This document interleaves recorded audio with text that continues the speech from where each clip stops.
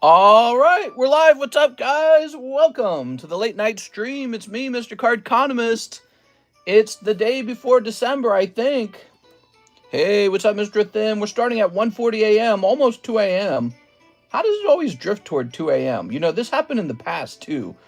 Back in the day when we lived in the Blue House, the streams literally started at 2 a.m. every night. It's basically an overnight stream. And how many days we got left in November? This is the last day of November. Okay, cool. So we could actually run. We can run the bounty card tonight at the end of the stream. Okay, I'll keep that in mind. Let's see. We'll say bounty runs tonight. We'll say Mega Charizard break. We'll also say Mega Dream pre-order break. We're running that twice live card shop. I don't know if people will join that. Will they? Actually, let me see. Nobody's in it right now. You know, the top selling product yesterday was actually Tops. So let's say Tops movie boosters. So we'll just advertise that again tonight. Live card shop. All right. Mega Charizard break and Tops movie boosters. Bounty runs tonight. Good. Let's go ping the Discord. How's it going, guys? You know, I actually was up at 12 a.m. ready to prepare for the stream, and Karis was asleep, and she wakes up at 12, and then we just hang out, and that's why I'm so late tonight. I can't escape her, guys. She just wants to hang out or something. Oops, hold on, let's change this. We're going live for Saturday night, so she's gone back to bed now. Excuse me. What's our image? Our image is of the breaks. So we are now rotating the last of the large boxes. This is the RZ box. We're rotating that. And I noticed all the boxes have less slabs in them. We've definitely sold through a bunch of slabs over time. So that's pretty cool. In fact, from here, I can see 2 big stacks of slabs that have sold in the last week. All right. Boop, booty, booty, boop, boop, boo. Let's grab the website. Boy, I gotta sneeze, man. Woo!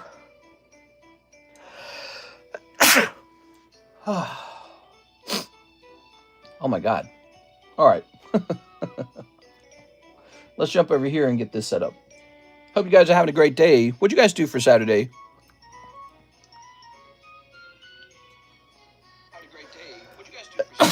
Oh my gosh. I sneeze so much in this room. It's kind of, to be honest, it's kind of stressful sneezing so much. It's not a great feeling. Did you ever think about that? Have you ever sneezed very consistently? Sneezing is kind of painful. It's almost like throwing up out of your nose. And so coming in here knowing I'm going to sneeze is so annoying. I wish, like, there's got to be a ton of dust in the air. That's got to be it. But it's like, how do I get rid of that? I can't get rid of that. We got an air purifier already. That doesn't do it. All right. Yeah, there's got to be crazy amounts of dust in this room. That's the only thing I can think. Let's see. So, now that that's done, I better get the iPad running. All right, we're doing all the steps. There's a lot of steps. I had a baby on Friday, says Pack Flip. Nice, dude. Congratulations. We are. A baby? We are. What are you naming him? Cardconomist, probably. All right, let's see. Studio YouTube? I don't want Studio YouTube.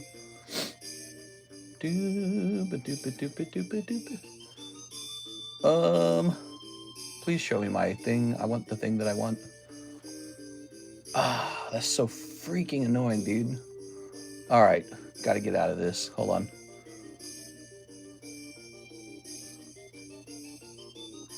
All right, let's try this again then. Let's go here. Wow, that is really annoying.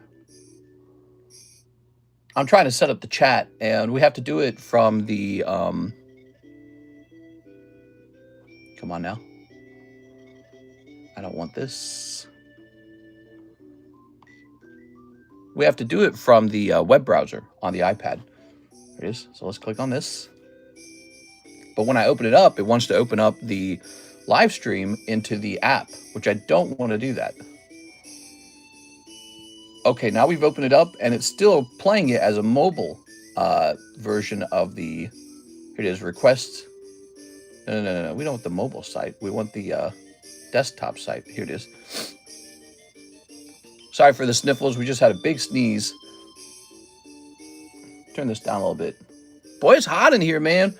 We got the heat running, man. It's real hot in here. Well, and there's a good reason for that. It's really freaking cold outside right now. We are below freezing out here. Yeah, I think we are. Tomorrow's high is 29. Let me see what the weather is. Oh, come on. I don't want this either. God, dude. 28 degrees outside. Yeah, we're below freezing. Let me turn the heat off. It's just too hot. It's too hot.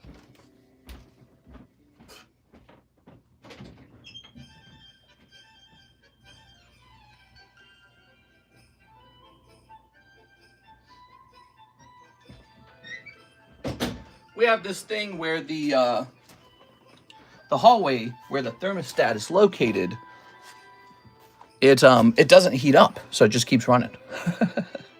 Sounds like you need a white monster. That's right. I got those A10 eyes. All right. I need to see San Diego again. Definitely Troy. It's awesome. Turns heat off, doesn't tell wife. We have two air conditioning units for this home. Isn't that cool? All right, one for one half of the house, one for the other half of the house. There we go. All right. So let's get started. Let me hit refresh over here. Okay, we just got our first order, I think. Let me hit refresh on these, and let me hit refresh on these. All right. We had an incredibly busy last 2 days. The last 2 days, we were deep, man. We were getting tons and tons and tons of orders. I don't know how busy tonight's going to be. Could be busy. We started late. I mean, we started like at 1:40. That's pretty late. But here's a Hathim order. He says he wants 2 packs of 151 Gengarchu. Oh, those have to change, right? What are those sitting at? Are those at $11? Is that right? I think they're good. I think I already changed them then. Yes, so the guy who I was restocking these Gengarchus with, he canceled my order. How annoying is that? And he claims it's because, oh, I can't get a hold of it. Bull crap. It's always the same reason. They canceled the order because they want to make more money on it. They saw that the product jumped in price, and they want to relist it at a higher price to make hundreds of dollars more. They basically sold it to me too cheap, and I was kind of basing the price off of that. But now I am forced to buy it at a higher price. It's super annoying. Do you have any gray ninja slabs? I think I do. I don't know if I want to sell it right now. Here we go. What we got? That's the first order, guys. That was a Hathim order for 2 packs of Pikachu Gengar. No Mega Snipe coming out of there, Mr. Hathim. Let's see. Who do we have here? All right. I think we're going to create a fresh bag for you and keep that bag on the table. Thanks, Hathim. Appreciate it. There's something nice about humidity in a dry climate. Now, I love the dry climate. I love that dry air. That's exactly what I like about the winter. You are? Big fan of that dry air. We get plenty of wet, sticky, humid weather all year long in Missouri. So the winter comes around and, Mama mia, time for more One Piece. 2 more, mister. All right, sounds good. So we'll get 2 more of those. We have a Ryan Shapiro order. He says Gengar Mega Sublist. Oh, yeah, that's getting real serious now, huh? I got hiccups. All right. No one's going to buy a spot in this. No one's going to buy a spot in this tonight. I can almost guarantee it. I don't know why. I know it's not going to happen. Let's see. But here is the Mega Break. And this guy's a real big deal right now. Mega Dream. So we got Mega Dream pre-order break. 1 round went off. This is for 2 boxes of it, by the way.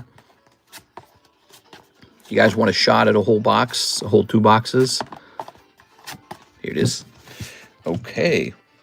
So Mr. CS-Man, you know, he's buying the first case of Mega Dream from us. So we might sell out the first night because we're only going to have 1 case after that.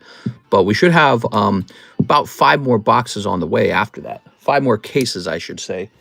So that's Ryan Shapiro. Good luck in there, Mr. Ryan. This is the big one, guys. This slab in particular is a $3,000 slab, and we're running the next sublist. There's only 2 sublists left, so you're down to about $18, $40 spots, and then it's over. So that's getting pretty dang close. Yeah, Mega Dream box break. That's going to be a popular one, I think. Mega Dream. I'm hearing good things about it. Here's eBay. I sold another interesting item on eBay. I've been showing you guys some of my eBay sales. It just kind of proves a point. There was a product that I was selling, kind of pricey, and I don't think anyone believed the price. But it's another situation where I kind of knew what I had. I know what I have. And let's see. Here it is. So this sold. Hold on, I want to make sure I don't reveal the buyer because I don't think you're supposed to do that. I don't know if it matters, though. Here it is. Sold. $750. What's interesting is this is only Clefairy. Pop 2 Clefairy. $750. Pretty good. Did I list that one? Who listed that one? I don't know if I listed that one. How's the hits tonight? So far, so good. Because we haven't really started. Mr. Thim, 2 more packs of the 151 Gengarchu. You got it, man. Let me stand up and get that. So Gengarchu is selling awfully fast.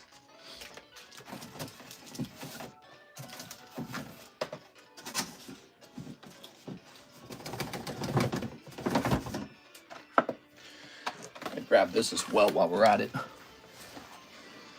All right. So I did order some more Gem 3 as well. So these are getting kind of popular. People like these Chinese exclusive sets, I notice. All right. Thanks for the luck. You got it, man.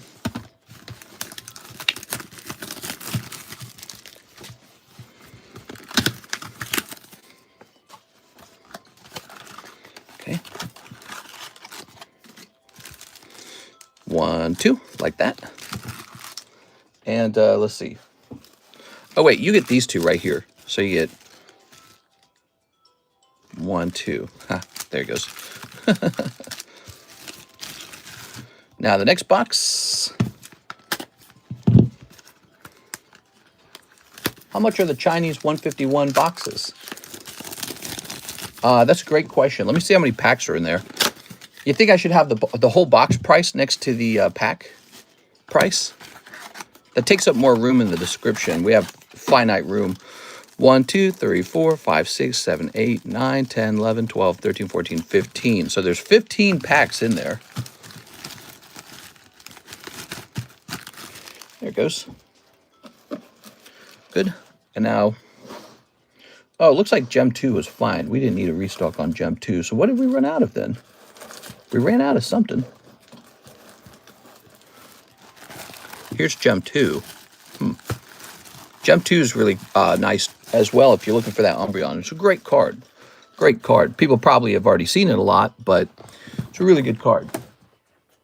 So in other words, even if it has a cooldown period where people aren't rushing to open tons of Gem 2, you know, give it a year. People will be going nuts for it.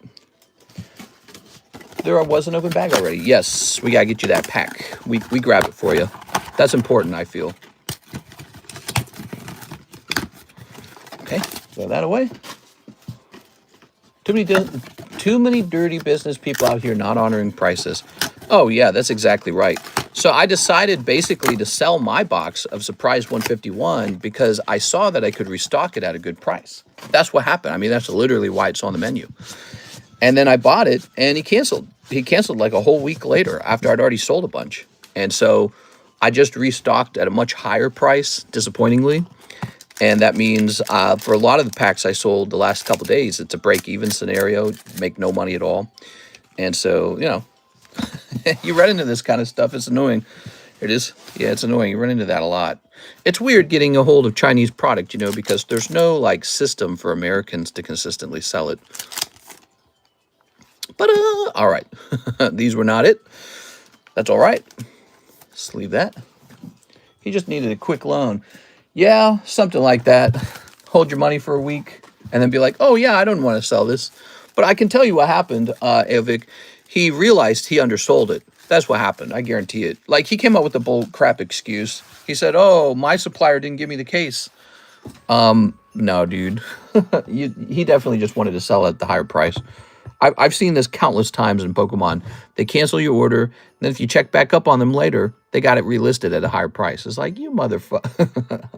So if you ever get something at too good of a price, it's either fake or they're going to cancel it and relist it.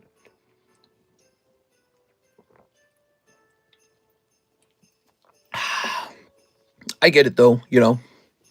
I get it. There's a point where the price is so good, you wonder why they don't do it. You're like, they're probably going to do this, right? So, but anyways, just how it is. Just that in the past, I think it would have annoyed me more. Not anymore. I'm just kind of used to it now. So we've been doing Black Friday prices on these items, right? We are. Let's do a Black Friday price on this Melodic. I didn't want to do Melodic because I think it's such a great card. Let's get a little $5 off Melodic for fun. Okay. Go. We're doing some Black Friday prices on our slabs. Of course, it's Black Saturday, Sunday now. It is always a pleasure joining the live. Nice. Black Friday. Good. All right. Thank you so much, Athem. Sorry about it not turning into a Gengar Pikachu. How much are those Gengar Pikachus going for these days? Let's look it up real fast, guys. So there's a reason why people open up 151 Surprise. They want the Gengar Pikachu. He's a big pull. Gengar Pikachu. Chinese. Okay, and he is going for... Let's go to sold. So he's going for about 1.5 thousand currently. Wow. That's cool, man. It's an expensive card, really. Here, let's try and filter this real fast. What if I wanted to buy one right now? Pikachu Gengar. Here it is. Ooh, the cheapest buy now, it's much higher than that, though. Cheapest buy now is like 1.8. Damn, dude, that's a lot of money. Here's what it looks like. This is the chase card. So it'd be cool if you guys could pull that. 1.8, that's a good chase card. Wow. And what's today? Today is hold on, let me filter this by this. Let me see this. Today is Saturday going into Sunday, huh? Oh, look, a listing by Probstein. He is actually back already. Wow.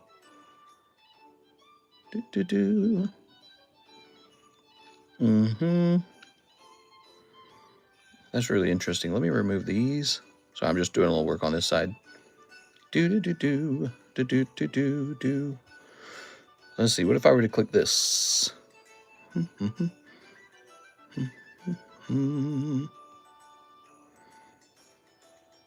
All right, I gotta stop looking at this. I'm just curious about the card a lot. It's a cool card. Pikachu, Gengar. What do you guys think? You think that Pikachu, Gengar goes up a lot in price over time? It depends. Like, you know, the Umbreon is selling for less than it used to. It took a while, but the price finally fell through on that one. And it, you know, it's at a price point that makes way more sense now. Here it is, Mudkip. Beautiful cards here, guys. What's the pack set called? Surprise Chinese 151? Yes. Looks like it's 60, 10 out of 10. You got any legendary collection bangers?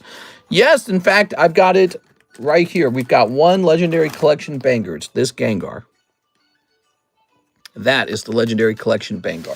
Gengar Bangar.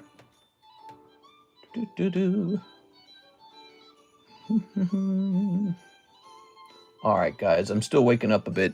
One of the things I just did, I just took like a 2 or 3 hour nap, man. So that's why I've been doing this weekend. I just been getting my sleep back. I really missed a lot of sleep yesterday and the day before that. Karis woke me up early for Thanksgiving. And then she, look at this nice Lugia, huh? She woke me up early for Thanksgiving. And then I had to wake up early for that doctor visit yesterday. I basically got 1 hour of sleep. So today I've just been sleeping. Damn, look at that. That's $30 on this waifu. Umbreon 8.5. We ought to get a little giveaway going, huh, guys? What should the giveaway be? I should have a giveaway box, actually. We can do a giveaway on this Umbreon right here. He's an 8.5. All right, a little Sunday giveaway. Nothing too crazy. Just a card where I don't really care if it sells or if I give it away. Do we think SpongeBob will level out or go up with time? He, the Topps Chrome SpongeBob. I'm not super excited about it. There it is. There it is. There's a lot, there's a lot of sets out in the world. And that SpongeBob set just got printed. There it is. And there's probably still plenty of it to open. And there's probably people hoarding it. Here it is. Here it is. You know me, I'm in it for Pokemon. I like One Piece too. One Piece. So let's hit refresh on that. I think that the other SpongeBob set you had is cooler. Click on this, click on this. What, the cheap one? Okay, let's hit done. So we'll just say TCC up here. Okay. And this is like what, like a $15 slab? Nice. How much for the 15 packs, says Mr. Jorge Jaron. Do you mean for the Gengar surprise set? You want me to multiply 11 by 15? I can do that real fast. 11 times 15. 165. How many pack spots in the split? Yes, here's the split. And we have 6 people in here already, and 4 spots remain. By the way, I noticed we're at 17 likes. Take a second and smash that like button for me, will you guys? So we got this Mimikyu, huh? We refreshed that. That's an M. Okay, that's good. Here's the Master Sword. That's been refreshed. And here's Mario. Perfect. So we can take a picture of these 3 and get them off the table. These will be going into our Discord server where you can actually shop for slabs. We have a lot of slabs in there. Let's grab the let's grab the All Slabs channel. And we'll take a nice picture. Click. Okay. The Mimikyu is a particularly nice card. Did you guys take a look at this one? Where's Snoopy? Snoopy! Here it is. Check that out. Delta Species Mimikyu. Yeah, I like that one a lot. Too bad it's a 9. It looks like it's meant to be a 9. A little off-center on the back. Okay. We'll put this in here. Go. We got some M's off the table. Here's Link. He's an L. Who's this? Tosa? Tosa. We've got Mario. That's Luigi, not Mario. It's green Mario. All right, we can take a picture of this as well. I think that Link's probably going to stay at $40. If we're going to do that, I better put a dot on it. It needs to show that it's rotated. Okay, there it goes. So we use the dots to represent how many times it has gone through rotation. Okay, there we go. All right. Very nice. The Goon, what? One of my rare SpongeBob items is worth over $1K. Over $1K. Give it up. Here's a Giovanni. Team Rocket's Giovanni. Oh. I suppose we marked it as a T item, huh? Should it be Team Rocket's Giovanni with the T, or should it just be Giovanni? Here's Tyranitar. And here is Perfect Trace Arcane. Ooh, I gotta look up this Tyranitar, okay? He's from Obsidian Flames. I have a feeling Obsidian Flame cards have been appreciating. That's my theory. Tyranitar. Obsidian Flames Tyranitar. Giovanni cute? Yeah, I think he's cute. No, this guy's virtually the same price. Let's see. Oh, nope. Actually, I think I can find him for a cheaper price. Hold on. Give me a second here. Whoa, what the hell? Is that a graded booster pack? Trainer tips. I've never seen that before. That's so weird. Man, people will grade anything, dude. I had to go shopping for some SGC cards, man. All right, looks like we can change the price. We can lower this price. Stuck at work, CS man. That's $120 easy. Actually, this is a really great price. Let's see. It's going to be about $66. We just received some Ethereum. Yeah, I'd have put up my USDC address, not the Ethereum address. It is because I notice USDC, there's no fee when you convert it. Well, I don't like that the camera does that. Okay, one little dot. There it goes. Ooh. Let's see who's getting this Umbreon. Who wants an Umbreon? Cadian Rust. Cadian?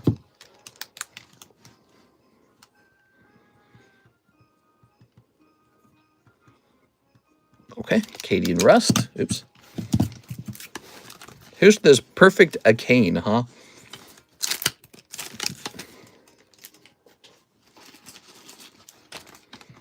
$165, huh? Let's bring this down to $155. I'd put this in the waifu box, but I'm not sure. Wrong marker. Boom. Honestly, this probably ought to go up on eBay. You know, these girl cards, there's not enough guys in our stream strictly buying the girl cards. So, yeah, I don't know if there's such a good idea to have up on the table. Vulpix. No rarity symbol Vulpix. Very nice. All right, let me hit refresh on this. The Ethos for an Animal Crossing. Very nice. I think you're the only one in the queue at the moment. So let me take care of that right now. So one Animal Crossing. That's going to be right over here. We just started about 25 minutes ago. Ooh. And people are probably settling in a little bit. But we actually had a pretty wild a Saturday, a pretty wild Friday. We're still waiting on Mega Dream. I know a lot of people are interested in Mega Dream. We have our Mega Dream pre-order box break if you're wanting to get into that, okay? That's a risky move. You might lose 40 bucks. Somebody will. Here's Sherb. Here's Megan. Here's not Wardle. You got Wardle. Yeah, you can actually pull the raccoons out of there. The what's his name? Or the more popular characters. I've seen it happen in the previous boxes. Ta-da! All right. Very nice. Wardle is based. He's based. 2 more days until the big day. Oh, yes. What's the Mega Dream box break? How does it work? Well, think of it like a $40 chance for 2 boxes of Mega Dream. It's a $40 chance for 2 boxes. If you miss, though, you're getting only a Pokemon common card. Okay, that's what it is. People are breaking a box, and one person gets the box. In this case, it's 2 boxes. Flip that around. What do we have here? We have no rarity Vulpix. Ah, no rarity Vulpix, huh? It's nice. The no rarity cards are really sought after, but this this group doesn't, I don't think they want them as badly. No rarity Vulpix? Vulpix. Let's see what this is going for.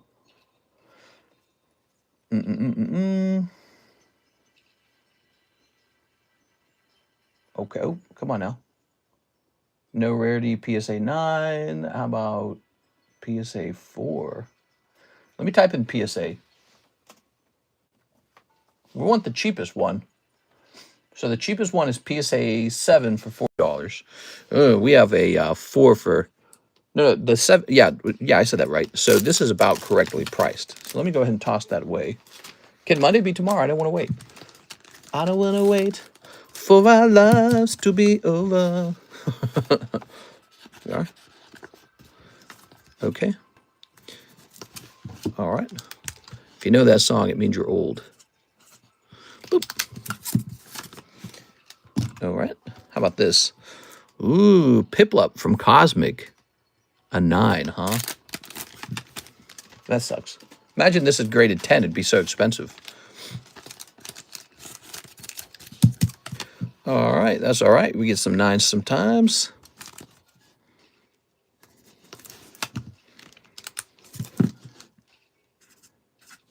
Okay, we'll do $30 on that. Here's My Little Pony. So My Little Pony, this little A in the bottom corner here actually means it's a first edition card. Yeah. Mr. Roger Gray helped point me towards some first edition cards. I'm actually thinking this ought to go up on eBay. So let's start that out. Give me a second, guys. That's our new thing. I list an item on eBay instantly. Okay, let's try this out. So this shall say PSA 9, Zekora, oops, 2013, 204.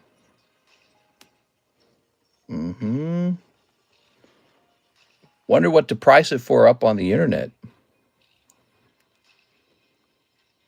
This is from the set called Premiere. And it should have a first edition, maybe? Yeah, I don't know. So, I'm not going to sell this to you guys because you guys will not probably appreciate it. And I bet you the internet will. I'm going to sell it to the internet. Okay. And boop, picture number 2. Done. We got a big David Hernandez order coming in, guys. So we're about to do that. And let's set the condition to professionally graded, grade 10. Hit done. Hit done. Item specifics. What would this be called? Just My Little Pony or something, right? My Little Pony. Guess it would be Enterplay or something like that, right? Enterplay. Description. This one has the A. That means it's first print. Okay. And then pricing. So we were trying to sell it for what, 30 bucks? I'm going to list it for 75 on eBay.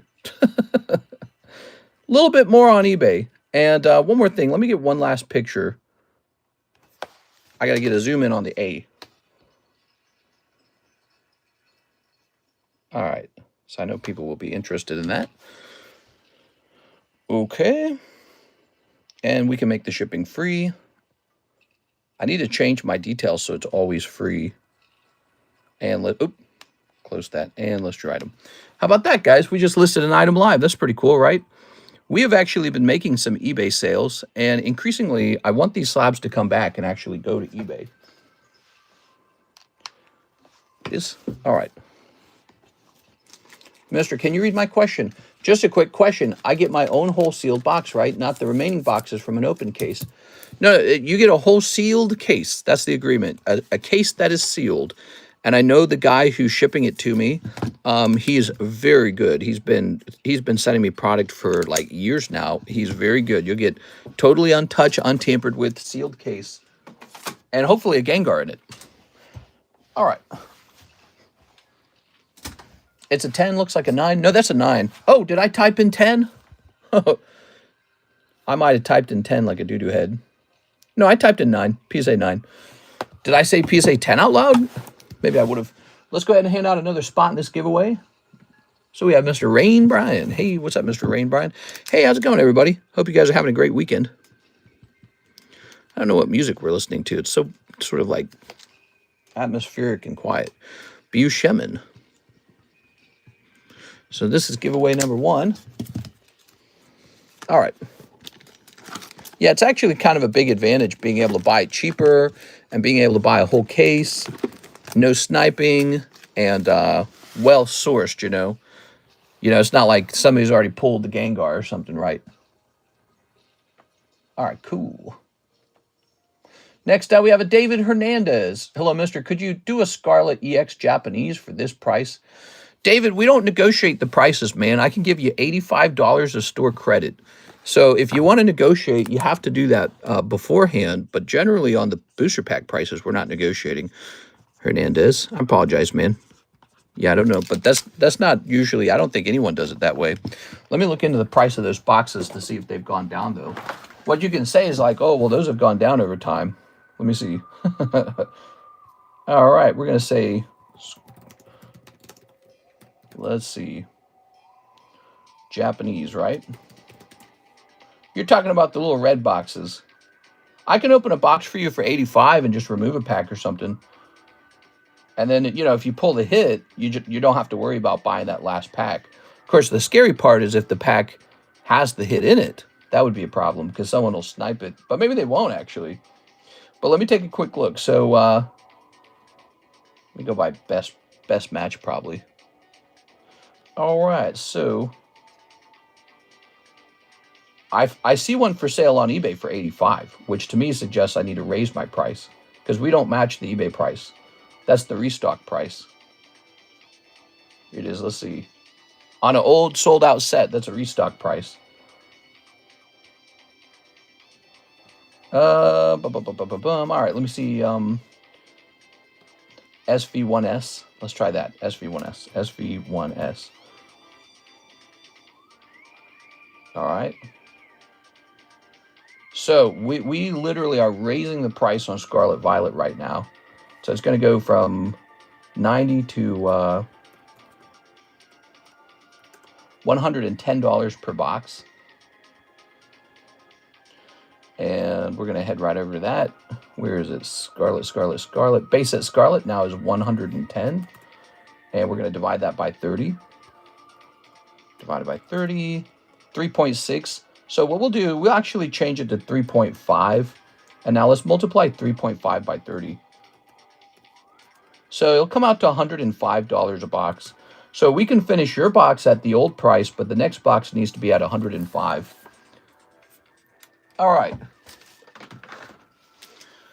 Yeah, they're not on sale. They're not a clearance item. That's full Pokemon product. It's old too. If anything, the price is going up on those. Not sure if you know this, but if you're using eBay Mobile, all you have to do is hit the camera beside the search bar and take a picture, and it will find it for you. Couldn't tell how you did it off camera. Hey, what's up, Jason? You're talking about creating like a title for it or something? Yeah, that's cool. They got that new thing, don't they? So now you can take a picture of your item on eBay, guys, and it'll actually try to find that item on eBay. I'll try to match it. I was listing an item, and so when I list an item, I generally don't do like a copy and paste of someone else's listing. I tend to create my own fresh listing. So I just typed in the name. All right. Yeah. So what I can do for you right now, if you'd like, Mr. David, I can open up a box. Do I have a box right next to me? And we can open like 29 packs. Would that work for you? Let me go find, because 29 packs, pretty good odd that you actually hit the hit.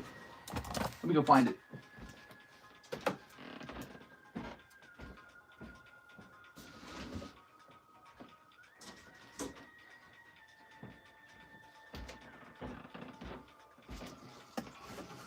Here we are. Boop. All right. Ooh.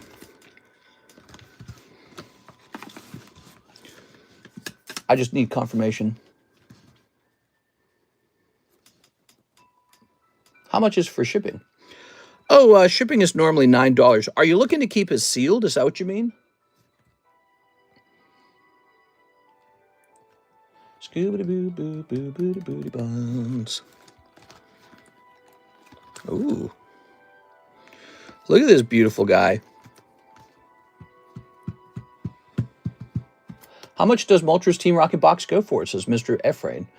We do $2.95. Okay, so we're opening it, Mr. Pack-a-Flip. I don't want to open it until I have confirmation because once it starts getting open, we can't do anything. I don't know if nah means nah, I'd like to open it, or nah, I'd like to keep it sealed. Not sure if you know this, but already read that. Just double checking. Wait, Pack-a-Flip, are you Mr. David? I don't even know if you're David. There it is. There must be a delay or something. I'm waiting for confirmation on what David Hernandez would like to do with this box. It is because he's $5 short of the whole box. So we have a couple options. Just open up 29 of the packs. The other thing we can do, wait for a $5 order to come in. Here we go. Let's see what this is. All right, we're going to jump over here. Aha, here it is. So he says open. Ah, perfect. All right, cool, man. Let's get it. You got it at a good price. Because if you bought it off eBay, you have to pay taxes on eBay. You actually get it cheaper here, funny enough. Let's get it. Well, I appreciate it, man.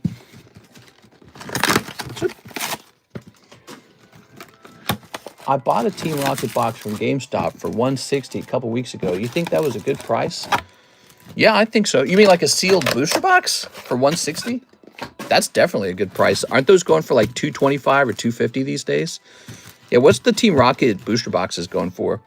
Mr. David Hernandez, good luck, man. So in this set, you're looking to pull Koraidon or whatever his name was.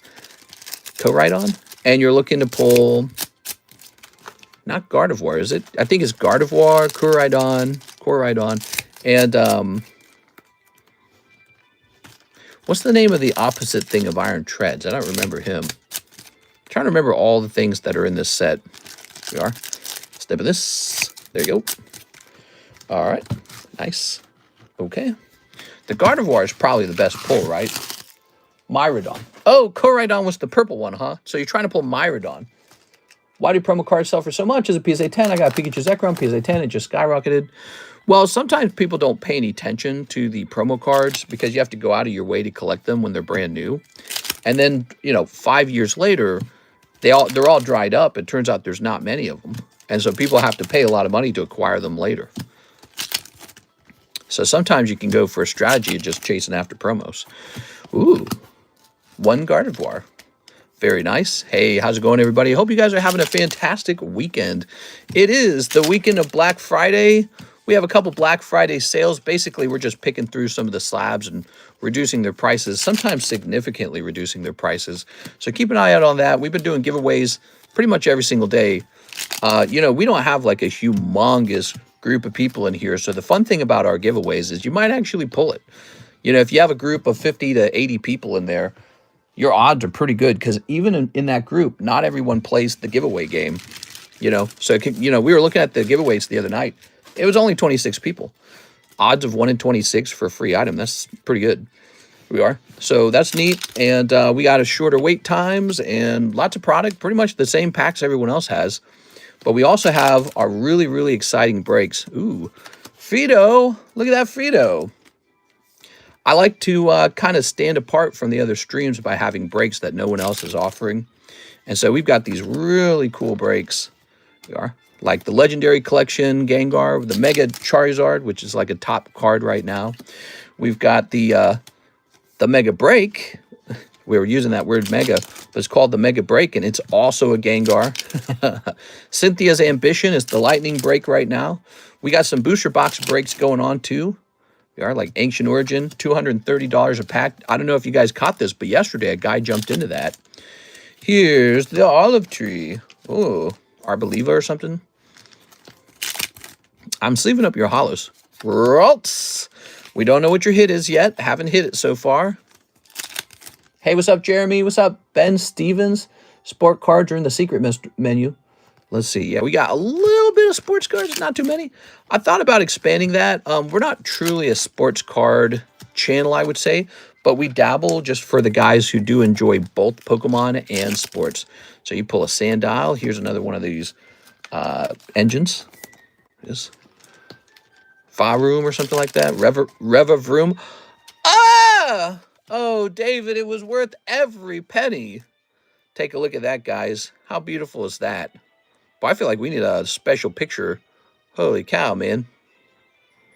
Man, that's beautiful. Wow. So that comes out of Scarlet Violet. I'll take a little picture of that. Let's see.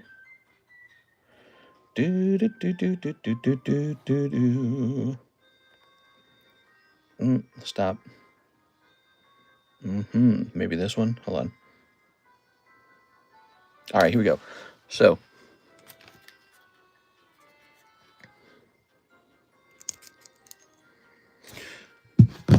let's go. Yeah, you pull a really nice card, man. There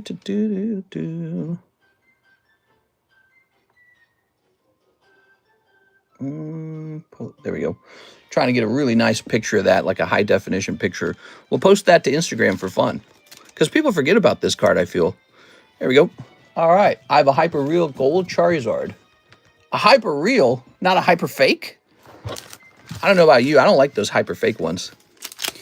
Okay. Here's the Tusk guy. What's his name? I really don't remember his name. Which is my best card, says Jeremy. I don't know, Jeremy. Mister, are you ever going to sell Brilliant Stars? I would love to. We actually have Brilliant Stars, and that should be brought back to the menu. Yeah, I'm all into that. So I'm all into having an old menu of Pokemon cards now.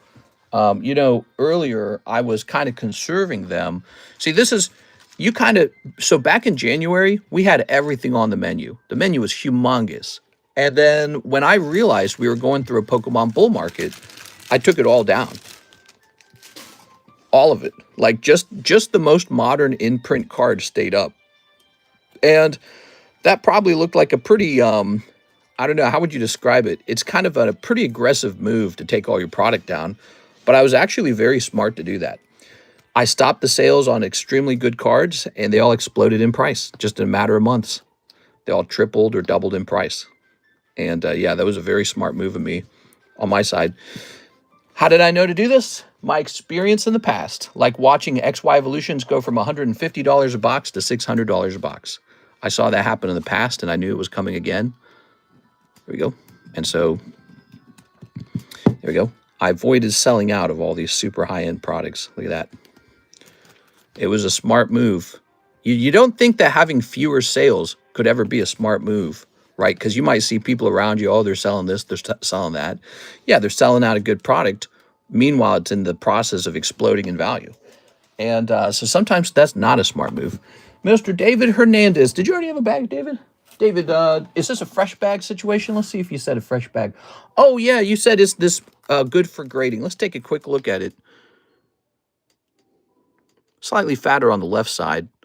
I would still send it in. It looks like it has a shot, man. Yeah, so this will come down to off-centering. It's slightly off-center, but actually it's not that much. You might be able to snab a 10 on it, man. If you want to send this into PSA or tag, we do both of those. Tag is 30 bucks, PSA is 40 bucks, okay? So we're ready. We got you on that. I don't know if you've got a bag. I should have been here in January. I would have made so much money. I know everyone's been saying that, but the trick is to just kind of be in it and just sort of stay in it. You know, be there for the ups and the downs. I believe very strongly in Pokemon cards, Mr. CS. Man, I tell that to everybody, of course, but here's the deal. I really think that this is the relevant cultural item to hold for people my age. So I'm like 36. We all want Pokemon cards because that's the big thing back in the day. It was the biggest brand back in the day, back in my time period. And all of us millennials are getting old now. So I got a job. Millennials are doctors and nurses now. They're all grown up. They're making good money now. So the millennial generation, besides getting good jobs, they're also inheriting money. Their parents are, giving them, money that they earned when they were older. So there's a lot of money floating around in the hands of millennials. And so what are they going to do when they have luxury money? They're going to buy Pokemon. And do I see that trend reversing? Maybe. Not for a long time. I think it could trend. I think it could reverse like after I turn 75 and the millennials start dying off. So you could see a reverse at that point. That's not for a long time.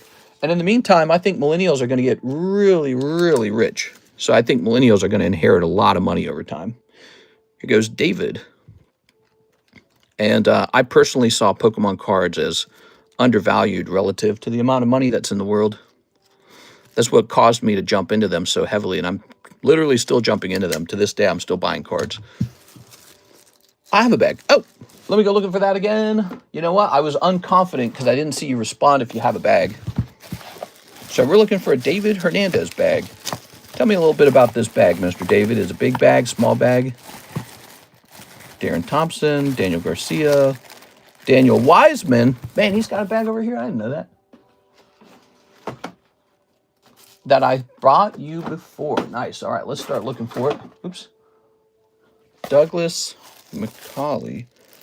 That other bag's probably expired, actually. Let's see. Let's try looking in here again. Pretty big with a couple slabs. Is it slabs only, or does it also have cards in it? Ah, here it is. David Hernandez. Funny enough, you're right in the front of this box. All right, David. Well, congratulations, man. And I would grade this one right here, the Gardevoir. That's the one I would consider grading. It's time for me to do the submissions. It's the end of November. I'm a bit behind on submissions. I'm not going to lie. I have a combination of things going on. I'm doing the shipping for Alexis now, and I have all these doctor visits, 4 doctor visits over 2 weeks. So I'm missing out on sleep, and I'm missing out on work days. But I'm not missing any of the streams. So where do you think that time is going, But I'll do my best to keep up with it. All right. So, what do we got here? Click. Mr. Will Sharp, 10 Inferno X. Oh, great choice, man. I'm surprised people haven't opened up more of the Inferno X, considering I bought so much of it. 1, 2, 3, 4, 5, 6, 7, 8, 9, 10. Definitely another Charizard somewhere in these packs, I guarantee it. There's only so many types of pulls you can get from Inferno X. So I think we're going to pull another Altart Charizard for sure. Take time off streaming if you need. We are. No, streaming always takes priority. Nothing takes priority over the stream. Here we are. You ready? If we have to delay something, the submissions get delayed. There we go. But I don't think they'll be delayed by very much. I just trying to juggle it all. It's tricky. It's also the holidays. I spent Thanksgiving with Cares, so yeah, it's not the perfect work week, is it? I hope you guys are spending time with your families too. How about it, guys? You've been saying hi to Uncle Mom or Dad or Grandpa Georgie. Did any of you guys have a Thanksgiving where you had to talk to like Uncle who was like he goes on an angry rant about the state of the world? I feel like that's me a little bit. It is. Oh yeah, I go on a little angry rant and they go, "All right, Grandpa Joe, yo, you got a yipper over your health." Oh, I didn't say over my health. No, I've been trying to get good sleep. Good sleep. I got a small exercise routine, not too much, but ooh. I thought you were talking about. I need to give up the stream and go do submissions. I was thinking, well, the stream is what causes the submissions to come in. We don't want to cut that off. Here's the Genesect. I still have $10 for the shipping later. Can you put that as credit? Yes, sir. Here it is. I can write it down on the bag. Would you like that? My bad. I should have written that on the bag. I think I was just waiting for you to decide if you wanted to grade it or not. And I didn't want to make poor Will here wait too long. Yeah, we can still ship the bag tonight if you want, or we can hold on to the shipping. I don't mind. You just let me know what you feel like doing. You are? All right, Will Sharp, because you pulled that big Gardevoir, and I know you're wondering what your next move is. So your next move is definitely to grade that thing. Now, you can grade it at home. If you grade it at home, I think you save like $10 basically, rather than grading with me. If you grade with me, you're going to lose $10. But the nice thing is I do it all for you. So that's what's nice about it. Plus, when it comes back, you get to show everyone what it graded. Here it is. All right. So some people, especially people who are unfamiliar with grading and people who are international, they really don't mind having me do this. Also, people who like to just show it off on the table. Here it is. Very nice. Okay, tuck this in here. Let's write shipping on your bag. I don't if I want tag or PSA. You could definitely use tag because with a card like that, the authenticity of the PSA brand is not going to bring a whole lot more value to it, in my opinion. I would use PSA strictly for like weird cards. Like, let's say I was grading like Poker or Karuta. Well, I want the PSA brand because the PSA brand brings an authenticity to it and makes people go, oh, they must be real because look, PSA's grading them. Or like if you were to grade a really high-end expensive card, like a vintage card, that's also a good time to use PSA because it says, oh, look, that's up to PSA standard. When it comes to modern Japanese cards, really doesn't matter. You could grade with CGC, SGC, BGS, PSA, whatever you want, because everyone knows it's going to be a high-quality card, and no one's faking it. It's probably a real card. So in your mind where you're trying to decide whether to grade it with one company or another, what I can say about tag is you save a little bit of money, but also the turnaround's faster. And then finally, the display of the card's really high quality. So let's find, here's a tag slab right here. So the high quality display might pair well with the fact that the card is a Japanese card and has so much to show off compared to the blurrier PSA slab. The PSA slab could sell for slightly more, or they could sell for about the same. Here it is. And I've also seen tag slabs sell for extra, too. I've seen all of that. Thank you so much, Will. I really appreciate it. All right, so I hope that sorts the issue out a little bit for you, but maybe not. It's confusing, isn't it? Send a message on Discord, not urgent, though. Oh, it's urgent. Let's see what he says. He says, you want all the Magneton 9.5s. Would you do a bulk deal? Probably not. I actually think they're undervalued at 40. You're making me check the price now. Anytime someone makes an offer like that, you have to wonder if the price is wrong. So let's take a quick look. Those are what? BGS 9.5s? Magneton. It's the opposite. You're making me question if they're wrongly priced. So is it these guys right here, right? Let's see.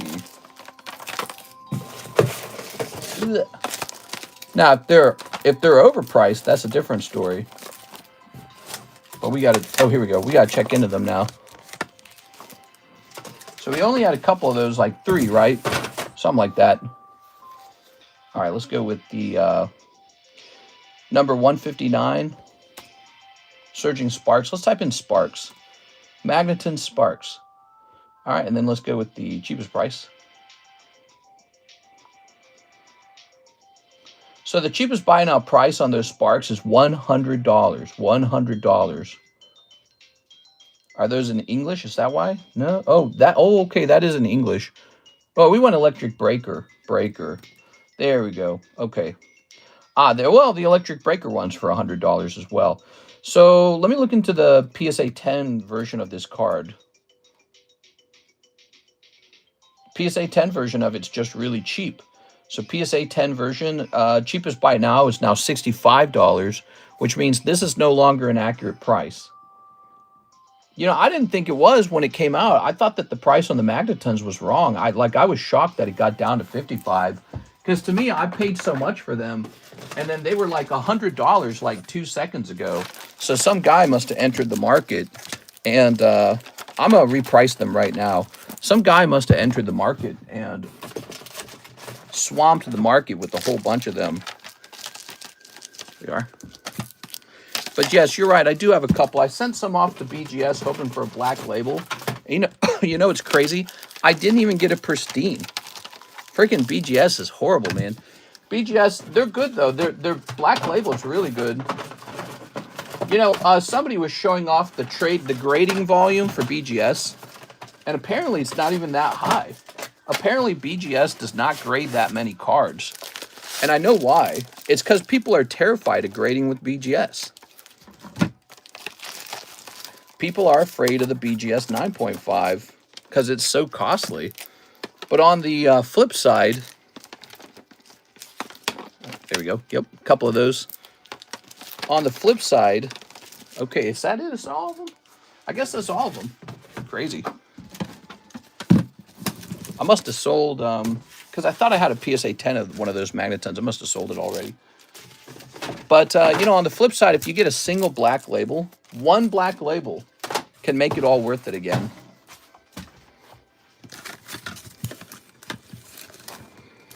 All right. I bought it, thanks, broski. No, I'm resetting the price on these. I saw them in the all slabs. Are you talking about this? Yeah, I was grabbing these to reset the price because the price has moved up. The PSA, oh, the PSA 10. Yeah, exactly. I think I vaguely remember somebody buying it and thinking, you know, this price doesn't feel right. All right, yeah, I felt that the price was wrong on that.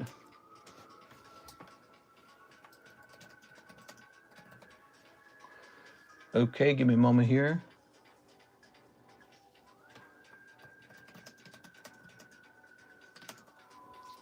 So I think what we'll do with these is change them to, say, 55. Because we just found out the cheapest PSA price is like 65 or something like that.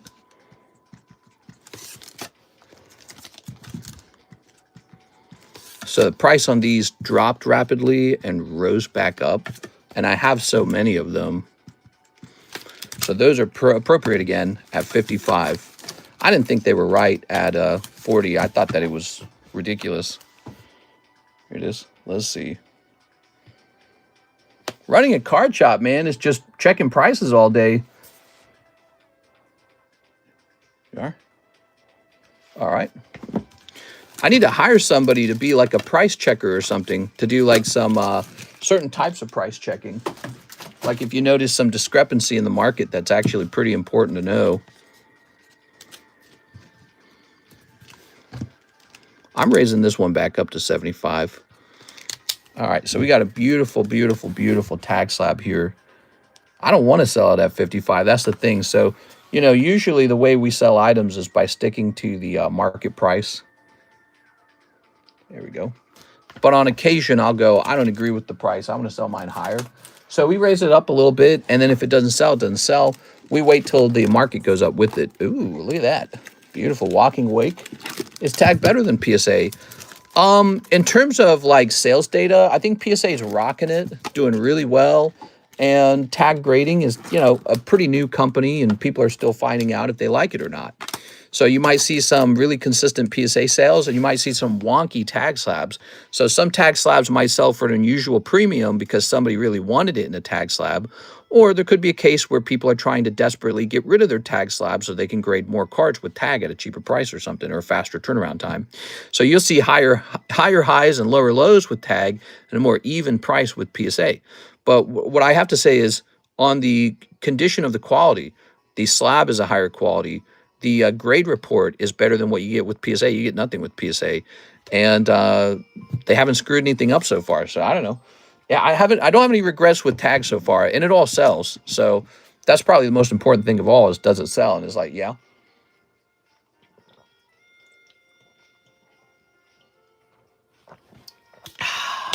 All right, there we go. So let me hit refresh. You're welcome for the alert, mister. Yeah, we are. Let's see. Oh man, I hate this song. Dude, I've heard this song too many times, and I hate the high note. Drives me nuts for some reason. All right, so it looks kind of like a slow night. Tag is perfect for my personal collection.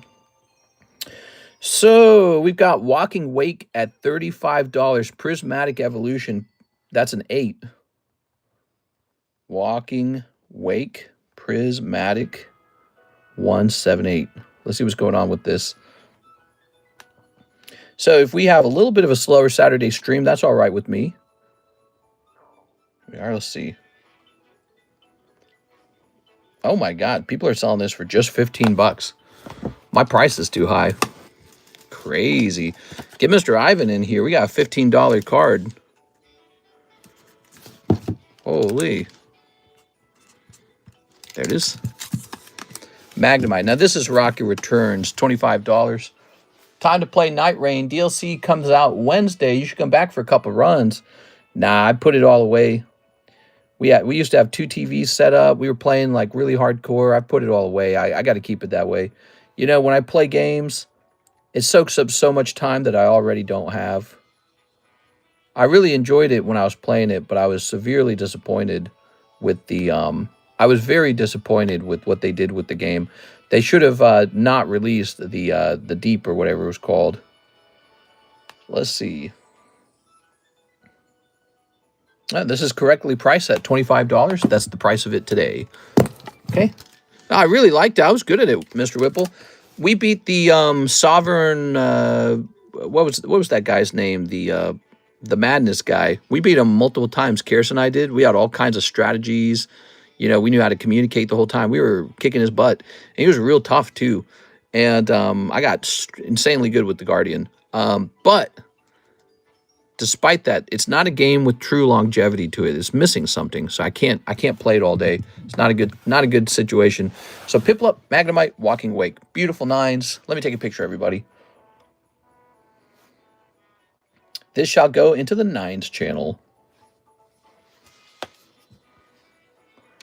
Okay. Very nice. Beautiful 9s. They should have made it not just more HP and more damage, to be honest. It ruined it, man. It ruined it. Because what's the point of the game now?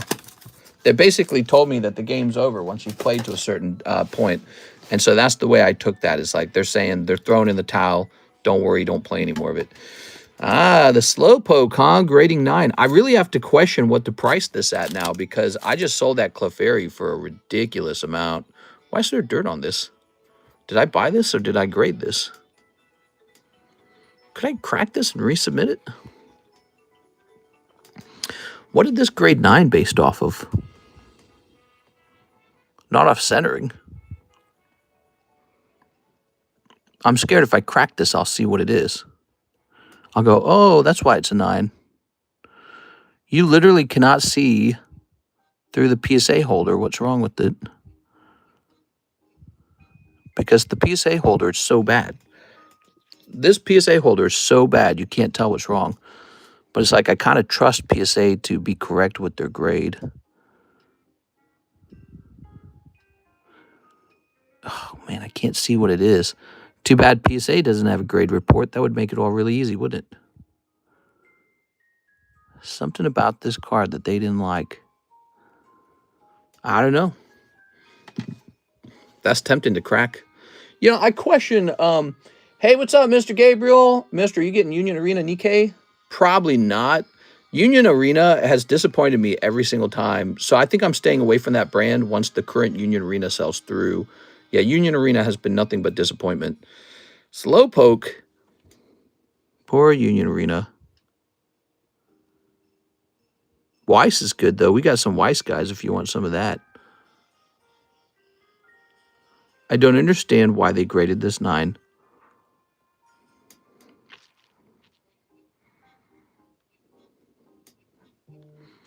We just received an order on the website. We're going to service that, guys. I'm tempted to crack this. What do you guys think? Would that be a bad idea? Could it be something on the back of the card?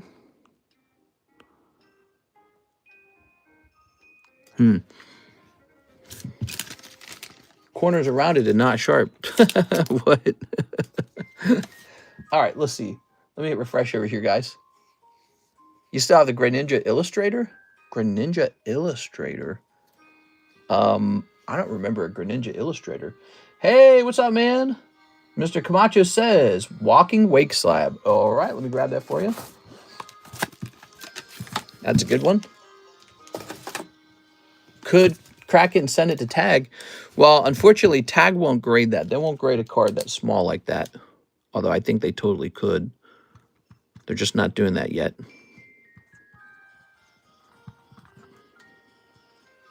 There it is. Mr. Hawk. All yours, man. Thanks so much, man.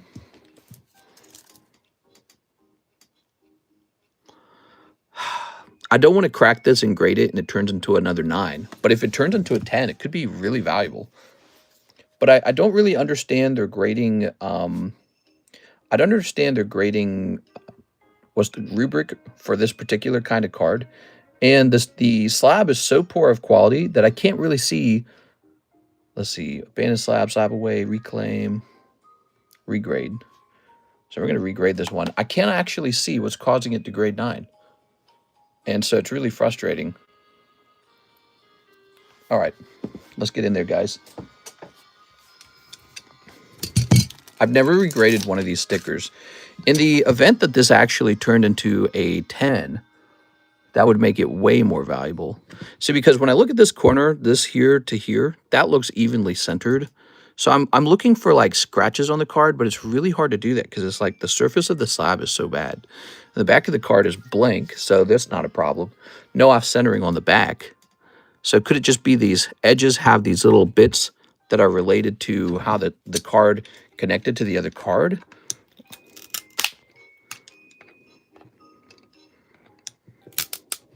If this comes back 10, it's a big deal because as a 10, I can sell this for hundreds of dollars. As a 9, it didn't even sell at $50. And so it's one of those, you know. It's a big deal if it's a 9 or a 10. And I wonder if the person doing the grading even knows how it should grade or what he based the 9 off of. I could send this off to a different company, too. I could send it to, probably CGC would grade it. But I can't decide whether to bother with that or whether to just send it back to PSA.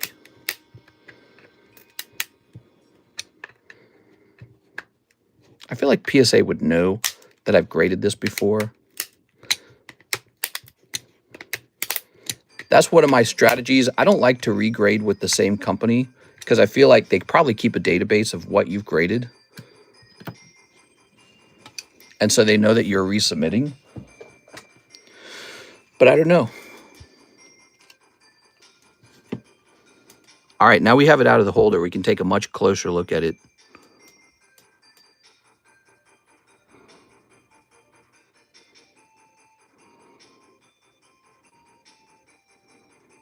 It looks extremely clean. I don't understand the 10.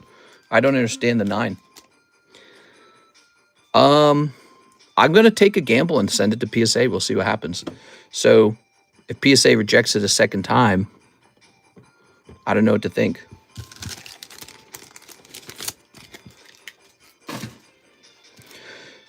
Here are my only thoughts. If we can zoom in, look at that little notch and this little notch.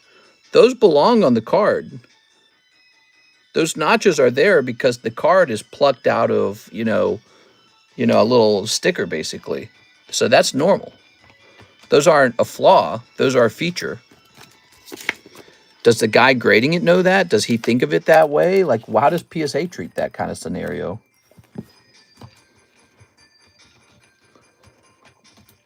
Are they centered? Yeah, it's well centered. It's very well centered. There's no centering to worry about on the back of the card. Left to right's good, and even side to top is good too, which suggests the whole card is square. If this comes back 10, I'm telling you, it's going to be really annoying. But I'm worried PSA keeps an image database of what's already been graded, and it's just going to match this slowpoke and say, yeah, you already graded that a 9. Give it a 9 again. And so they're going to just hand it a 9. I don't want that. So an alternative option is we send it to CGC and see what CGC does with it. Let's say CGC gives it a pristine 10. Well, that's pretty good too, actually.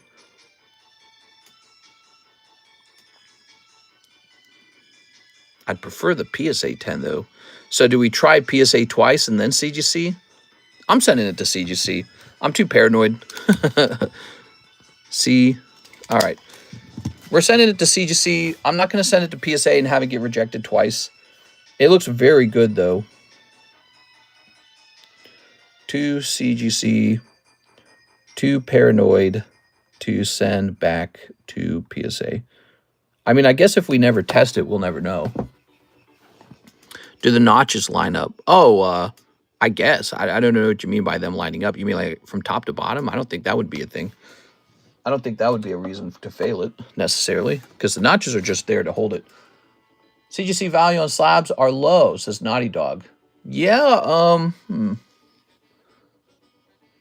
I don't know. I feel like CGC Pristines do a good job. I don't know about the CGC Gem Mints. Yeah, I'm worried CGC would give it a Gem Mint.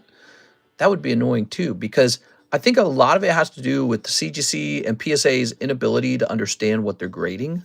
You know what I'm saying? Like, if they don't know what they're grading, how do they hand out a good grade to it? Test it, PSA it. Yeah. Okay, let's test it with PSA. Okay, because we have to know. We have to know.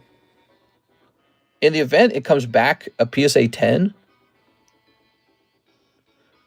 we will know that it's possible. Back to PSA. All right.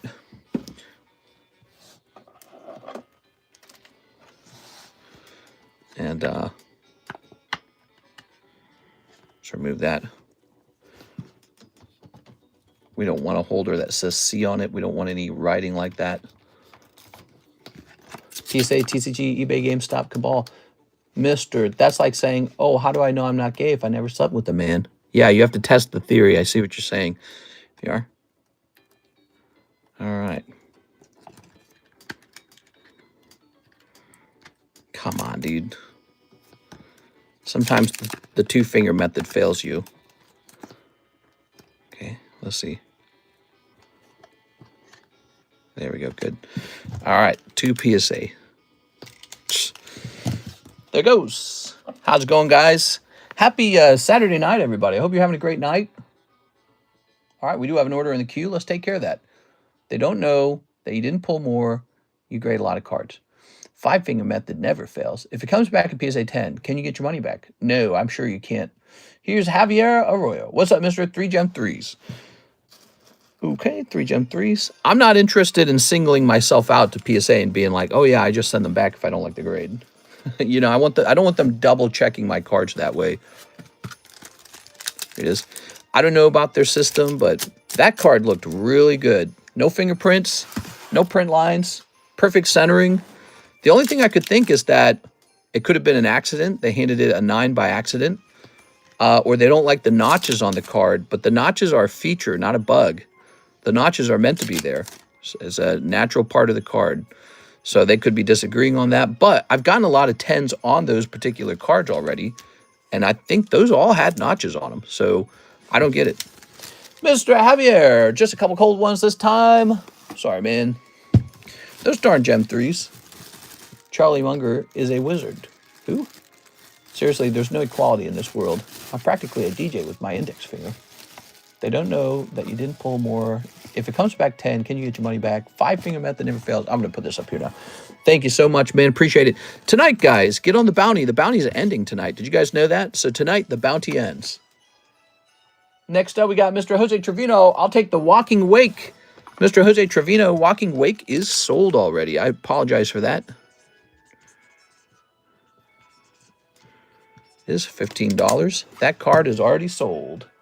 I need to go mark it as sold, actually. I think it's in that channel, the 9s and lower channel.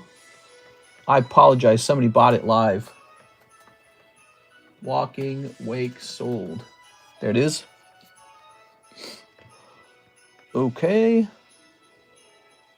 We have an order from Jose Trevino. Never mind. Can I do 4 Poke Shuffles? Hell yeah, dude. Let's get you some Poke Shuffles. Good luck in there, man. We keep this box really full so that there's always plenty of slabs that you have a chance to pull. Warren Buffett called me a contemptible little poo at a Dairy Queen in Omaha. What? 2, 3. No, he didn't. What are you talking about?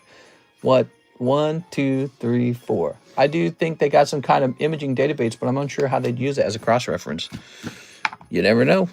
You never know. They might take a picture of everything, and the database might ring up, ooh, you've done this one already, and you gave it a 9 in the past. There it is. Ta-da! 4 cold ones. So we got a couple of these to spend, huh? What do we got? We got a chunk of these to spend. What shall we put in there?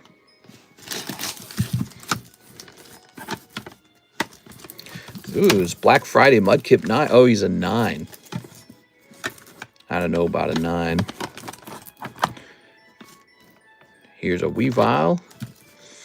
Trying to pick out the good ones for the box, you know? That's my job. The good ones got to go in the box. I do think the Eevee's good. Tyranitar is pretty solid. Look at that nice Tyranitar, man. 1, 2, 3, 4, 5, 6, 7, 8, 9, 10, 11, 12, 13. There it is. Into the box he goes.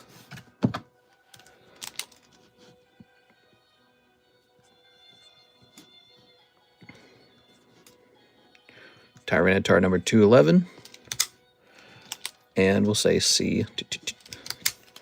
So this is an additional hit going in the box. Yep. After $50, it's considered a half hit. A full hit is anything that gets real close to 100. Oh, yeah. Tons of cards in there. So that Poke Shuffle is stuffed. Take a look at how many slabs are in the Poke Shuffle. Oops. Look at this. These are all in the Poke Shuffle.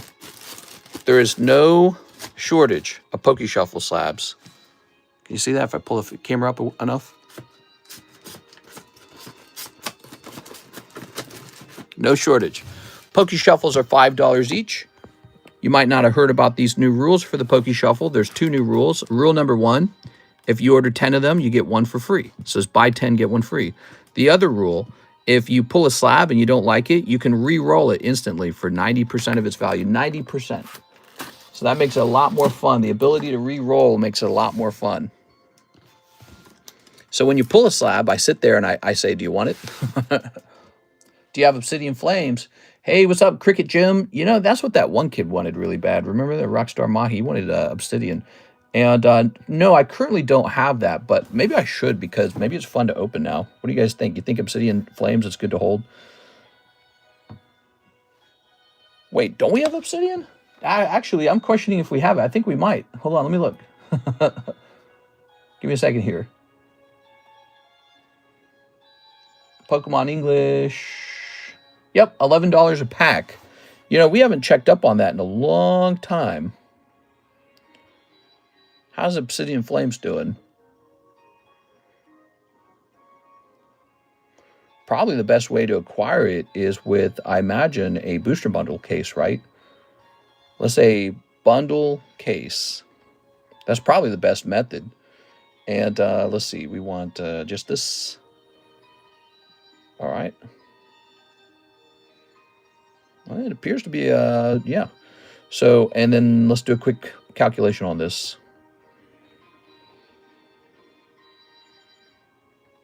Divided by, is it 25 little boxes? And then divided by 6. Says it should be selling for around 15.4. That's pretty high. Let me check this over here. Sometimes what I do is I check other people's prices too to see if they've had a change. Let's see. No, they have not had a change. Crazy. I wonder how everyone obtains their product. Because it's certainly sold out, right? That product is sold out. Let's see. When I say sold out, I'm referring to the fact that the product can no longer be acquired directly from the distributor. So that's what I'm referring to. Okay, Obsidian. Crazy. All right. Yeah. Don't know. Some people just have it real cheap. So we'll leave our price alone at 11. And I guess if we run out, we run out. I don't know. So weird. Okay. And now what's going on? The vertical curse. Yes, the curse of the vertical. What? That Bubble Muse popping. Obsidian Curry. Oh my gosh. Bro, I keep scrolling on accident. All right, Mr. Hawk Camacho. This one says pending payment. Is this through PayPal? Let's see. It says this one's through a... Okay, so it says this one is not through PayPal. It says it's through debit credit. And it says it's for the Tag 10 Meowth playing card. Tag 10 Meowth. I'm betting that's in the server, right? So let's head over to all slabs. I don't know why it's pending. Meowth, Meowth, Meowth, Meowth. Yes, we had 2 of them, and one of them was at 30 and the other was at 25. So this is going to say Meowth sold. I think I changed both of them to be 25, but I didn't update the pictures because I was a bit lazy. Let's go find that Meowth. Here it is. What's up, Gabriel? Okay.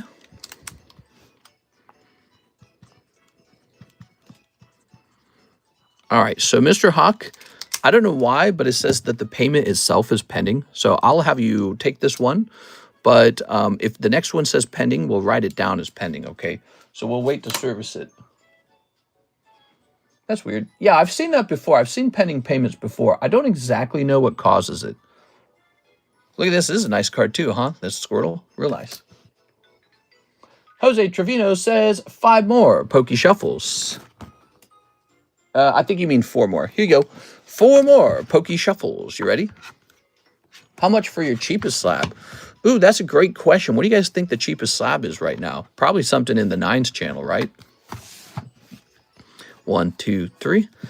And you've got a 1, 2, 3, 4. Now, there's no more Black Flame Japanese. I think he's got some Korean. Oh, yeah, we sold out of the Japanese version. Is that more popular? Oh! Mr. Jose Trevino, that's pretty rough, man. Nothing but cold ones. 2 times in a row, man. Let me put you in the giveaway, okay? Where's the giveaway? So here's the giveaway for tonight. We'll let this get up to 6. So you'll be spot number 4. So you have a 1 in 6 odds for this, Jose Trevino. Okay, you're on this. Two more spots to hand out. Let's just hand them out. Let's see what we got. So we got Cody Hodges and Tammy. All right, let's see who got it. Landing on 2. That's none of you guys. Rain Brian. Okay, Rain Brian. You watching tonight, Mr. Rain Brian? Is he here? Okay. Rain Brian. Whipple sad. Or no, he's not sad. He's got the fat Cardconomist. Let's see. 11.25. Got that Umbreon in the English 10, holding strong. We need another giveaway. What do you guys think? We need another giveaway. That's my opinion. Let's see what else we got. What else we got? Ooh. There's a Rayquaza. There's a Trico. Oh, man, that's great. That might be underpriced. Tyranitar, he's cool. So we did one giveaway tonight already. Let's see.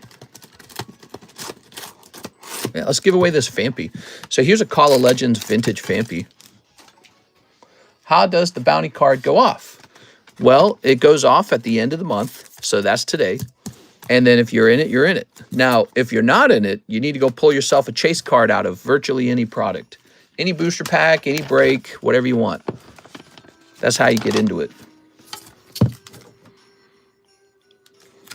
So tonight, I've given away a little bit of money. There it is. This counteracts the money I'm earning. So you see me earning money when we make a sale. And when I give slabs away, that actually detracts from that. Okay, let's head right over here. We're going to hit reset. So we're going to reset all the names, reset entries. All right. Very nice. You got to remember, when I sell a product, it's not like I make the full value of that product. I actually just make a slim profit margin on it. Some items do a little bit better than just a slim profit margin, though. You want to know something that's made me some money? Let me tell you guys what's made me some money. This guy right here. You guys have been watching, if you watched the last couple of days, we've sold a couple of these XY Evolution booster packs. Have you guys been watching that? And these are selling at $74 a pop or something like that, right? What's pretty remarkable, because I bought these for $150 per box. That's how much I paid back in the day, $150 per box. Isn't that crazy? The whole box, $150. Now I'm selling the packs at $74 a pack. I mean, it's just shocking. Now, that's not because I, like, marked it up like insane, but it's because the pack actually went up in price, so I got lucky. So, you know, give away some here, give away some there. It's pretty neat. I miss buying those cheap from you. Mr. Golden Boy? Yeah, that was a long time ago, huh? Man, it was a long time ago. All right, let's see. I just got a message, I think, on eBay. Had some pretty good eBay sales this week. 2 really expensive items. Oh, somebody's instantly asking, do you have any other My Little Pony cards? I have a bunch of the ungraded alpha cards sealed. There are. Let's see. I also have lots of non-alpha sealed booster boxes. Let's see. Do I actually have over here? If I look up My Little Pony, see, look at that, guys. We listed that My Little Pony card together. You guys were there for that. Oh yeah, I better take a look at this real fast. So, have the Premier boxes changed at all? Premier My Little Pony box. And the cheapest buy it now on that box is $183, followed by my $184 price. Crazy. Yeah, I bought those a long time ago for $30 a box. Crazy. We have Andrew Martin. He says 10 Poke Shuffles. Hey, there we go. All right, I like this. I like this. Mr. Andrew Martin. Yeah, you guys watched me list that My Little Pony card. I just got a question on it, like, instantly. He's looking for more. Ready? So, buy 10, get 1 free. 1, 2, 3. Good luck. You might have good luck or bad luck. 1, 2, 3, 4, 5, 6, 7, 8, 9, 10, 11. Okay. So, the first card you see when we flip it around is the bonus card. Just a cold one. We got the Wug Trio, some eggs, Applin, Trubbish, Swirlix or something like that. Hey, Raikou 10. That sounds promising. The Dung Beetle Pokemon, Lanoon, Joltik, the Eel. All right, there you go. So 1 Raikou. Let's take a look at that Raikou, shall we? 1 Raikou. Ugh, it's so heavy.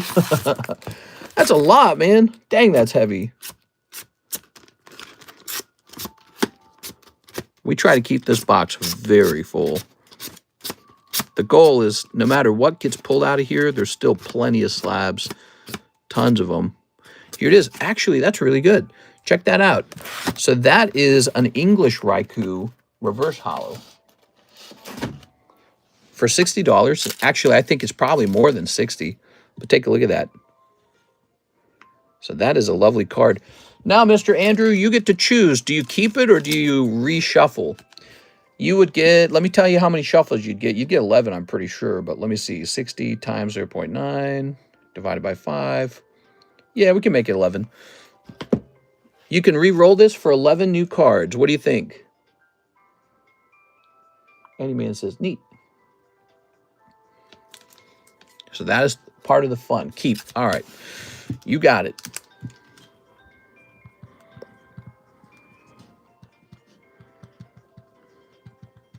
Okay. Ta-da! Very nice. And now we're going to jump over here to the website and see what the website's doing. Hit refresh. Yeah, that's nice, man. He pulled a good card out of there, guys. That's what makes it so fun. Here's Mr. Oh, Mr. Hot Camacho. It no longer says payment pending. It says processed. All right, nice, man. Looks like you're all set to go on that. Okay, and now we're going to hit click. Can I get pictures of my channel? Oh, I forgot you had one. Thank you for reminding me. So, guys, you can buy, here it is, you can buy a channel in our Discord server in order to see what cards you have. It's a way to keep track of your cards. This is especially useful for people who like to store up a lot of cards before shipping, like if you're international, that's true. But let me show you what that looks like. So if we scroll down here, here it is. So he's got a private channel in his name, looks like this, and I picture all of his stuff. So that helps him know what he has. We do that for $20, and that gets you a whole year of me taking pictures for you. Usually you have to remind me that you have it because there's a couple of those channels now. All right, so we take a picture of these two items. All right, there you go. They're in your channel now. So he can see what he has with me anytime he wants. Might just take a while. Okay, so let's get a rotation. This Princess Peach Mario card's pretty interesting, huh? The pokers. Here's Mewtwo. Here's, the Cynthia Ambition Lightning Break has 2 spots left in it. 2 spots left in here. Here's a Mimikyu. Look at that Mimikyu. We have an Eddie Shelton, 10 of the Gem 3, 10 Obsidian Flames. Oh, my. I'm liking this, Mr. Edward Shelton. 1, 2, 3, 4, 5, 6, 7, 8. So we got 8 of these. And then I think I got more right here. Yes. Gem 3 has been probably one of the most popular sets on the channel in a while. Gem 3 and 151 Surprise. Both sets with Chinese exclusive Gengars in them, which shows people are very interested in that.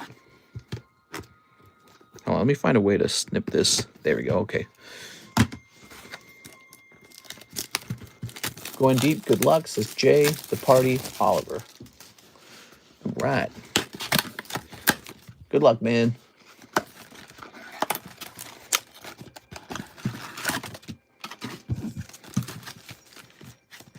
These two. So these shall be sent over here.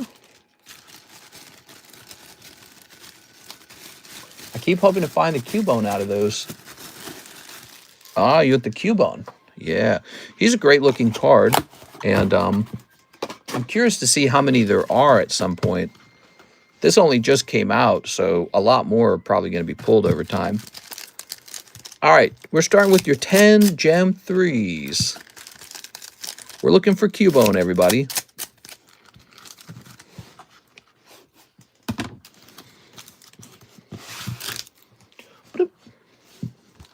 All right, what we got? We got Darkrai. We've got Clefable, not to be confused with Clefairy. Here's Annihilate. Give him the bones. Gengar and Ninetales, let's go. Hey, mister, can I get the other Meowth on the one that I like more? Oh, I'm a bit confused. What do you mean? Oh, are you saying that one of them has a slightly better grade than the other one? I didn't even think of that. Here we are. Yeah, I can grab that for you. I don't mind. Here's the dog. And here's Miss Magus. Just take me a second to swap them out, okay? I didn't even think people would check that. That's so crazy to think about. Oh, I like this music. This is Metroid. Here's a little Gengi. Here's a little Bonnet. And here is Miss Magus. All right, one last pack. Give him the bones. Okay. One more pack. AR maybe. Oh, it's the Chandelure. Very nice. Okay, Chandelure time. Okay. Look at that Mimikyu. Boop. Thank you, Mr. Edward. Now, 10 of the Obsidian Flames. Do I have those, like, stored up over here somewhere? Obsidian Flame. Do we have a jumbo pack? We don't have a jumbo pack, huh? Gonna have to put a jumbo pack together soon. That's prismatic. Could it be in the first box? If it's not in the first box, I have to go get it. All right, what we got in here? Temporal Forces, Scarlet Violet base set. What's this? Stellar Crown. I gotta get it. I'll be right back, guys. Boy, we got a lot of products on that menu, don't we? Obsidian Flame, here we come. Rip.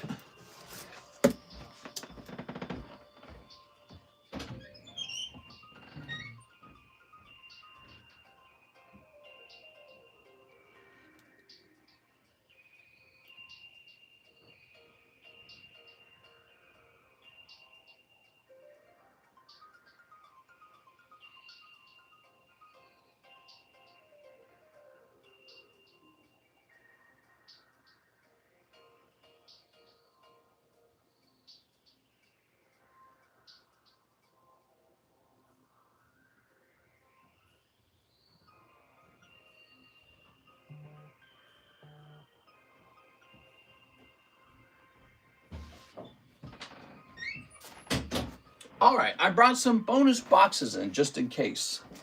Here we are. Okay. 1 and 2. Oh, the guy who's interested in that My Little Pony card that we listed today, he appears to be international. Let's see. Crazy, he's selling collectibles all over the world, man. Located in, I don't know what that means. Curious what he's saying now. He sent me another message.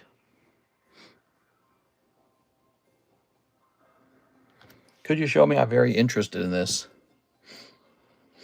I'm primarily holding the Alpha Premier to grade slowly over time. It's not listed here.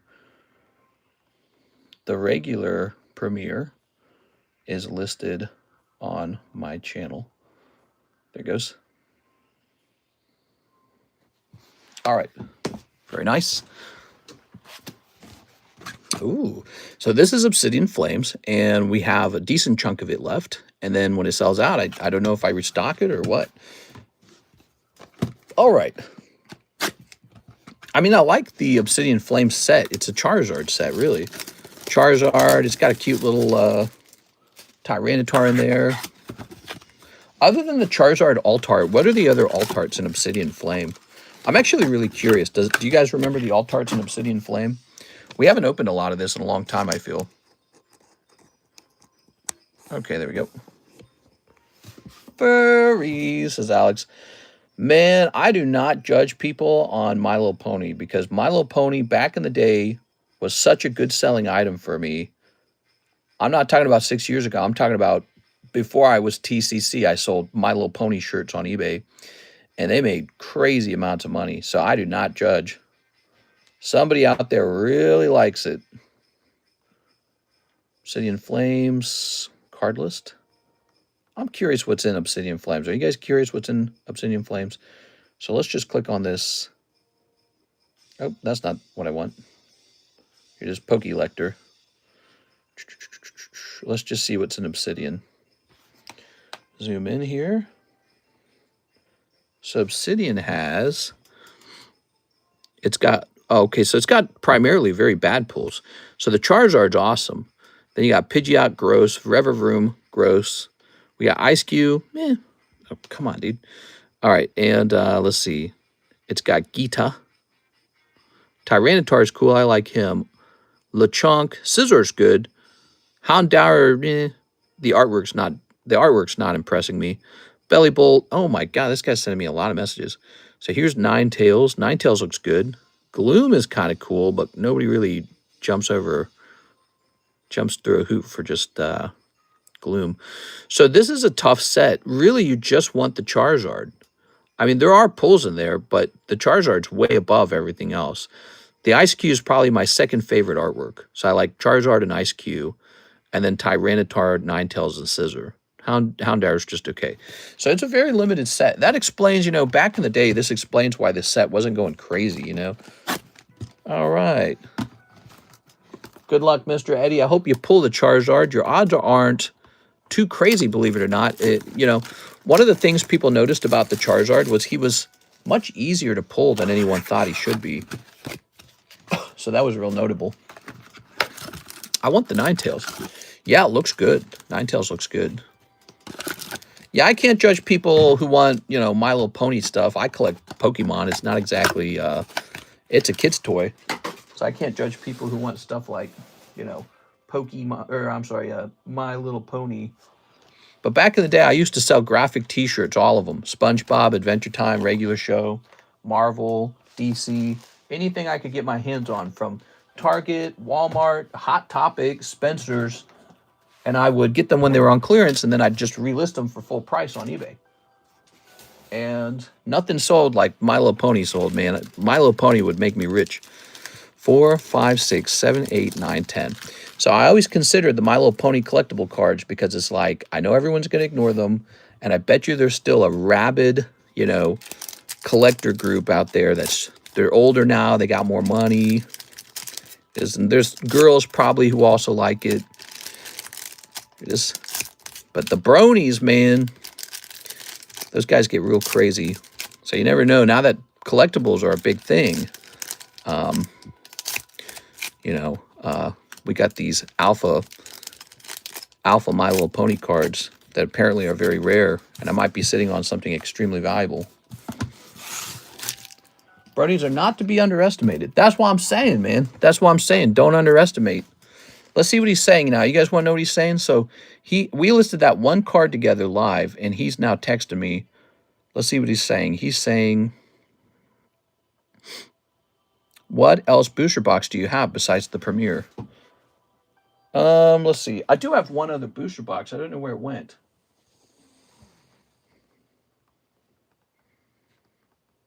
I don't remember what it was, but I think it was something about Discord. I don't know where it's at right now. All right, so this guy likes My Little Pony stuff. He's probably going to be like, let me clean you out. Let me buy all your stuff. Here's a Litwick Darkrai.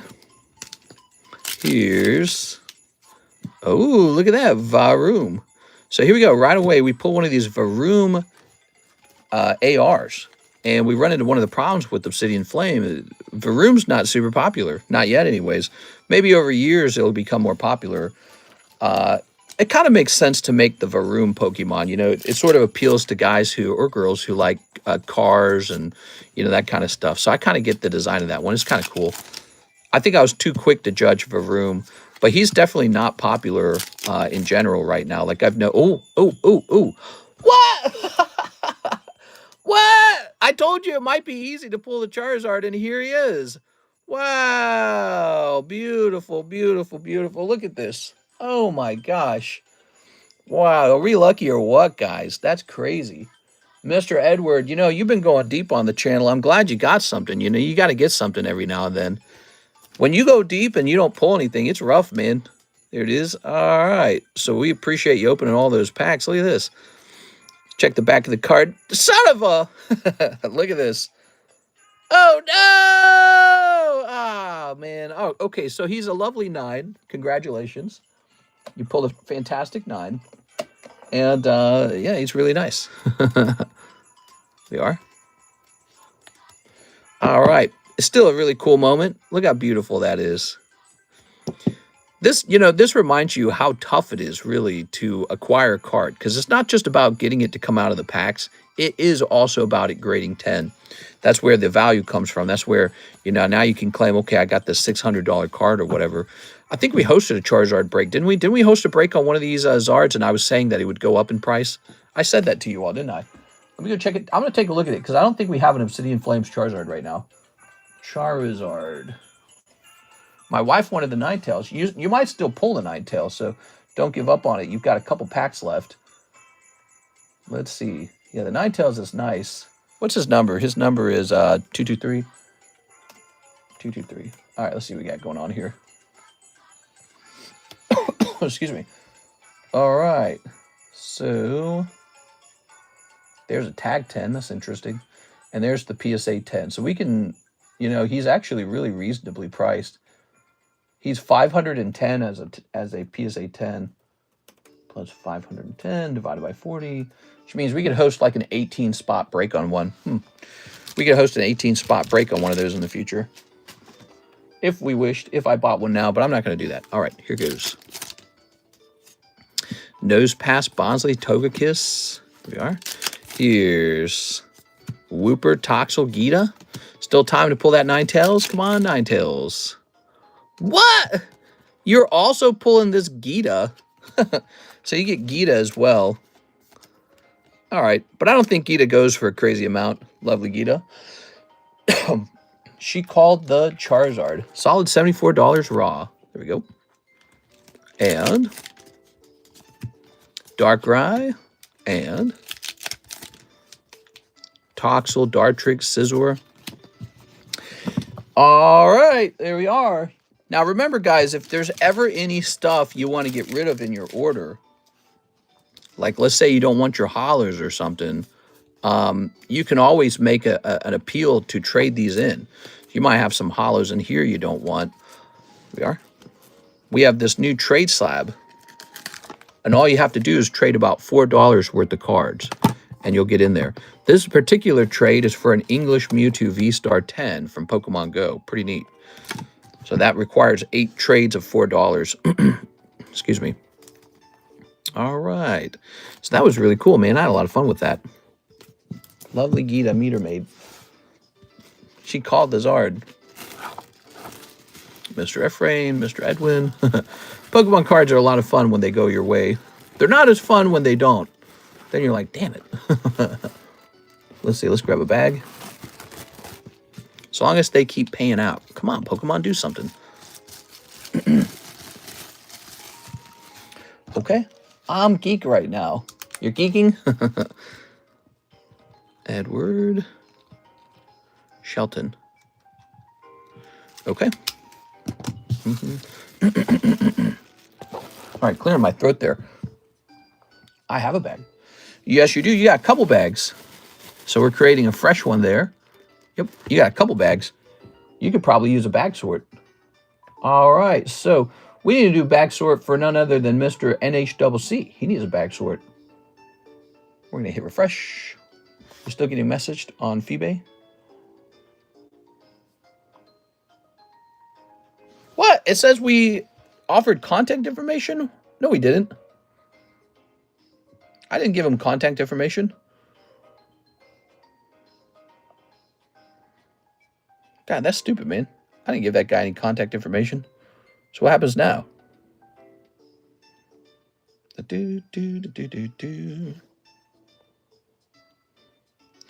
Oh, I have a box called Discord.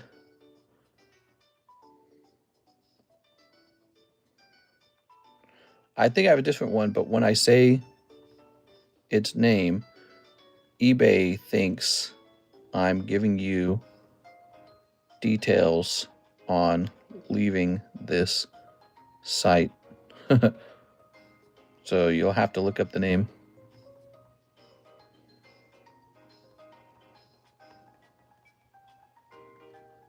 There it goes.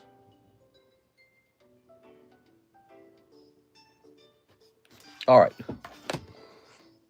That's crazy, man. Mr. Hawk, he says he would like Melodic Tag 10. Oh, yeah, good catch. So I pointed that out with the Melodic, that it had the 989, which is just shy of being pristine. And no one got excited for it, Mr. Hawk, but I'm glad you noticed it and you got excited for it. So let's get that for you. So here, first of all, here's the other Meowth. That's figured out. And then let's see if we can find this Melodic.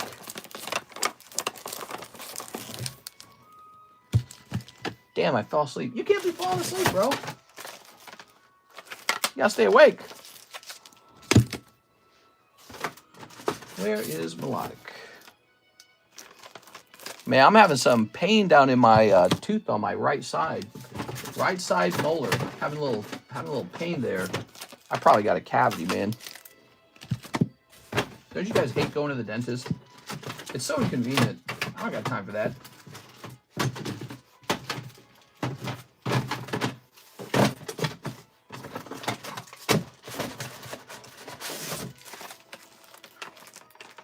Man, that Persian's nice too.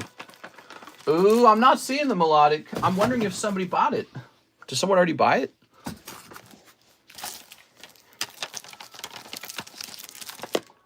Somebody could have bought it, and I might not have removed it from the channel. Give me a minute here. I'm supposed to always remove it, of course. We were talking about it the other day because I thought it was pretty good. Oh, here it is. No, I found it. There it is. All good, man.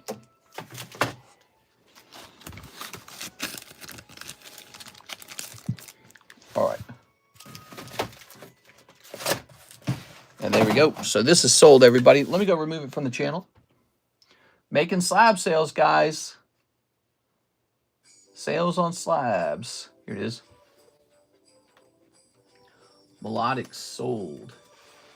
And then, oh no, did I put the other Meowth away, or was it this one right here? Okay, it's this one right here.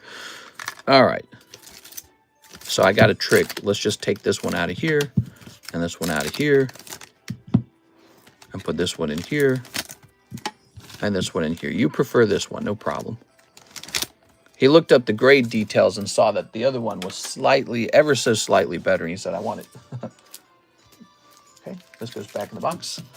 Now I'm going to write your name on this.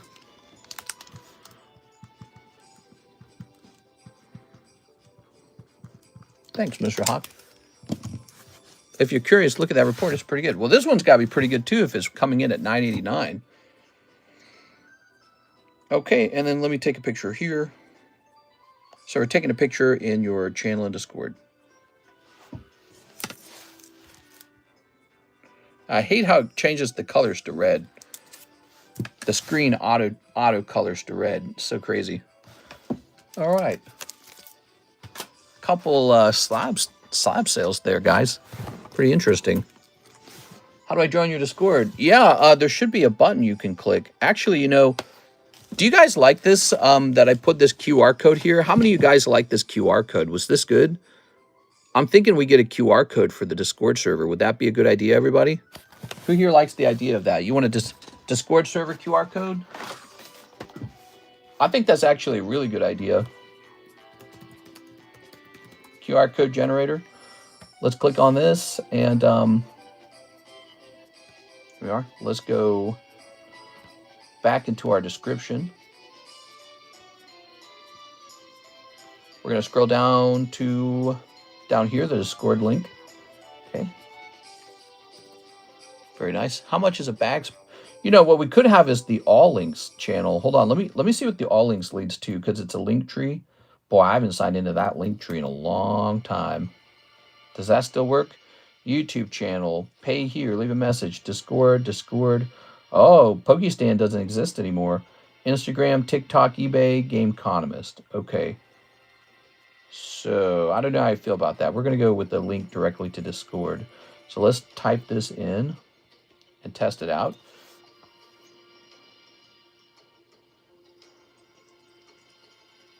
Okay, that looks good. So, let me go ahead and drop this in here. And then we'll hit print screen. Okay, let's go over to paint. And then we're going to crop this bad boy. Give me a moment here, guys. Okay, let's go ahead and crop that. And then we're going to go ahead and print it. Print. Well, shucks. We got a QR code printed. Fix it. Get the Sharpie. So that Meowth, everything's at least 998, almost 1,000, no dings, but somehow it did not get the special number. Huh, weird. Well, it's all yours now, man. It is. Congratulations. You got it for just 25 bucks, too. That's pretty good, huh? Toss this over here. We've got lots of deals like that. If you guys pick through the slabs, I don't have time to do that. My job is to just get more of them graded. And I'll stick to that. We're going to grade tons and tons more of them. And then if you guys find something good in there, that's the whole point of it. All right. I told you guys with the volume of slabs I'm grading now, I don't really care about squeezing every last drop on the sale of the slab. I'm most interested in the slab selling quickly, like a volume sale. Yeah, so we got this deal with Tag, and we want the slabs to all sell pretty fast now. All right, so this one shall say Discord on it. Discord's really important. We use Discord to sell our slabs and to track PSA submissions and tag submissions and, you know, to communicate when we're going live and all kinds of stuff. So there we go. We got a QR code for eBay, a QR code for Discord. Pretty cool, huh? If I could actually shrink these images and get them all into one, you know, if you think about it, if I worked hard on it and I got eBay, Discord, some third thing, if I got them all into one slab, one sheet, that would be interesting instead of having to scroll through them. So, but yes, you can scan this with your phone now and it will take you to our Discord server. All right, very cool. Okay, more One Piece slabs, please, says Mr. AOG. I hear you, man. One Piece is performing extremely well for us, and so I'm very interested in that. Hey, you see this Cynthia's Ambition? It would be fun to get it moving so that we can wrap it up. I've got a deal for you guys. 1, 2, 3, 4. Here's a four-sided break spot in the Cynthia's Ambition. So you can jump in there for $10 on this card here. All right, 1, 2, 3, 4 different names down. $10 each. What do you guys think? If you guys send in $10 each to fill this out, I'll pop it in there. Just get it started at 3 spots. That's maybe a tempting thing for you. Okay, we won't treat that card like a star card. It's not moving fast enough. Here's Mr. Taihua. Tag 10 Mimikyu Trick or Trade. Trick or Trade Mimikyu. Is that also in the Discord server? Hold on, let me check. Yeah, yes, maybe. Hold on, let me take a look at that. Where are you seeing that from? Let me see. Is that also in the Discord server or on the table? Okay, so the one in the Discord server is a bit more expensive. It's one of these Black Friday deals, isn't it? Is it Black Friday deal? We got some cool Black Friday deals. Good stuff. I think it's a Black Friday deal card. Ah, yeah, not bad, actually. Look at that, guys. So he got that for half off. That's pretty intense, right? Here you go, Mr. Taihua. Congratulations. I guess I haven't had a chance to price up a lot more slabs for Black Friday. Okay, that's sold. Very good. Very good. Let's take a moment now and reprice some of this. But take a look at this. This is a four-sided breaking spot in the electric break over here, the lightning break. 4 people, $10 each. We'll make this the 3rd spot. We'll drop the star spot and make this a 3-spot break.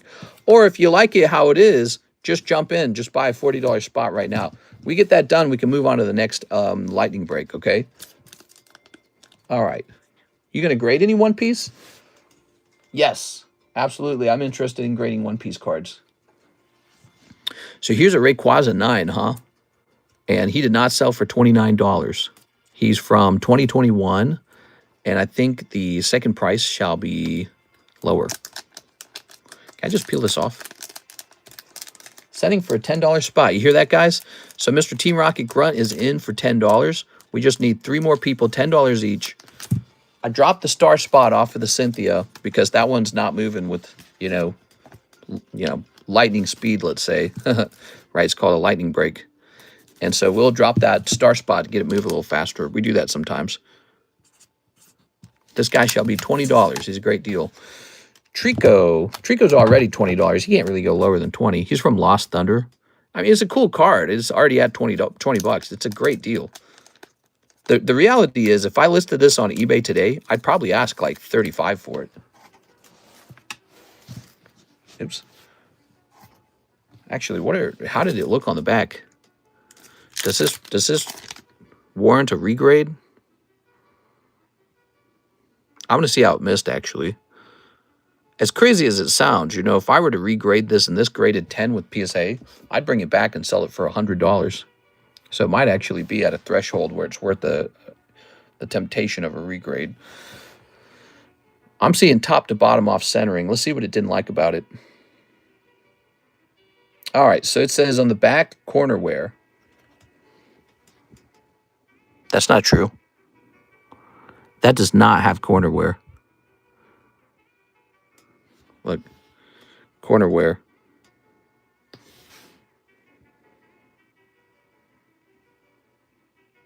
No, I disagree with that. It's saying this corner is no good. That's the natural way of the corner that it should have right out of the box. Let's crack it, guys. Off to PSA goes. She said the grading companies are starting to become so vigilant not to let in a bad card that they're actually starting to improperly grade cards because they're grading too harshly. I strongly believe that's true. They're starting to grade cards so harshly that they're taking a very standard thing on a card, like the way the corner is cut, and saying, oh, actually, that's corner wear. It's not corner wear. That's a fresh card. All right, we'll send this to PSA. Okay. Hope it grades 10. Yeah, because we already spent a certain amount on it, grading it with tags, so that's already been lost. And if it grades 9 with PSA, it's going to be a big loss. But if it grades 10, I'm probably going to ask a bit of money. Tag slabs are some of the hardest slabs to crack.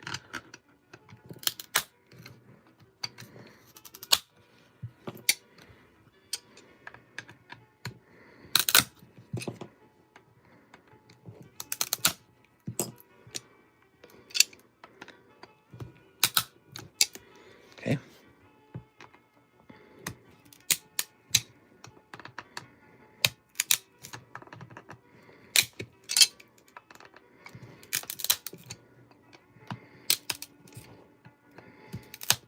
Okay, we're weakening this side pretty well. Okay, looks like it's given up. Yep, good, good. Now we're going to weaken this side as well. It's I describe it like plastic glass because that's what it is.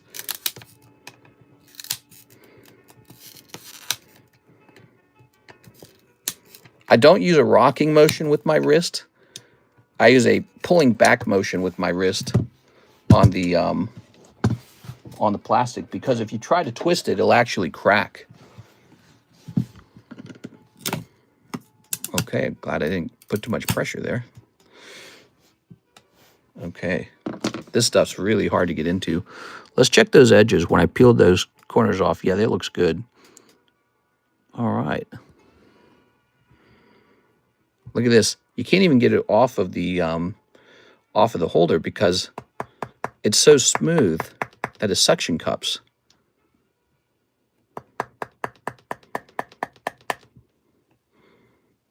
So let's try that with this sleeve here instead.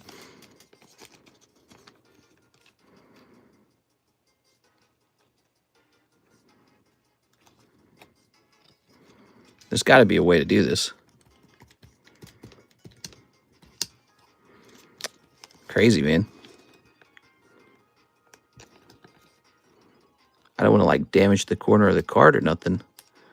It literally is suctioned to the holder and I can't get it off. This is the hardest of all the holders to open. This is the hardest one.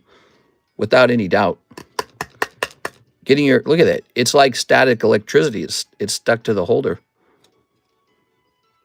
Without any doubt, this is the hardest one. Yep, it was static electricity. So why does their holder have static electricity is my question.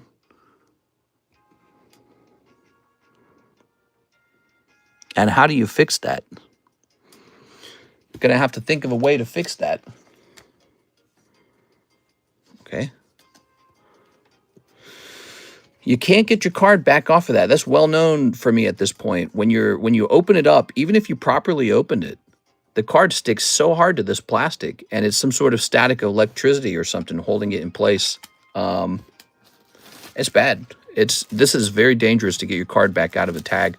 It's ironic because remember, tag went viral when the one kid pushed open his tag slab with his finger, and everyone was like, oh, those aren't authenticated if you can just open it up like that.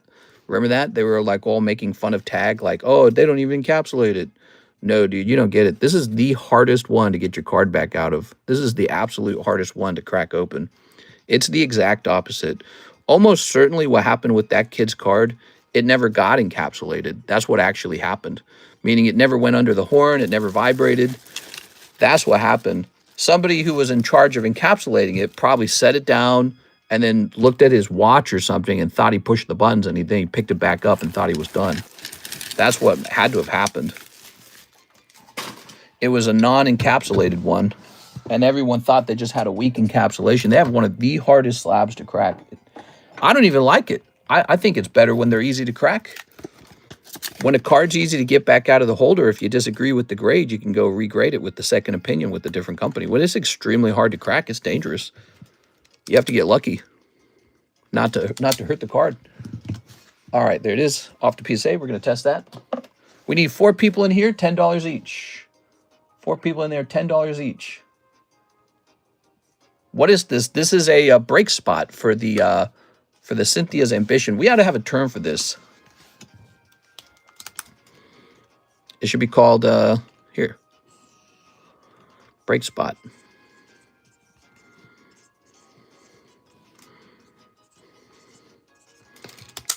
We don't have to do this goofy quadrant. So spot number 1, I believe, is Team Rocket Grunt. $10. We need 3 more people. I don't have any of my Cosmic Reverse Hollers anymore. I wonder where they are. 1 spot in the lightning break and $5 extra if you can please give me an update in the tag or PSA submissions they're about to return, please. All right. Hey, you're tipping $5, which means I know you really care about it. So first of all, I'm going to throw that $5 back at you. You're going to get this Poke Shuffle, okay? You ready? Let's see what it is. Let's see if it's a slab. This is it. Team Rocket Grunt, you could get a slab right here for $5. Just a cold one this time. All right. Now, I'm still going to give you the update on the tag submission and the PSA submission. Are you prepared? So I know you care about it a lot because you're actually tipping me money at this point. The PSA submission that is about to return. First of all, they have a PSA submission of ours that we submitted at the beginning of November. It was the October submission. And it says it hasn't even been checked in. It says order not received, which scares me because when I look at the USPS shipping delivery information, it says it was delivered to PSA. So I assume they just haven't scanned it or something, or they just haven't like they literally haven't checked it in. But I've emailed them already, and they told me they want the tracking numbers, so I just gave them the tracking numbers tonight.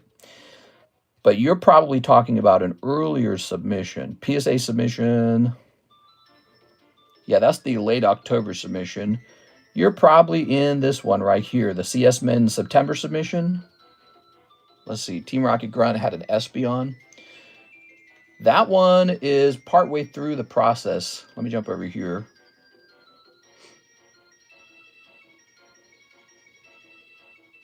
Give me a second.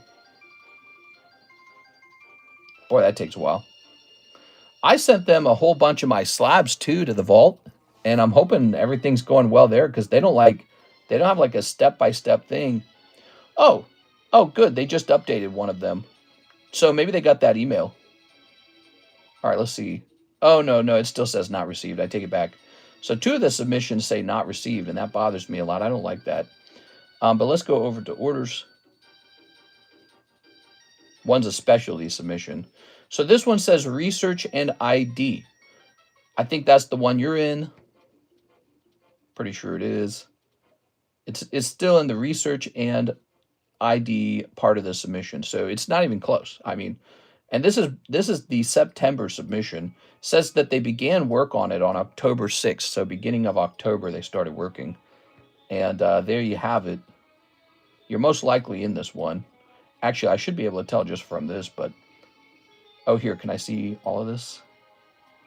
Let me scroll. Let me try to find Espeon. There it is. There's your card. All right. Yeah, this one is in research and ID. That's the PSA order, and PSA is just backlogged. Actually, that tells me they're really backlogged, you know? Everyone wants PSA. They're all, hey, let's sell our cards to PSA. PSA is buying our cards now. I mean, the demand for PSA must have gone through the roof.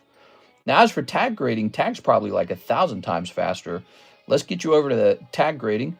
So tag submissions, Team Rocket Grunt, you're in an October submission that begins with the Carlosura Flygon. So let me try to hunt that down because we got a couple submissions in with tag. We're going to go to order history here, and they just shipped me one. Let's see if that's the one. Yeah, what's in it? How do I see what's in it? Do I get to click this button?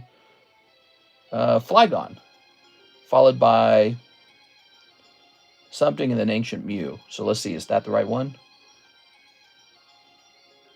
Yep. Okay, so the other October submission that you're in is on its way back. In fact, it might be here Monday. So how about that? Compare the two. Tag grading versus PSA grading. PSA grading still in research and ID. Tag grading is on the way back. It's like express grading. It's very nice. And we do it for $30 per card if you guys would like. And I was told that they prioritize our order because we are a tag dealer. So that's pretty cool, right? So the one you're in with tag is already on its way back. Let me see if there's a tracking number. I believe there is because I was getting information from FedEx, but I didn't even bother looking at it because I don't care. FedEx tracking, we have your shipment. Scheduled delivery date, the 28th. That's not here yet, so let's see. Let's see what else FedEx has to say. Oh, now it's been rescheduled to Monday. Okay, there you have it, guys. So we're expected to receive the tag submission on Monday. See, I don't even care. When it's here, it's here. That's the way I do it because looking it up doesn't really speed it up. Hey, what's up, Ran? I'm still alive. I'm still in school. Hell yeah, dude. Glad to hear that. Glad to hear that, man. All right, man. Member for 63 months. Andrew Martin says, Cynthia Subspot. There you go. We got 2 people in there. We need 2 more people for this break spot to go off. $10 a spot. Break spot, $10. Oops. How's life been, Mr. Rand? Tell us about anything interesting or fun or difficult. What's been going on in your life? My life's been pretty interesting, Mr. Rand. Karis and I are doing IVF for an IVF baby. We're having a test tube baby.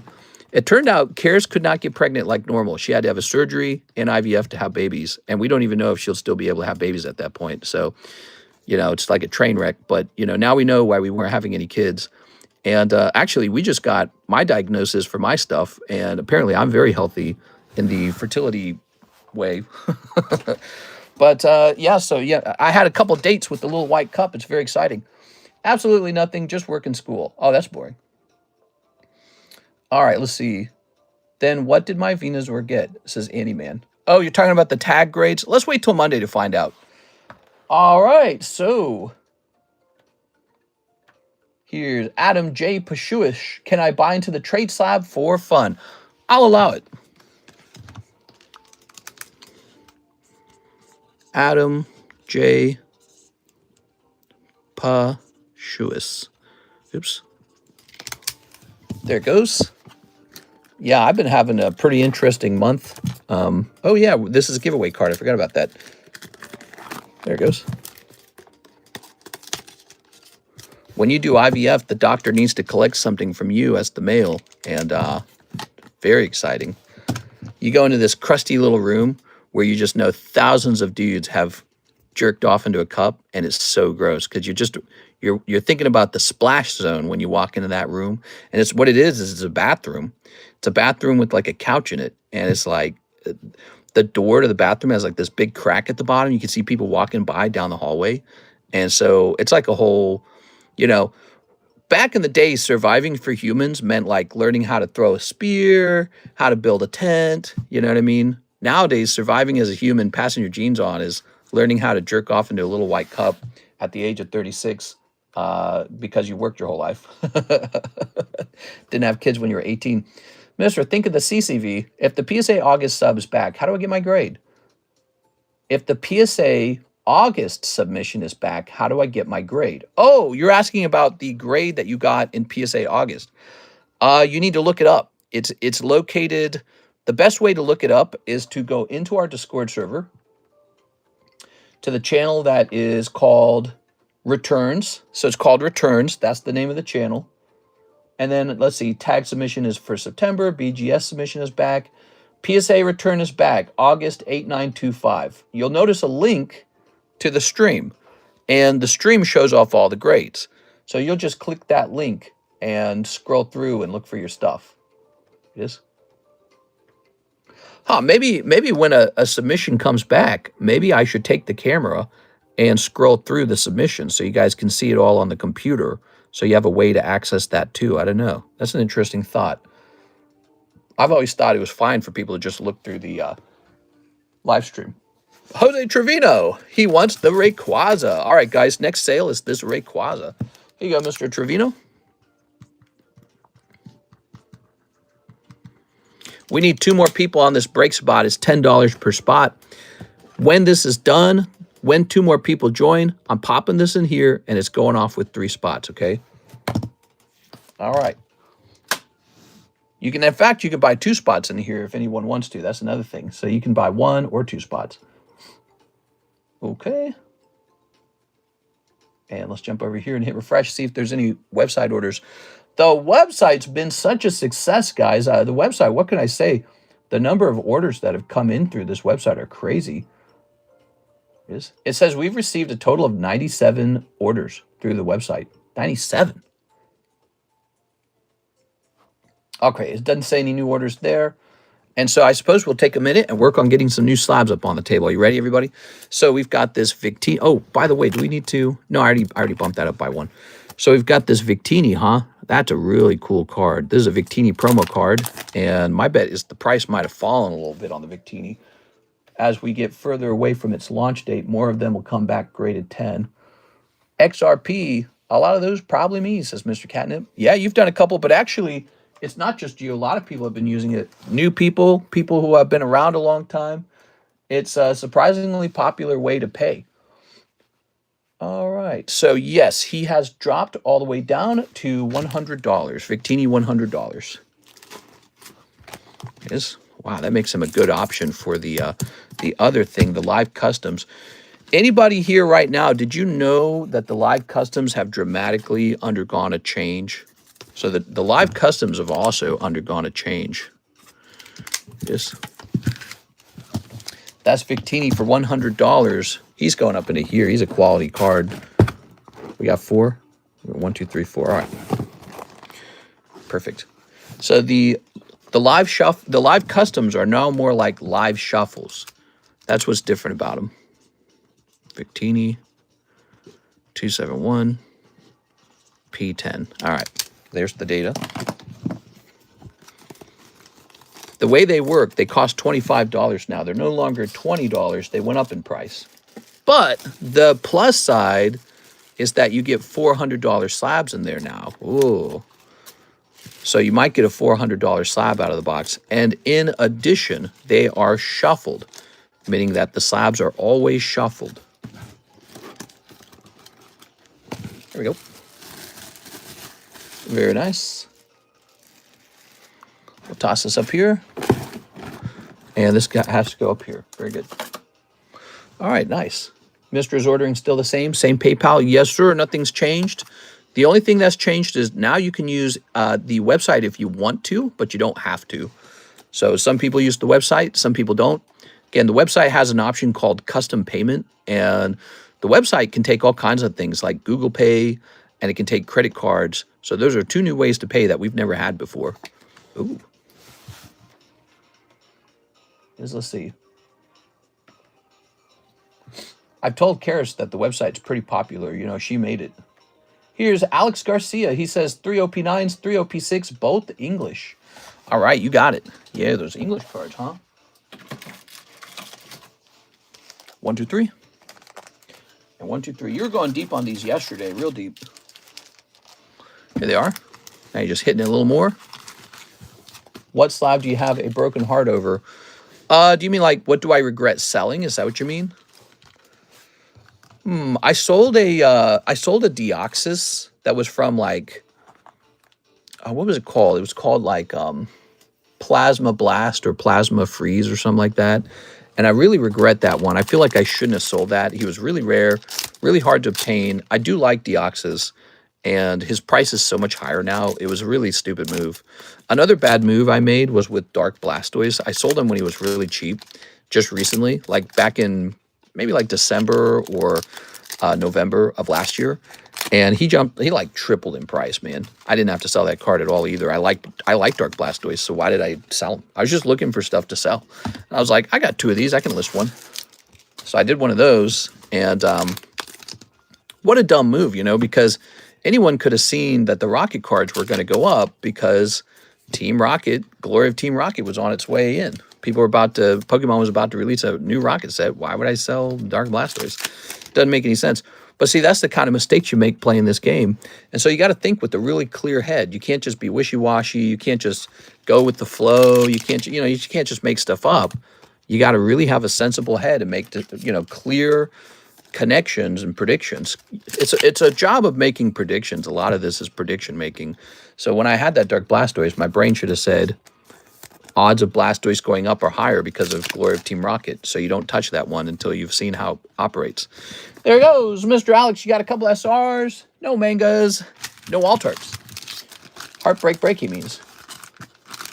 Oh, I thought he was saying, which slab have I sold that I didn't like? Oh my God, I'm like telling this whole story, and he's just talking about this. Welcome back, Mr. Ephraim. Here it is, the Mega Charizard. Look at that. Beautiful. Why open Inferno X without taking a shot at this first? Jump in here. Someone's going to pull it, and it's going to be a 10. 6 spots are already sold. 28 spots total. 22 spots remain. Great story. Remember the Deoxys? Yes.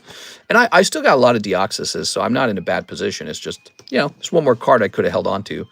And, yeah, I made $1,000 at that time period. And you could argue I took that money and I rolled it over into another card. Like, for example, I took that money and I probably bought the Gold Star Gyarados at that time, and that was a good purchase. But, yeah, I think I could have held the Deoxys. Why does one of the tag have a purple card? Have a purple card. What is he talking about? There we go. All right, Alex Garcia, thank you so much. What do we got next? We got an order of Javier Arroyo, 2 Gem 3s, 1 spot on the break. All right, Mr. Javier is in. We need one more person. Oh, yeah. Okay. Yeah, no need to fret, mister. Oh, I'm fretting. I did drop like $90,000 on slabs when I realized the bull market was coming. Man, that was such a smart move. Sometimes in your life, you make some critical decisions that really affect, your wealth and your standing. And one of the big decisions I made was in this year, January, I pumped out $90,000 for slabs. And it was an important move. I made it at just the right time. It is Darkrai. I just had that sensitive feeling that I developed over years of doing this. And I said, this is the time to make a move. It is. I don't know what that 90,000 is worth now, but it might be worth like 180,000, maybe, if the market doesn't collapse or something. But even if let's say it goes up by about 20%, that's still a fantastic move for anyone's money. Depending on how far it declines, whenever it does decline, if it declines at all. Because, I really believe in a market that does this. A market goes up and down. But I believe the Pokemon market will consistently go up overall. When the market was exploding in September, I was like, pretty amazing.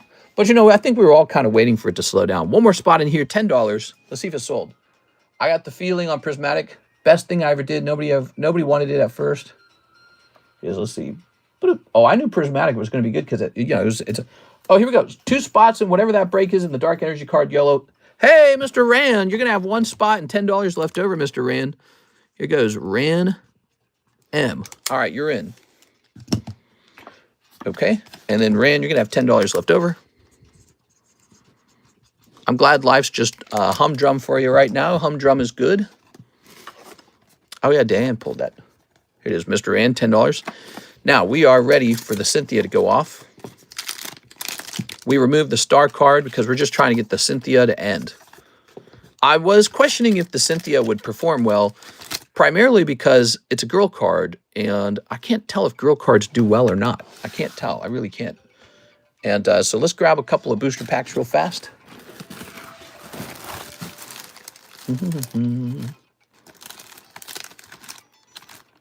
I want them to all be the same type of booster pack. Hold on. So we're mixing these. What's the old one and what's the new one? So this is definitely the new one. So we want 3 of the old ones. All right, good. Oh.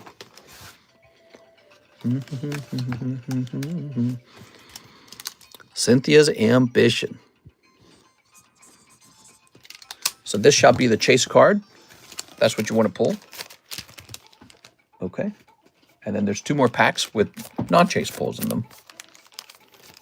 Those are our custom booster packs that you've agreed to purchase for $40. Good luck, everybody. Here are the names. Joshua, NHCC, and a group of you guys. If you guys pull it, it has to run again, but with 4 people. Scary, right? All right, so here goes. Not really any shuffling to do. What are we going to shuffle? There's nothing to shuffle. All right, give me a number, guys. It could be 0, 1, 2, or 3 even, which is just the same as 0. So you can do 0, 1, or 2. What made you invest so much for slabs, says Ephraim? I'm a Pokemaniac. Well, because, Ephraim, you have to have like a strong philosophy about what you want to do in life in order to make decisive actions. And I had a very strong feeling about what I wanted to do already. 1, 2. All right, so that's shuffled. Now I'm going to take these behind the screen. Okay, so I'm shuffling them back here. All right, now I'll shuffle them in front of your eyes. Again, not much shuffling to do.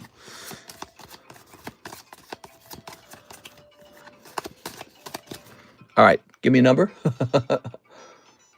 Nate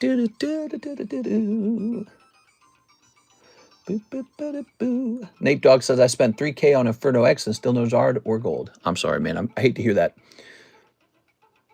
We need one more number. Unless Piasu's number was new. Oh, 2? Okay. 1, 2. Come on. There it goes. All right. So now we find out who pulls a Cynthia. Who's going to pull a Cynthia? Could it be Josh? Nope.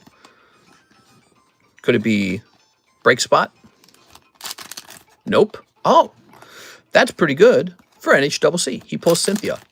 Ta-da! Now, what he really pulled was my signature, and he can keep the signature, or he can trade it for the Cynthia. That's up to him if he wants to do that. But I'm going to assume he wants to do that for now, and if he changes his mind, he can come in here and tell me. Okay. Set this to the side. NHCC gets the Cynthia. This is good news for people who like lightning breaks, because it means we get to pick a new lightning break. We fund. You want the $10 back? This one right here? Or you can use it on Poke Shuffles or whatever you want. There we are.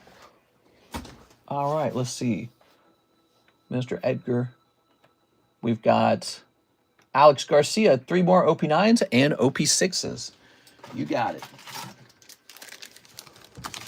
Boop. And 3 of these. Boop. All right. Oops. All right, Mr. Ran. Ran, you've been around a long time. You're like in the group of people who've been around a super long time. It is. It's a bummer you don't hang out more often. No, I'll see what else you got in a bit. Mainly looking for slabs, though. Ooh, I got you. Okay, it is. Well, you know, we've done a lot of nice things for the mods over the years. If you wanted, Ran, you could take a shot at the Poke Shuffles. I'd give you a 3 for 2 kind of deal. So $10 gets you 3 Poke Shuffles. There we are. What do we got here? You ready, guys?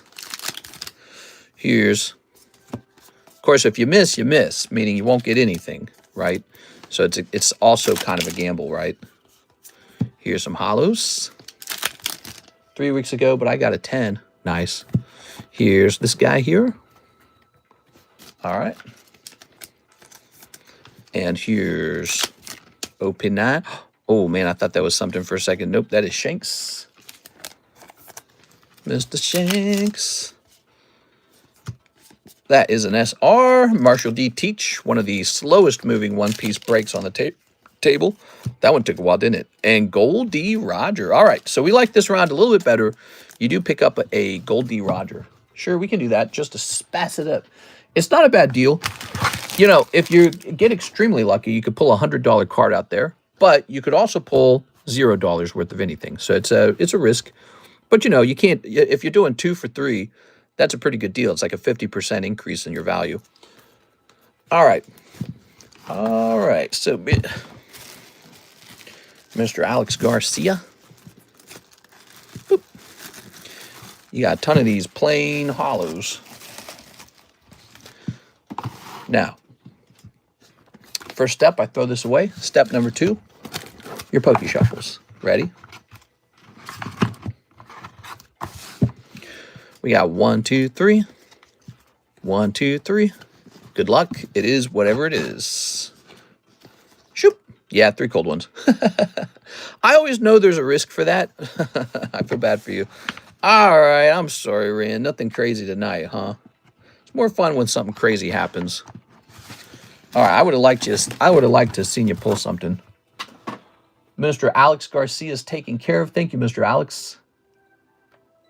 All right, let me hit refresh on this over here. We do have more slabs, by the way. We always got tons of slabs, man. Look at this Wigglytuff. We got this Tyranitar. I'm going to check up on this Umbreon right here. So this is Ruler of the Black Flame Umbreon. I'm going to check up on this Umbreon. Yeah, I'm sorry, man. Black Flame Umbreon. Here he is. He costs, yep, the price is correct already at $42. Okay, I think we just received a fresh order right there. So we'll lower this one, though. Let's lower it to 40. It is Black Friday weekend. Here it is. I suspect this one is moments away from selling. He's simply too nice. I mean, he could easily go into the... Oops. He could easily go into the Poke Shuffles. That one right there. Let's see what that order was on the website. By the way, if you're new, we have a new guy card. New guys get this beautiful Shy Guy poker card, so don't hesitate to place an order now and get this free card tonight. That's from a 2010 Mario deck. It's Mr. Hawk. He's back. He says he wants a 10-card round of the Poke Shuffle. You got it, Mr. Hawk. Ready? All right. 1, 2, 3. A 1, 2, 3, 4, 5, 6, 7, 8, 9, 10, 11. There it is. Good luck, Mr. Hawk. What do we got? 1, 2, 3, 4, 5, 6, 7, 8, 9, 10, 11. Not bad. Now, this has changed. We don't have the old live customs. So this card is not what it used to be. This would actually be 4 live customs today. Okay, so you just pulled the 4 live custom card. It has changed. Yeah, I like it as a fire card. Let's make it a fire card again. Because the live customs used to be worth 20 bucks each. Now they're worth 25 bucks each. Here we are. Okay, we're going to rewrite this as 4 live.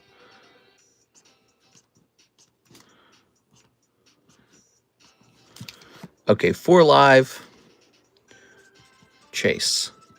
It is. It's still a chase card, but that's what you've actually pulled. Back then, they were worth 20. Now they're worth 25. So we have to adjust that. Okay, not a bad thing, huh? So 1, 2, 3, 4, 5, 6, 7, 8, 9, 10, 11, 12, 13, 14, 15, 16, 17, 18, 19, 20. You can actually re-roll this too. So you would re-roll it. I don't know how many spots it would be worth. Let's see. It would be worth 90. No, it'd be worth 200 times 0.9 divided by 5. Oh, did I do that right? Oh, it's not worth 200. It's worth 100. My bad. 0.9 divided by 5. It would be worth 18 spots. So it's possible to re-roll this as well. Anything, we're saying anything can be re-rolled. Should it be that way? I'm thinking about it. You know, the reason we added this to the box is to keep the other boxes from becoming stagnant. Maybe they shouldn't be re-rollable. Yeah, maybe this will be the only thing that you can't re-roll. Yeah, let's stick to that. All right, let's go grab your other spots. I think that was the original purpose of them, was that they were one of the things you can't re-roll. There it is. The job of those particular cards, keep the other breaks moving. Ready? All right, so here goes.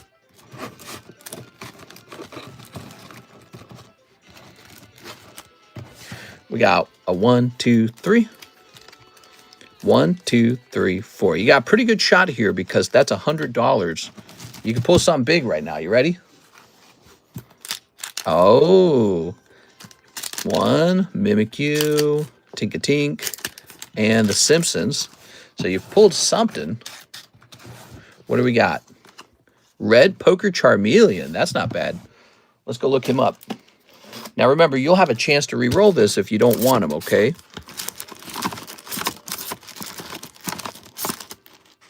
Charmeleon, right? Here he is for 125. So you're up. If you want to re-roll him, you won't get 5 spots. You'll get 4 with some leftover re-roll credit, okay? So now you got to decide, do you want this Charmeleon? Keep, says Steven.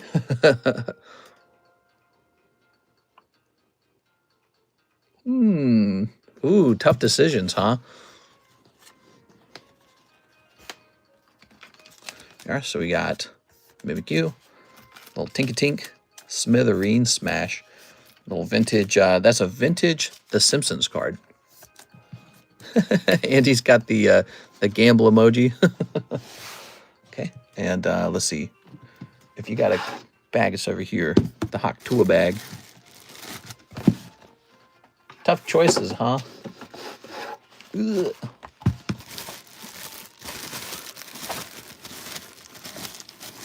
We can also set it to the side for you and let you think on it for a while. Website order. All right, sounds good. We got a website order coming in. Flip that around like this. Okay. Okay. Got a fresh little bag now, Mr. Hawk, because you actually get a couple cards out of these sometimes. That's another change that's been made to these. You might actually pull a card or two out of here. A fun little card. I'll toss this for now. He hasn't made up his mind. I'll toss the card. I don't know if you're like researching it or something, but yep, that is a Poker Charmeleon. I'll write your name on the back. I'll keep it. All right, sounds good. Hawk, Macho. Okay. Very nice. Very good. So that was pretty cool. Yeah, that's how those work now. We have an order over here from Mr. Alex Garcia, who wants 6 more of the OP6 English. 6 more of the OP6 English. So that's the end of that box. What's interesting is I believe there were 2 open boxes that I just discovered, right? Yep, there's the other one. Oh, wait a second. Oh, I was confused. So this has a couple packs in it from this set, and the rest is OP9. See, I get disorganized like this because I can't keep track of these boxes because people open them so infrequently that what happens is when I can't find it, I open a second one. So there we go. So we do have a couple more of these left. How many of these we got left? We got 1, 2, 3, 4, 5, 6, 7, 8, 9, 10, 11, 12, 13, 14. So we have 14 of these left. And I believe we're all sold out of those. Okay. And then on this side, I got to get a fresh box of this, which we have plenty of these. Okay. Blended boxes. Only slightly blended. God, dude. Put that over there. Okay.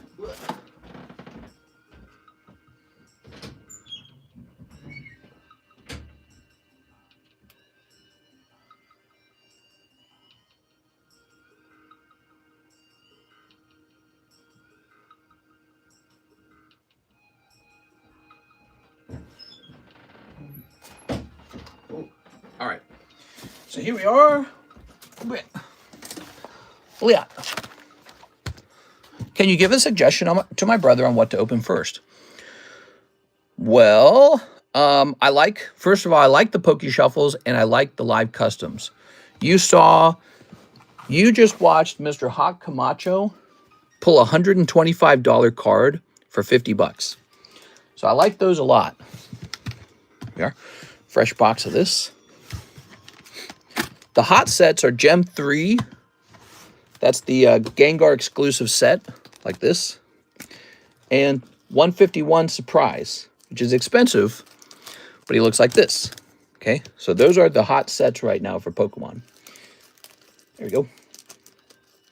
The hot sets for One Piece are OP14, EB3, OP13 English. Those are the hot One Piece sets. I don't know if he's into One Piece. He might not be. All right, 1, 2, and 3. There we go. One of my favorite sets right now, Crown Zenith. That's on the menu under Pokemon English. Big fan of Crown Zenith right now.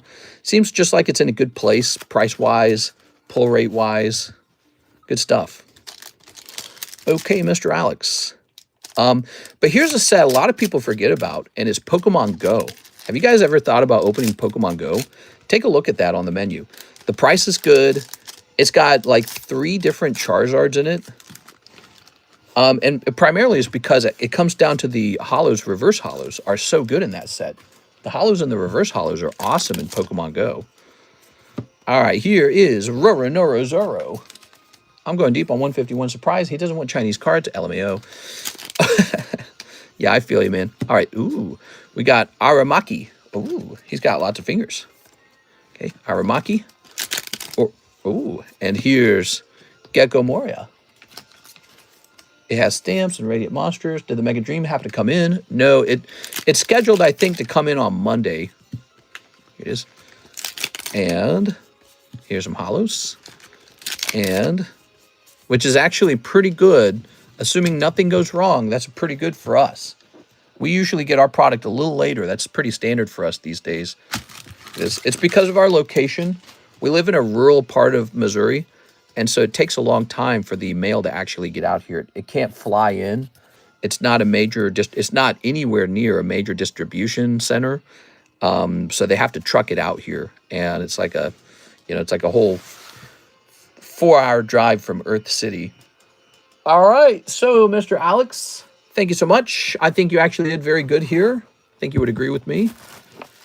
This box is getting really full, though, so we're having trouble with that. I must pull the Gengar Pikachu. Must you? Let's see. Alexis Valadares from 625. Alex PSX. Perfect. We can move Alex's bag. Alex, I think, had 2 bags in there. And he's got a box over here. We can just put this by his box. Actually, his box is really full. Okay, pop this up here. Good. We'll throw this over here. Just a warning to everybody. Miss Alexis has been out. And so if your package does not look like it's been shipped, that's probably because it has not. I have not shipped everyone's stuff. I'm just doing a package here or there. And, oh, look at this. This is the real deal. This is the trick or trade. Pretty close here, huh? Artwork is amazing. But what was I trying to say here? I was trying to say that I'm kind of letting it pile up for her, to be honest, when she comes back on Tuesday, okay? I believe she comes back on Tuesday. All right, so the shipping is going to be about a week late, and that's just how I've decided to do it. Okay, let's see. She needs a lot of work anyways. So is this a fresh order for Mr. Hawk? He says Poke Shuffle. No, we already did that one. And now we have an order for Mr. Ephraim. What's up, Mr. Ephraim? It says Twilight Masquerade, 3 packs. Cool, man. All right, Twilight Masquerade. Everybody excited? 3 of these. Oh, Twilight, huh? Okay. Just remembering this set. It's a good set. You're a slow mailer is what you're saying. This week, I'm definitely a slow mailer, but Alexis is coming in, and then she's going to get back to it. So we'll be back on schedule. Just very nice. But this week, I'm going to let her have her off days, and then we're just going to let it pile up a little bit.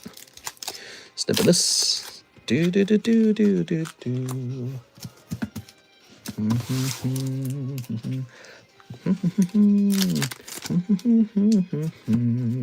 Here's Chandelure. All right. Wow. Pull a little Ogre Pond.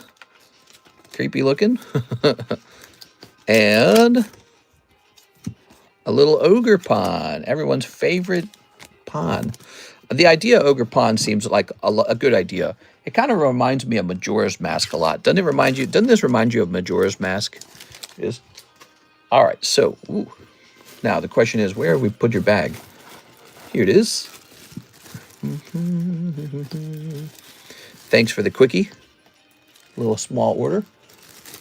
Ta-da. Yeah, if your brother's looking for strictly, like, let's say English cards, I would look at Pokemon Go, and I would look at, because Pokemon Go, I think, is currently undervalued, and we have plenty of it.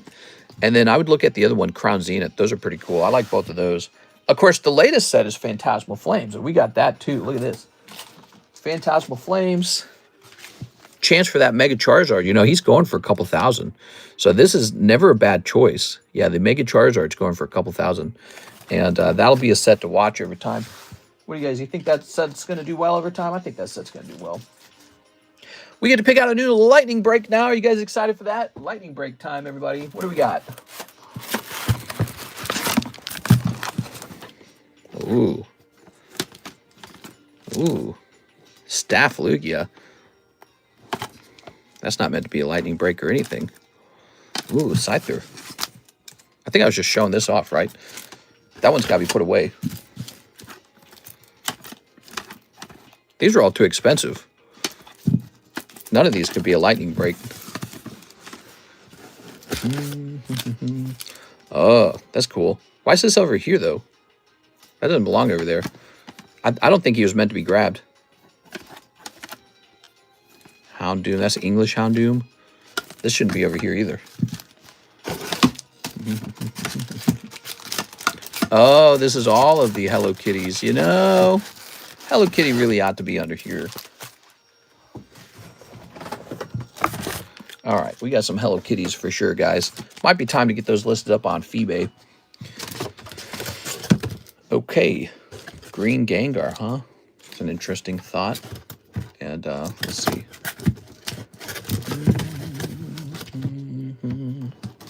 You made me jump with that Stafflugia. He's a good-looking card, which is why we purchased him.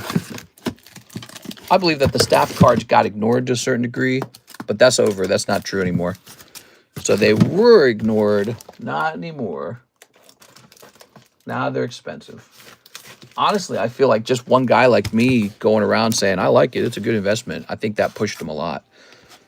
What do we got here? Nami? Mega? Cubone, that's cool. Frostlass. What's this? This is from 2024. It's an interesting thought. Yeah, Frostlass could stay on the table for a second here.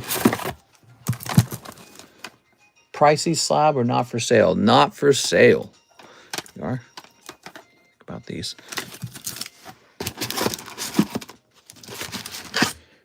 Ooh, Electivire, huh?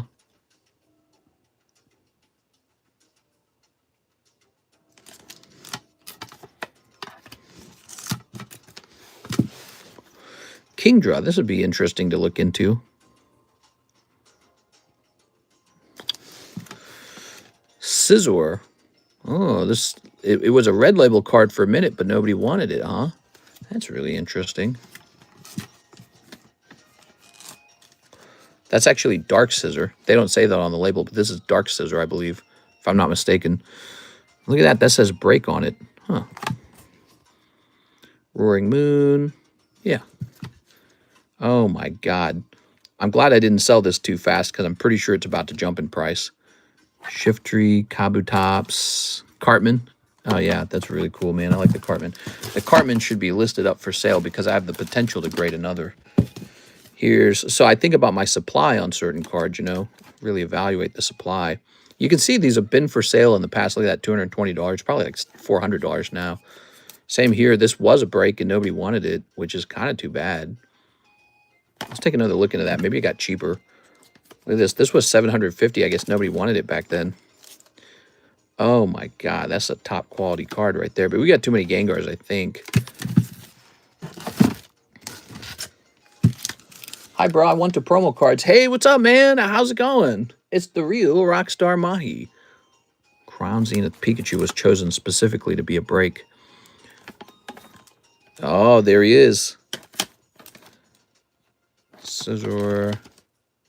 Dark Magneton 9. I wish we could break this, but I'm worried no one would jump in. I'm worried you'd all be like, meh. All right, so I think we have what we need from that little doozy right there.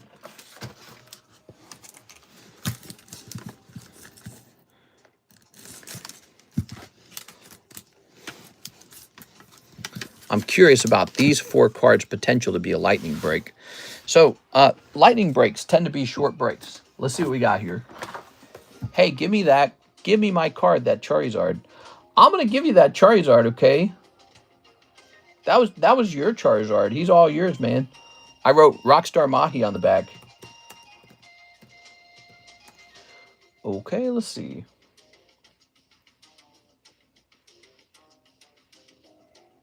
Uh-huh.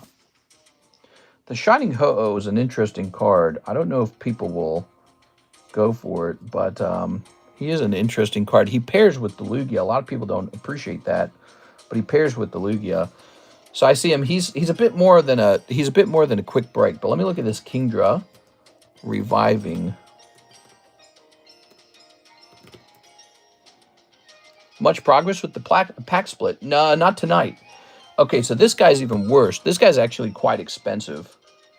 So neither of these would qualify for a quick break. I kind of figured that was about to happen. The Roaring Moon might make a quick break. You have to understand, quick means just a few spots. Roaring Moon 090. I love them legendary birds. They're cool, right? Oh, yeah. So this guy's good. So he's almost too good. So he's like the Cynthia. He could be 4 spots like the Cynthia. I'm worried no one would join, though.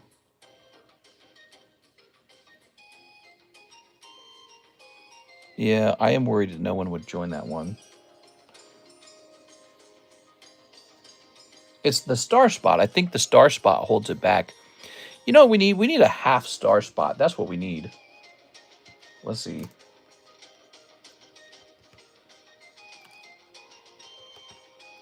Divided by... I don't know if we could do that.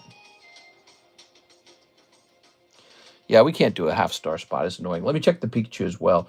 So Pikachu is pretty cool. GG 30. So here's Pikachu. Oh, Pikachu is very lovely. Problem with the Pikachu is there's probably a bazillion of them, but he's a very cute card. Let's see. So, okay, so here's some options, guys. What would you guys prefer? Pikachu 1 and 6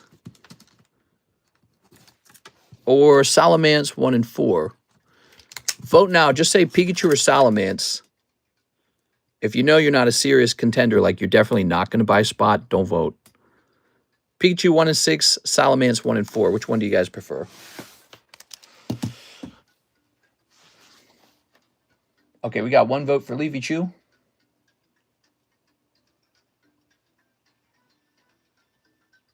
Let's see. Grab this. Your call, guys.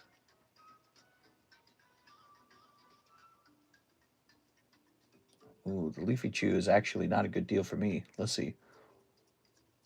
I thought this would be something you could move into the vault. Please, bro.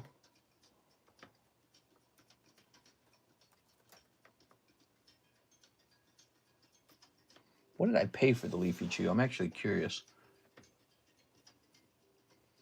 Since there's not a lot of people saying which one they prefer, we might do neither.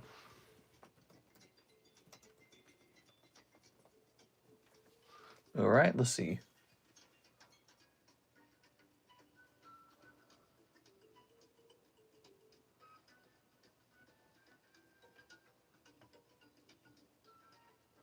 Please, bro, please.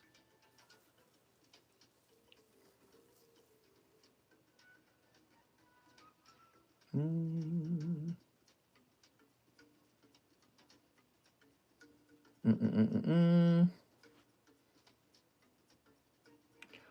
right, so I didn't hear any excitement over either of those. I'll set these off to the side. Here we are. Pikachu, bye Pikachu. Okay. And what's up with this Gary Oak, huh? So I think this Gary Oak got scooped up by accident. I don't think he was meant to be in that other box. Or maybe I was considering cracking him out of there and regrading him, huh? I see he's got a line that runs right there. Was that his only issue? Because, man, he seems like a nice card otherwise. Nah, he's got slight bits at the top. That's too bad. Both are seemingly good. Everyone's quiet now. I like the Pikachu, says Stephen Body. We are. Okay. Very nice. Okay.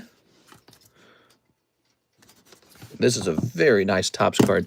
You know, it seems like we're getting those Topps cards in the future. So because of the Veronica Taylor signatures, and as a result of that, I would be wondering, you know, should I be picking up some Topps cards in the meantime? This Electivire is pretty cool. I like the full moon myself, but I'm taking a wee break. Yes, the full moon.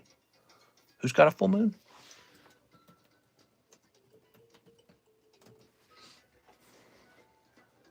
Oh my dear God, there's one of these for sale for $7,000.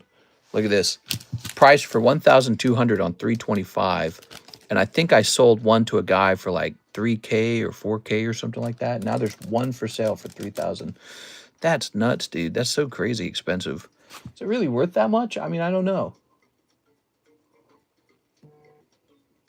There's no data on it. Yeah, let's put it up there.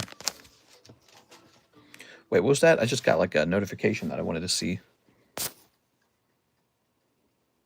Oh, okay.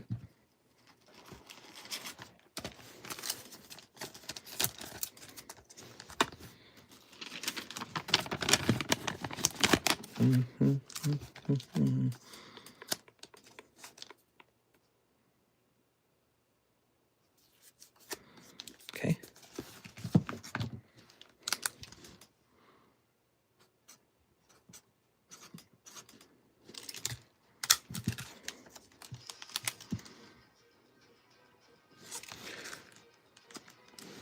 Cheap Electivire here.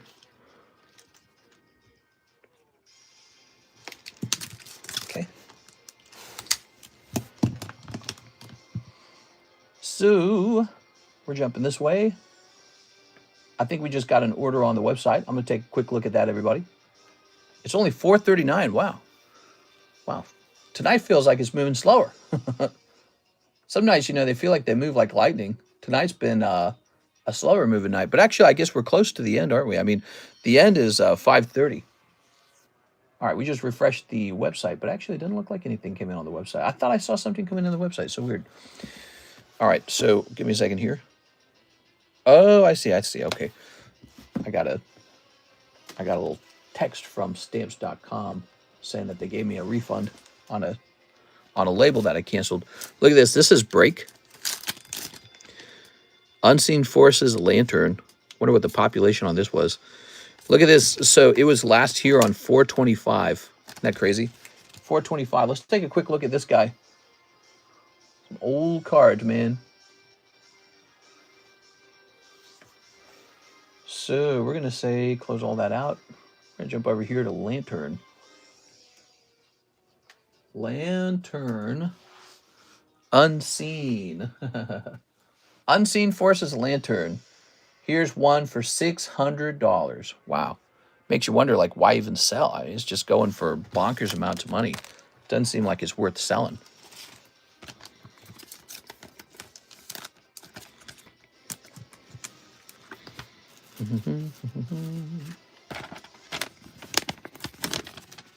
Okay.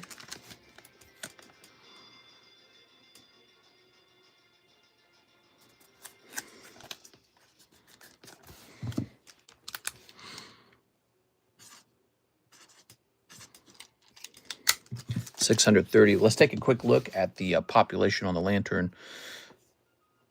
This is the kind of serious slabs that we've been missing from the table. You guys noticed that? We haven't had any big ones on the table in a little while.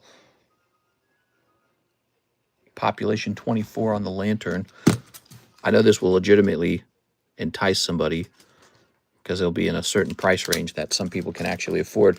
This isn't enticing anybody. I mean, maybe super rich people, but just a couple people then. That's some top tier stuff with the Electivire. I don't even think I'd be interested in hosting him as a Mega Break. He'd take too long. How long would that take? I mean, that would just take... no, it would take 16 rounds of the sub list. That's what it would take. It would take 16 rounds, wouldn't it, huh? And not 16, 15. 15 rounds. Yeah, that'd take a while. Man, that'd be crazy. Kingdra. So, Kingdra's interesting. He's a vintage card. It looks like I wanted to red label this guy. Man, he's cool. I haven't hosted any red label cards in a long time. You guys think it's time for red labels? Okay.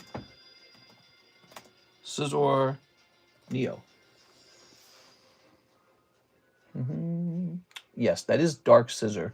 And you know what? I can't do a... oh, here we are. Okay. So, yeah, it wouldn't make any sense to... let me check this real fast. What does red? So the red label means that I'm overpricing it intentionally. And so it's priced to hold. And some people will put that in the slab away, hoping it'll go up over time. No, I can't do the Scizor at all. He just jumped from 200 to like 400. I can't red label him. He's a bad choice. All right. So that's too bad. People noticed him. He got noticed. All right. So he's a beautiful card, though. We'll put him away for now.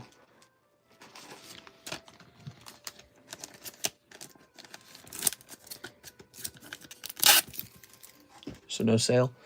Not on this one, no. This one's being put away. Yes.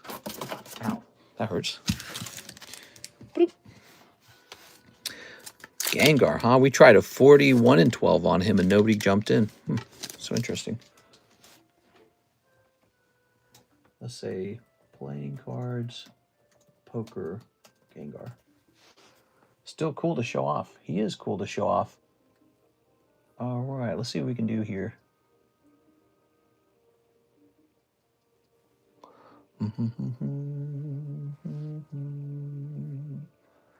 Bunch of these old-made Gengars, huh? Enjoy them while you can afford them.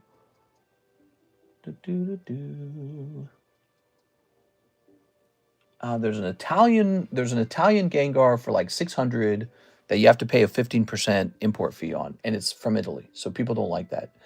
Then there's one for $750 plus $150 import fee. And then what is the last sold? How about last sold?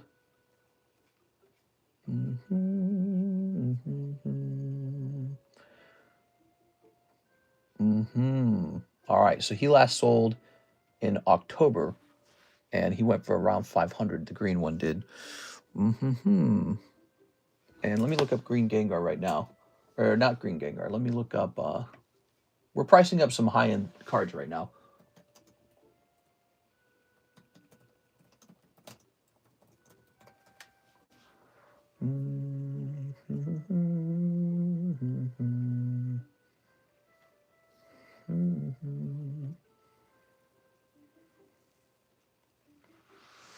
Okay, so here's a price on green Gengar. There are none for sale. Red Gengar is pretty expensive. There's one in Italy. I don't think people want to buy from Italy. I got scammed in Italy. Dragon Frontier pack. That was Italian scam pack. And there's one in Japan. It's $750, but then you have to pay $150 shipping. And then on top of that, you have to pay an import fee of 15%. So that really works out to be like $900 plus 15%, which would be about, you know, just shy of $1,000. So probably about $750 on this. Okay. Okay. That's green Gengar. What is that? What does that break down to? 750 divided by 40. Wow. So that actually breaks down to way more. Look at that. It breaks down to 18. Nobody wanted into that break. I think that's crazy. It was a good break. People just didn't want it. This guy is going into my Gengar collection. So that's the point of him. And this is going into my staff collection. So let me do that real fast.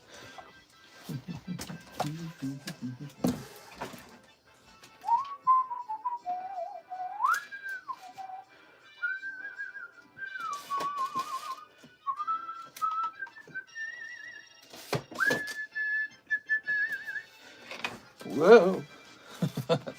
So that Gengar goes off into the Gengar collection, and you guys get a shot at the Gengar too, see? So we got one for you guys. Here it is. That's wonderful. Somebody on this channel will pull this Gengar. It'll be part of their collection. So I recommend it. It's good. It's a good break. Even though it's not a 10. It's a good break. It's a real good break. Look at this Eric Cartman, huh? We originally put this at 360. Staff Lugia, I wonder how much it goes for. I think he's like 1,000. I don't know what he's. I don't know what he is anymore. He's like 1,000. Pretty expensive now. He wasn't that expensive earlier. See, that's what's crazy about it. So this Eric Cartman, all this time later, is population 21. This is a really good card in the South Park set because it is the Eric Cartman card. See, there it is. All right, let's take a quick look at him. Eric Cartman. Can do a 1 in 30 for Lugia. His price has gone up. The Eric Cartman's cheapest price is $447 in Canada. So our price shall be $450. I don't know. It was more than what I was even anticipating being able to sell him for. Actually, you know what I really need to do is find out how much a box of this sells for too. That's really important.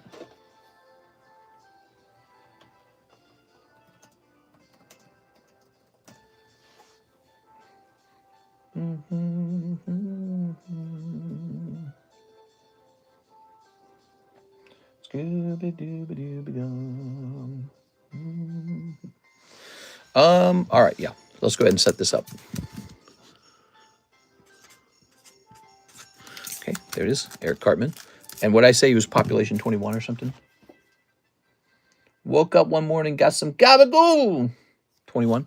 So I don't know what happened, guys. We were supposed to pick out a lightning break. And instead, here I am showing off some super high tier slabs. Here we are. All right.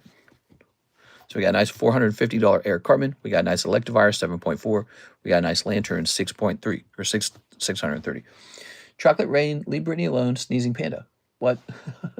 Chocolate Rain, leave Britney alone. All right. Whoa, there's an order here. Mr. Alex says he would like 5 of the English OP9s. All right, you got it. 5 English OP9s. Where did I just put those? Oh, they're way over here. Okay, let me reach for them.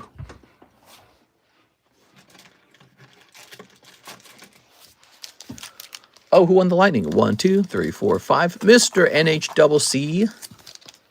Wait, does he have a channel for me to take pictures in? Maybe I should have taken a picture of that. I think he does. No, he does not. Okay, no problem. All right, so time to sneepy weepy these up. Yes, the lightning break ended, and now I have to choose a new lightning break, but I don't know what to choose. Sneep. Sneep. Is that the what in the butt episode? It's the what in the asshole kid. Sneep. With Butter's new song, what in the asshole. That was when South Park made like original funny content, and every episode of theirs wasn't just like Donald Trump with the small penis. There we go. All right. Here's... Hey, all right. Doing good. How about that, man? Well, look at you making moves, Mr. Alex. Everyone else was sleeping. You're out here pulling wanted posters. Good for you, man. Alex says, woo. Okay, and oops, and not exactly the Gold D. Roger, but the Gold D. Roger Golden Manga, which we never pulled. Finally, an SP. Bloop. Okay. Tossing that. Woo, that's heavy. Actually, going to peel some of these out. And peel some of these out. Okay. So that this bag is more normal sized. And now we're getting a fresh bag. All right. Thank you for making our night, Mr. Alex. He's been going deep, guys. One I don't have as well. Nice. Yeah, it's really cool, man. Those wanted posters are cool. We've got, you know, if you're looking for more One Piece to open, obviously there's a couple packs left. You never know. But also we have the English set, OP13. And that's pretty new. And not too many people in there. It's kind of like a wink. There it is. Not too many people opening that yet. Still time for something to come out of there. OP14 too, actually. We just got OP14. Guess what? Nothing Insane's popped out of OP14. That's the Japanese version of it. Ah, look at that. So this is Black Friday Meowth on sale. And here's Shuppet, the puppet. And this sexy waifu. Holy mama. I pulled a Sabo wanted poster from OP13. It's a good set. Nice. So, what else we got going on here, guys? Let's jump over here. Would you do another OP break? Maybe OP13? Oh, you mean like a break for a whole box of it? I'm really not opposed to doing any kind of break, but you know, it seems like it's so available, it's so affordable. You could just go open some packs. It seems I try to avoid redundant breaks, I think is my point. So if a break feels like it's going to be redundant, I don't know if I prefer to host that, because once it's there, I can't just endlessly add new other breaks on top of it. You know what I'm saying? So I don't like to cancel them, and I don't like to host too many unnecessary ones. Oh, snap. There's none of these for sale at all? Okay, last sold for 300, huh? Damn. So last sold in September for 300. Cool. What's the population on this Frostlass? Can I even scan it? I don't know if I can scan it. Scoop-a-doo.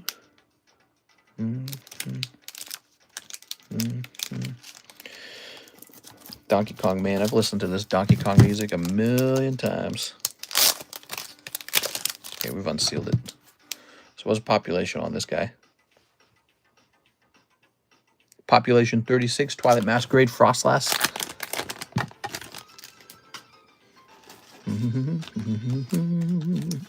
So there's none of these for sale. Dooba-dooba-dooba-dooba-doo.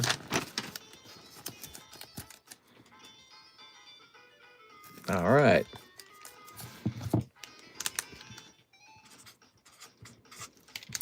There it is.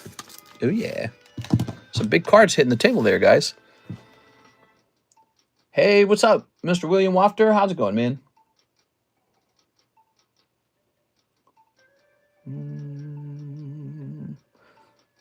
All right. Can't believe they canceled my 151 surprise. That's so disappointing. Kingdra, huh? Let me learn a little bit about Kingdra. So this is our Heart Gold Soul Silver card. Very cool.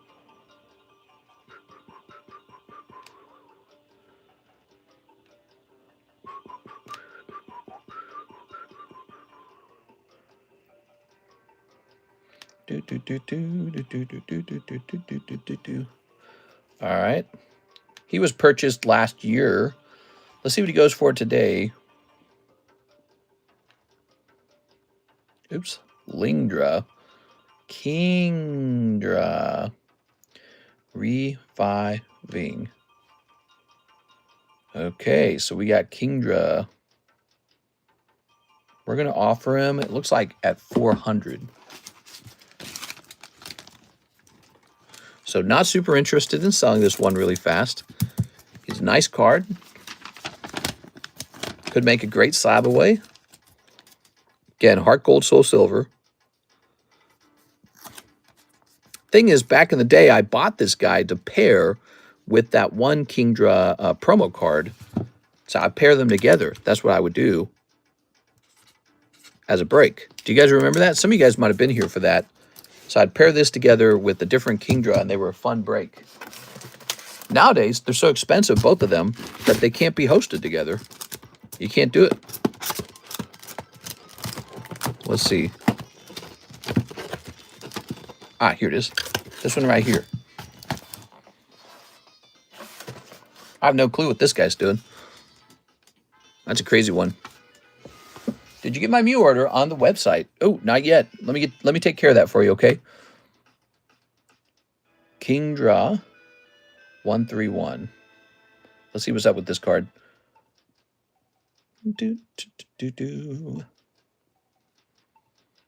I think this Kingdra is a perfect example of a card that I would be comfortable doing red label on.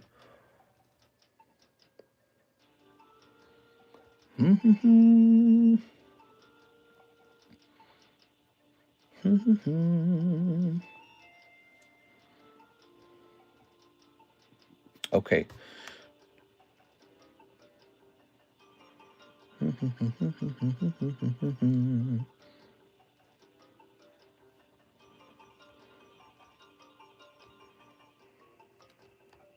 All right. So I've got a red label price for this one. Coming up on 300, that Kingdra, I think. Okay. Grab this. So this card's available for slab away or whatever.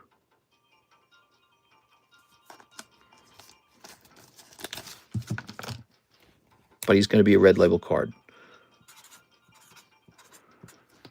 There it is. What this means is you can go get it right now cheaper off of eBay if you want to. Our price is above the eBay price. It's pretty good for like paying it down over a full 6 months, because by then it's probably going to cost that price anyways. I don't do that with every card. I do that with cards that I'm comfortable with. So I don't like to do red label with everything. And red label has been popular. People have enjoyed it. Okay, it's mixed with ones from before $40. Okay, hold on. Let me hit refresh. So you're saying maybe you had sent in 2 orders and I missed one of them? Let me see.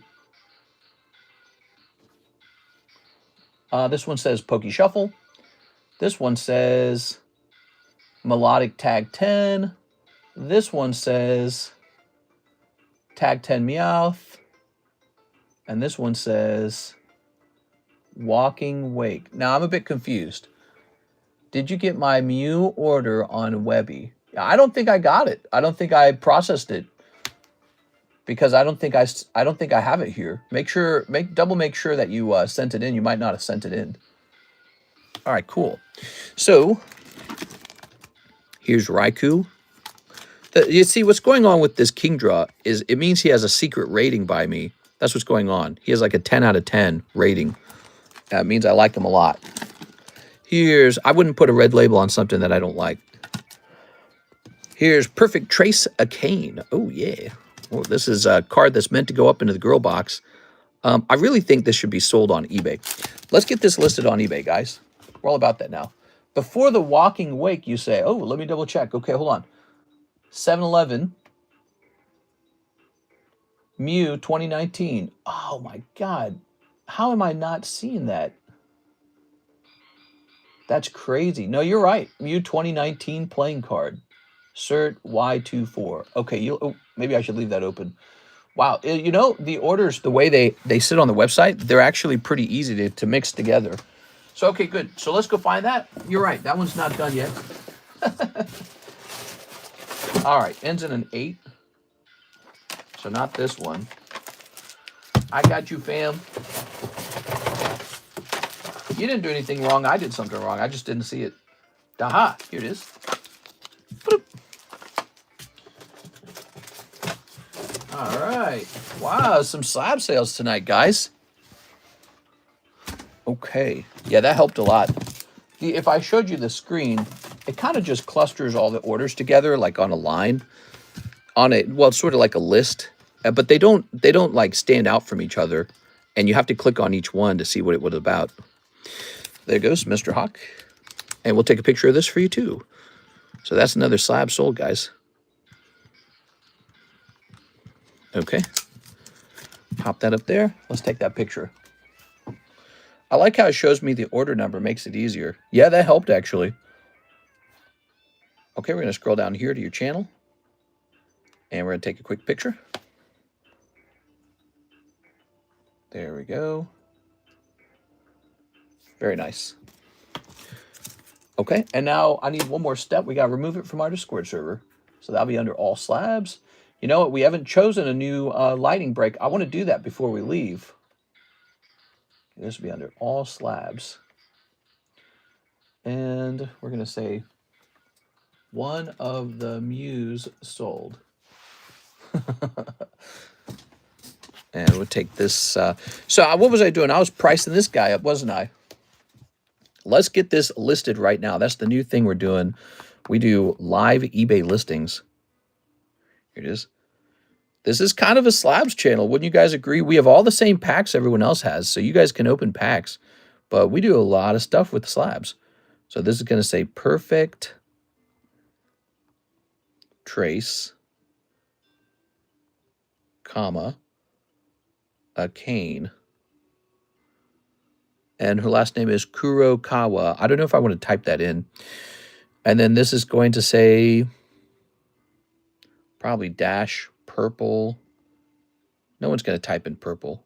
Maybe it matters though. Purple signature. Purple signature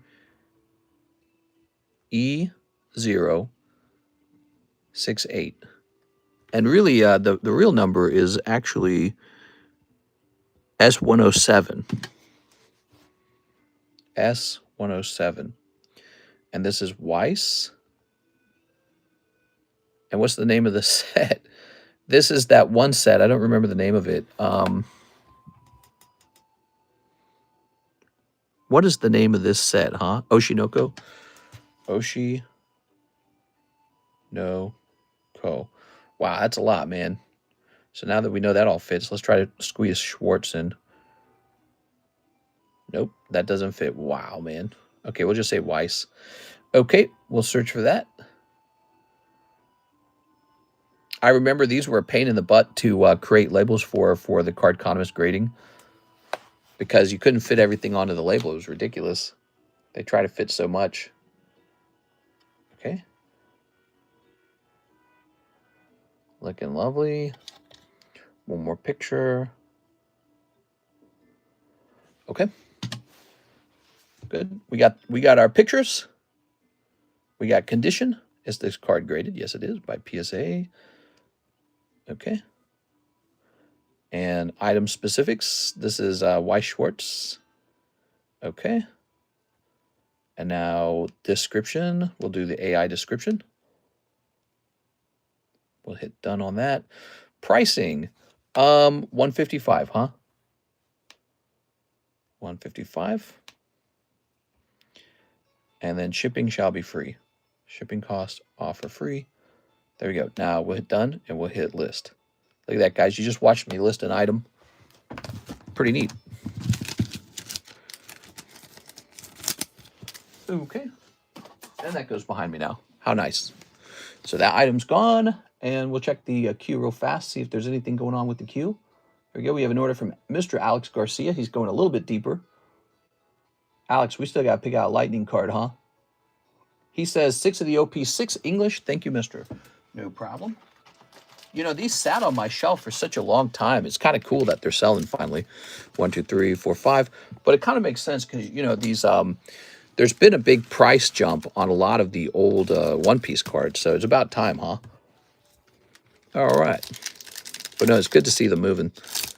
Same with the OP9s. You know, those we had those for a really long time. The real question comes to, do I restock them? Like OP9 had the Gold B Roger manga in it. It seems worth restocking, you know? Would it cost a lot? Yes. But it seems like it would be worth restocking. All right. Yo, Kuzuki Momonosuke. Ooh. Here's some holos. Nami. I would try to restock 09, says AOG. Yeah, 9 has the, I know it's got the golden manga. We never pulled the golden manga. And I feel like that'd be a good one to have. We are. All right, we've got Aramaki. Cool. Oops, lovely. All right, there we have it. Before it blows up. Yeah, we are. 100% should, says Mr. Bushemin. I'm not even a One Piece fan because I don't know what it is. But I can see data, and I understand collectibles enough when the data is suggesting it's doing so well to consider holding more of this. But, you know, I could spend the same money on a new Pokemon card set, you know? Like, I could put it into Mega Dream. I could put it into a couple sealed cases of Phantasmal Flames, you know? So Pokemon's good, too. So that's one of the decisions you have to make when you're running a card shop is, okay, I've got a couple thousand. What's my best move with that couple thousand? And it's your job to make the best move. And it's hard to actually say for sure what it is. But, you know, you're in here, Mr. Alex, opening these packs, and guess what? No one's opening Phantasmal Flames tonight. And, you know, it kind of tells me, like, well, what's doing better? Pokemon? Is it Pokemon or is it One Piece? What's actually doing better? It's kind of crazy to think that it might be One Piece. One Piece might be beating Pokemon on this channel, and we're like a Pokemon channel. But that also tells me I got to work harder on getting more of those, you know, One Piece slabs up here, stuff that people might be interested in breaking. We've got a Nami break that we could host. I've just been holding back on that. Now, wait a second. You got to go in the bounty, man. Here we go. So, Alex, you're going in the bounty. Also, NHCC goes in the bounty, too. So, you're going in the bounty because you pulled that wanted poster, which was a hit. I know it was. And then NHCC, he goes in because he pulled... Oh, and one more person. Hold on. He pulled the Cynthia's Ambition. And then one more person, the guy who pulled the live customs. Who was that? That was Mr. Hawk. Mr. Hawk's got to go in. So he pulled a major hit out of our Poke Shuffles, and that's how it works. You go in the bounty in that case. There you go, guys. Will you be getting Mega Dream next week? Yes, sir. Yes, sir. We got a lot of it coming. I don't know if we have enough of it, but we got a lot of it coming. It's pretty popular. It's got that Gengar in it, you know. Ooh, man. Still time to get into the bounty. This goes off at the end of the night, and then we just pick a number. Do a double One Piece break. Double One Piece break? What's that? What's a double One Piece break? We can host another box break on the OP5 if you guys want, but it will be an awfully large break, the OP5, because it's gone up in price. OP5's gone up. Here's Ancient Origins. Here's some of this, some of that. Here's Mega Sublist. Oh, the Gengar Mega Sublist is getting... This is getting real close, guys. You might want to jump into that now. Here's Mega Dream pre-order box break. You can jump in there. It is. Here is a link to our Discord. You can QR scan it now. I should have done this the whole time. So now you can QR scan this code and get into our Discord. Way easier. And there's our eBay as well. Take a look at the slabs on eBay. We are. All right. You know, if you see something on eBay and you want to buy it here on the table, you can do that as well. And we'll do, I don't know, what do you think we should do for that? Like 7% off or something? I don't know. And the problem with offering that is I'm worried that that will turn into sort of like, you know, people will decide that they'll just wait till items get posted to eBay. But here's the truth. If I have to post an item to eBay, I'm not going to use table prices. I'm going to use eBay prices. And that means that the price on eBay could literally be higher. There it is. Shining Ho-Oh, huh? I haven't decided what to do with him. I like him. I kind of want to keep one because I like him that much. It is. He's a cool card, man. What's the market for the Japanese Mega Dream boxes? Is all right. All right. There you go. Nice.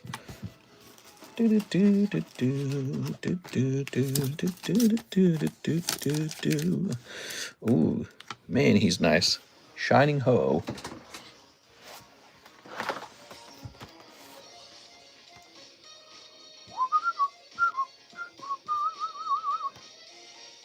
Doobity boo. Oops, come on, that's not what I want.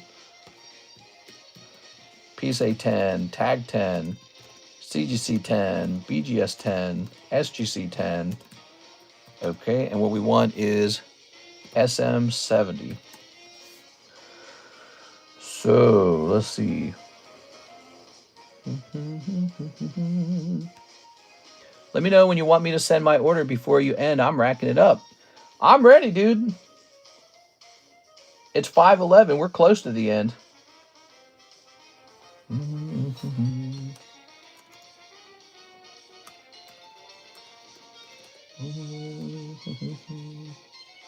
Yeah, I don't know if people would join the Ho. It's kind of interesting. He's a very cool card, but he's just doesn't go as crazy as the Lugia does. What is the Lugia doing these days?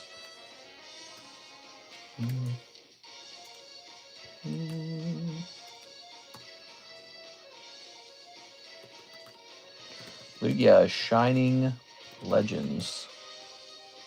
And his number is 136. Okay.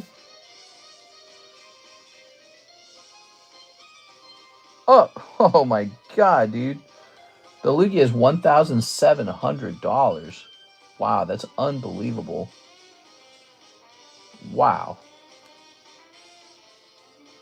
That is just so freaking expensive, man. I think we'll take the Ho-Oh and place him down here for a minute. I don't think he's ready to become a break quite yet. He needs a longer break. That's wild, man. So what do we got over here potentially that we could work on?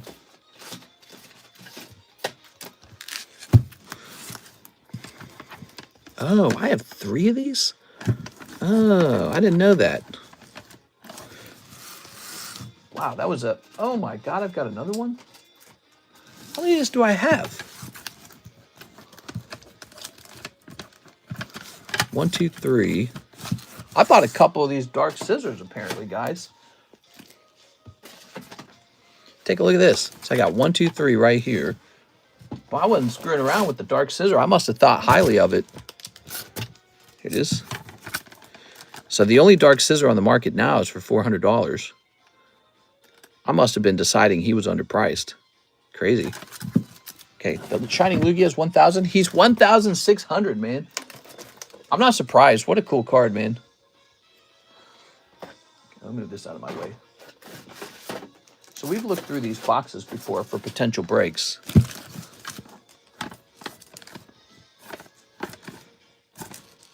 Ooh, the Noctowl. He's cool. He's a Pokemon Center stamp? That's pretty cool. I don't know if people would join it, but he's a Pokemon Center stamp card. And those have been performing well here. So this guy was a break a while back. See the moon on the top of the card? That was back when we were doing that for fun. He was the moon break. Let's just go back here real fast. Noctowl. And his number is 141. You need to say Pokemon Center. Noctowl, Pokemon Center. Hey, what's up, Cameron? How's it going, man?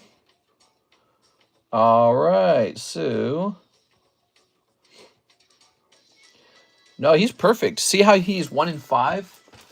He's going to be 1 in 6 this time, but he's going to have a star spot attached. There we go. All right, I like this. So we got a 2024. So he's already 1 year old. 2024 Noctowl Pokemon Center. What I like about the card is the art style. Let me zoom into this art style. Look at that art style. That's super cool. I love that he's got a bunch of berries in there. Awesome. Like a little bottle cap. So it's great artwork. Classic Gen 2 Pokemon. Pokemon Center. Yeah, I'm liking this card here. He actually makes a lot of sense as a break. Ugh.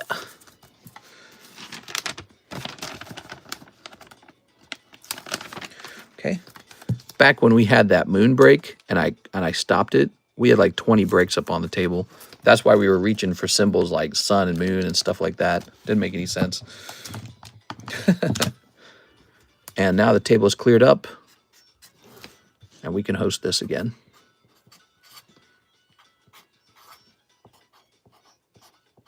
All right, there it is. Cool. New lightning breaks available. Perfect. All right. Close this up. And let's see. We need a new bounty card, too, if you think about it. What's the next bounty going to be? The December bounty. Let me jump over here to the website. I still have no luck of finding a God Talisman in Monster Hunter Wilds, like the attack boost level 3, latent power level 1 charm with 1 level 1 weapon slot and 2 level 1 armor slots. Yeah? Yeah, let me hit refresh.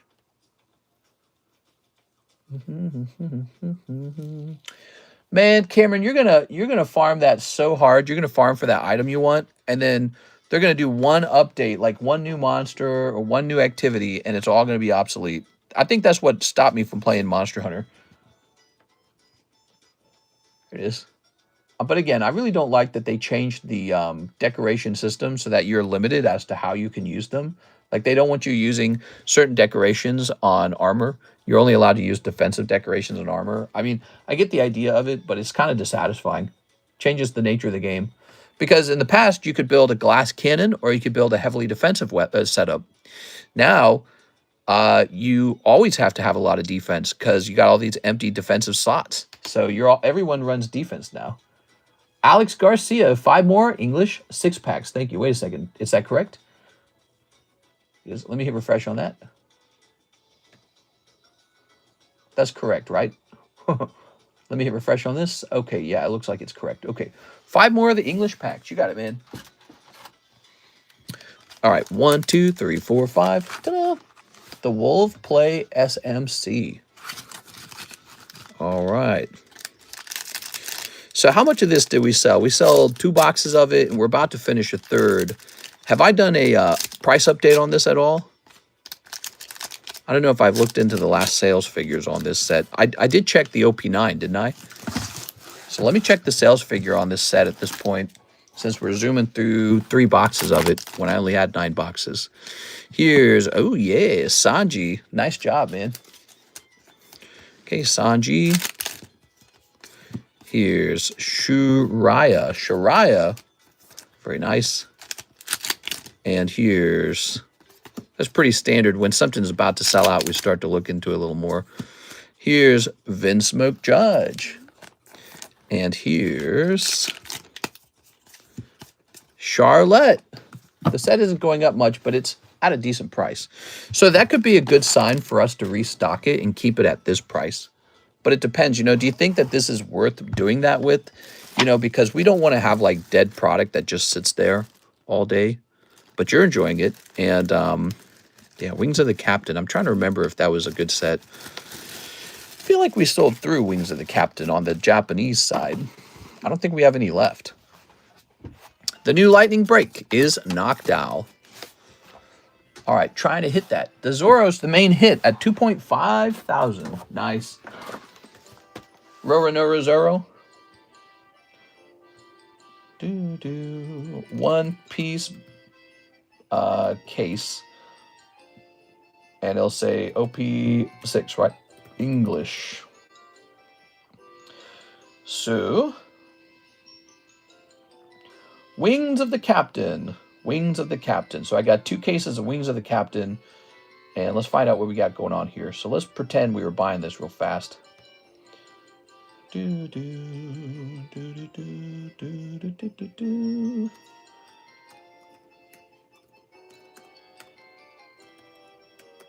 Divided by 12, divided by 24. Oh, says we should be selling it for almost $12. What are we selling it for, $6? You know what? We only checked OP9 yesterday, didn't we? That's crazy, dude. If you don't check, no one tells you. It's so crazy. Let's see. So our price in OP6 was $8. Wild, man. All right. Yeah, if you don't check, no one mentions it. Let's see. Maybe I looked it up wrong, though. Let me try looking it up another way. That's one of the things I've been learning about eBay as well, is eBay, you know, they're not very consistent. What I can tell you is this case has not given out a manga. So this is a good case. And it's not the same as a loose case on the internet. Yeah, so we're changing the price to at least 11. Wow, dude. It's crazy you've been attacking these. We had the other guy come in. No, that was you last time, too. That was you last. You're the same guy, right? You're the guy who picked up the other one. You've been attacking these because they're a bit underpriced. So this changes it to, there it is, $264. Hidden save on that. Could I finish that box at $8? I'm going to say you've done 2 boxes and about 3/4 of another box. I'm gonna cut it there because I think that this new pricing is correct. Okay, that's our standard repricing, and so I'll have to turn that down this time. Okay, but I appreciate all the other offers. You got the other prices really good, man. You got again, like two boxes and then a quarter box. But this is a case where no manga has been pulled, and so I know what it is. I know it's a very good case in this situation, and this is the exact kind of case you'd want to dig into. So I know it's a very good thing. Let me, so what else do we have? So we have OP5, English OP5, super expensive already. OP6 is now 11. English EB1, super expensive. PRB1, super expensive. OP9, that's the English OP9. What set is that? Curious about. Oh, that's the one, that's the other one you've been opening. And that one was, I don't know if we bothered checking that one, but it's almost gone anyways. So, but somebody mentioned we might restock OP9. Let's take a quick look at that. Damn, dude. They do not tell you if your pack is really well priced or even underpriced. No one's going to tell you. You actually have to check it yourself. All right, let's see. Let's see. Because our stuff comes out of pure cases. It's very good product. And here we are. So, a lot of people watching these other sets. Let me take a quick look. Okay, so this one's not about to run out tomorrow. Emperors in a New World, huh?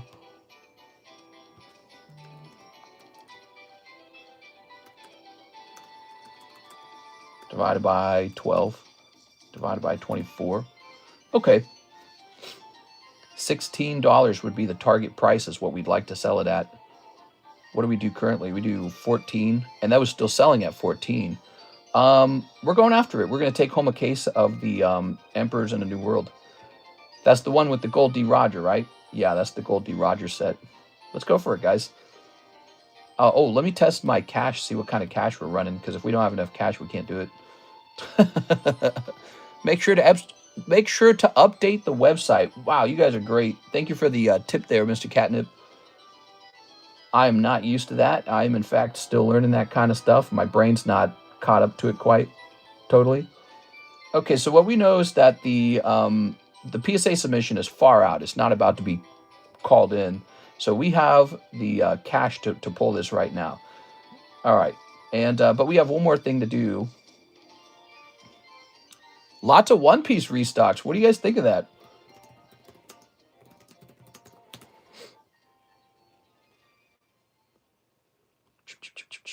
Let's see. So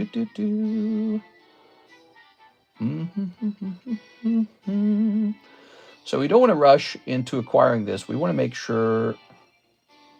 Yeah, we want to make sure that we're acquiring it at the best price. That's important.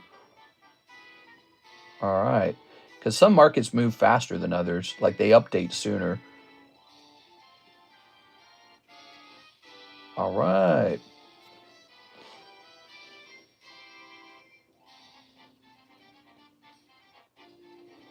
And let's head over here.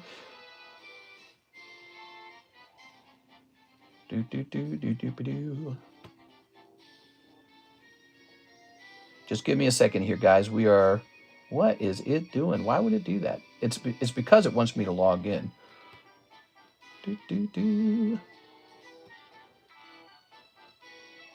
All right, there it goes. Man, what a weird website, man. Wow, that September PSA will probably not be here before Christmas. They're slow, man. You know, everybody and their grandma wants to grade with PSA, and so there's a cost to that. And so even if you don't pay more money, it's still expensive in another way. Now wait a second, what is this? Oh, okay, okay, okay. Let me pay for this.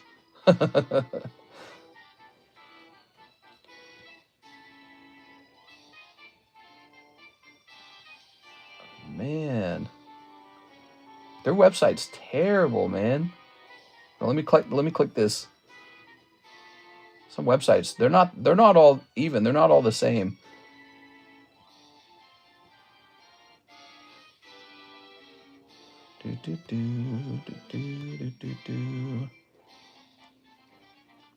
This music sucks, man.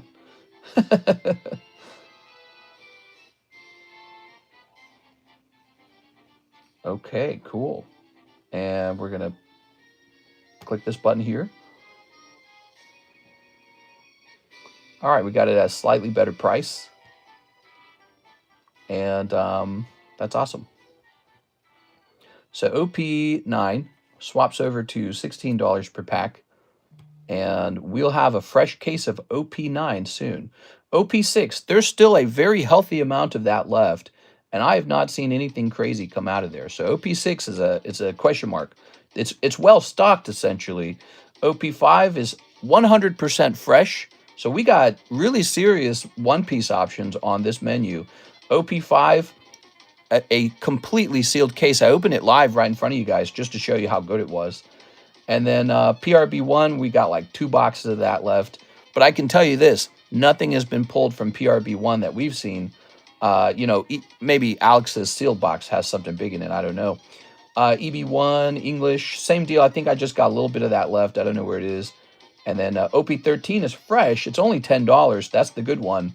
But OP9 at $16, considering it has the golden manga in it, that's definitely worthwhile. So we're bringing that one in. I think that was the correct move. Mister, I know how to solve the homeless problem. I want to hear it, Mr. Mark. Tell me all about it. You know I like that kind of stuff. All right, let me jump over here and see if we got an order from Mr. Hawk here. Yes, Mr. Hawk, he says. Mr. Hawk says he wants the Escavalier tag 8.5 and the Mega Lopunny and Jigglypuff. Hell yeah, dude. Okay, Escavalier and Mega Lopunny. Let me go mark them as sold, and then I'll go grab them for you, okay? Good choices, man. These are really nice cards. So that'll be in the 9s or lower channel. Escavalier and Mega Lopunny. Both of those are older cards. So, Escavalier sold. Actually, that Haunter sold too. Did you know that? Haunter sold. And then Mega Lopunny. Where is it? Scrolling. It could be hard to find because it must be further up the channel. Oh, man. There it is. Okay. Mega Lopunny sold. All right, let's go find them. Wish me luck. Where will they be at? Aha. Escavalier was found instantly. He was easy. Maybe we'll find the other ones fast, too. That'd be nice. You just got to jump over 50 homeless people or more. How's jumping over the homeless people going to solve the problem? Whoa. He did it. Let's see. California, really good to the homeless. California, super cool to the homeless. In the city. I don't remember all the lyrics to the song, to be honest, so I can't keep singing it. Meow, meow, meow, meow. Meow, meow, meow, meow, meow, meow. Super cool to the homeless. All right, I say we give the homeless what they need the most. Pokemon cards. If we can just give them a free house and free food and free money, then it would be solved. I actually read that in a someone's comment one time in a conversation about homelessness. You can't solve the homeless problem until you give them housing. Yeah, I guess they wouldn't be homeless anymore then. Hear that, guys? Just buy them a house. Why didn't I think of that? Duh. Freaking duh. I feel like a Neanderthal over here. I didn't even think of that. Just buy them a house. Bruh. How stupid can I be? Oh, here it is. Wow, it was at the very bottom. Ta-da! All right, you got it. Duh. You can't solve the homeless problem until you house them. Maybe that is the solution. Maybe we just build massive, free houses, and everyone who goes to work just pays for it. And then people who don't want to work just get to live for free. Bada bing, bada boom. The top 1% of the top 1%. Time for them to pay their fair share. The top 1% has 50% of all the wealth in the world. And it's time for them to pay. All right, you ready? Bernie Sanders really changed politics a lot. The Democrat Party didn't talk that much about socialism till about the time Obama started. Obama came around and socialism got a little more popular. And then he left, and after Obama, we got way more socialism. Everybody wanted it real bad at that point. It was like the cat was out of the bag, kind of, you know what I mean? Like politically. Boom, all right, these are yours. The cat was out of the bag. There it is. Wait, we can just vote for Santa Claus. Why didn't I think of that? Guys, I have this insane idea. No one's ever tried it. There it is. Mister, did you get my bounty spots? Which bounty spots? Which bounty spots do I owe you? What do I write down on them? I apologize, Mr. Cricket Jim, but I don't know your payment name. So I only know I know your YouTube name is Cricket Jim, but I don't know who you are, and I don't know what I owe you a bounty spot for. So you got to help me out by telling me. What if we just gave ourselves money? Whoa! I never even thought of that. Eddie Shelton. Oh, you had a big order today. So let me think about it for a second. What did Eddie Shelton get? He got something, didn't he? You got the Gardevoir. You definitely got to go in. Here you go, man. Good catch. Yeah, you guys got to help me with the bounty sometimes because I can't always, it's so new, I don't always remember it. Hell yeah, dude. Good timing, man. We're running out of time. You got in at the last second. That could be your bounty spot that pulls you the Charizard. Mr. Piazza is asking when the next tag sub will be out. Yes, sir. We are working on a new tag submission this weekend, okay? You got money for Israel. You got money for me. A lot of people are not happy with the fact that we give money to Israel. I don't even understand it fully. So we give them a ton of money. What's the benefit for that? Wait, let me ask AI. What does AI have to say about this? Okay. I've heard we give a lot of money to Israel. Is that actually true? And what does the United States get out of that? Okay, let's see. ChatGPT's like, I'm not touching this one with the 10-foot pole. Good question. Yes, it's true. The U.S. gives a lot of financial and military support to Israel. But what exactly a lot means and what the U.S. gets out of it depends a lot on how you measure things. Here's a rough breakdown. You guys ready? Here's our geopolitics section of the stream. The U.S. currently provides Israel with about $3.8 billion in military aid. In 2022, the most recent full-year public data, Israel received $3.3 billion from the U.S., of which 99.7% was military aid. So it's military. We give them military defense budget stuff. Since World War II, Israel has been the largest cumulative recipient of U.S. foreign aid. Oh, I did not know that. Almost all aid in recent decades has been military. Okay, so they get a lot of guns. They get a lot of defense budget. What does the U.S. get out of this? The U.S.-Israel aid relationship isn't usually framed as charitable. Rather, it's widely regarded as a strategic investment. Here are the reasons cited. Geopolitical and strategic positioning. Israel serves as a U.S. partner in a geopolitically volatile region, the Middle East. Through cooperation, the U.S. gains influence in a region that is often critical to global stability and U.S. interest to oil, regional security, counterterrorism, and the balancing of powers in the Middle East. That's interesting. By supporting a powerful ally, the U.S. seeks to help contain adversarial powers in the region, deter aggression, and maintain a balance of power favorable to its own interests. So maybe the U.S. kind of sees Israel and the U.S. as kind of like the same group, and it doesn't like some of the Middle Eastern powers or something. I don't know. That kind of stuff just screams religious war to me, though. Military, industrial, and benefits for the U.S. Much of the aid to Israel is spent on weapons. Okay, I believe that. Shared intelligence, defense cooperation, technological collaboration. Okay, diplomatic leverage and influence in the Middle East. Having an ally like Israel gives the U.S. a foot on the ground in the Middle East dynamic, which can be leveraged into negotiation, conflict mediation, and broader regional power plays. Why some criticize the arrangement? Let's see. Some argue the U.S. is just subsidizing war in the region. Yeah, I have a term for that. It's called war socialism. I don't like war socialism. I've said that before.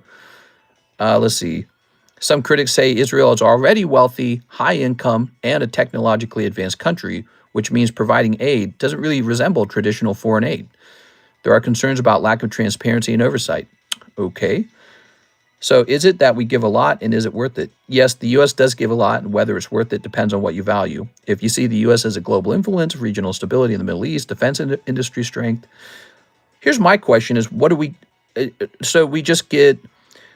Basically, it sounds like we just get the ability to bully the Middle East. That's what it sounds like. And from my perspective as an American, I don't really know exactly what the benefits of that have been. Lots of people dying.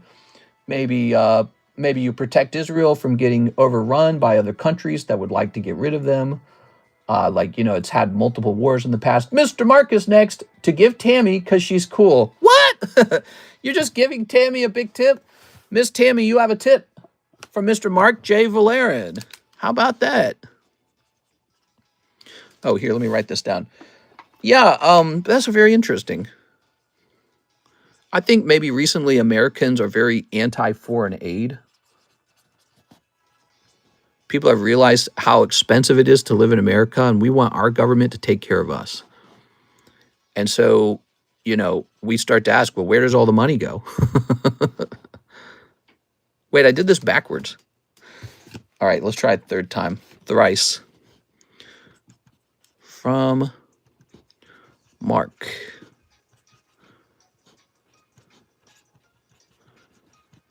All right, to Tammy. Okay, that's going to be $30. All right. We don't get any benefits, but they get free healthcare. Nice tip. Yeah, so I've heard that before, actually. I've actually heard someone say that before, that they have free healthcare over there, and then we're subsidizing their military. What are our benefits? We get to blow up Iran. We get to assist them in their revenge against Hamas, which I think that the release of the hostages was very good. But now you've got a lot of people suffering and dying in Gaza, so that sucks. Let's see. Yeah, I actually don't know very much. I don't truly understand the benefit. I think a lot of it has to do with the fact that there are a lot of Jewish people living in America. Almost half of the entire Jewish population is in America, and the other half is in Israel. And so I think in a certain way, we kind of view the two countries as kind of tied together, So maybe that's it. I don't know. But maybe there's some Americans on the right who are, there's always been a neo-Nazi regime that's existed. The irony is that now you've got a far left regime, and they also don't like Israel.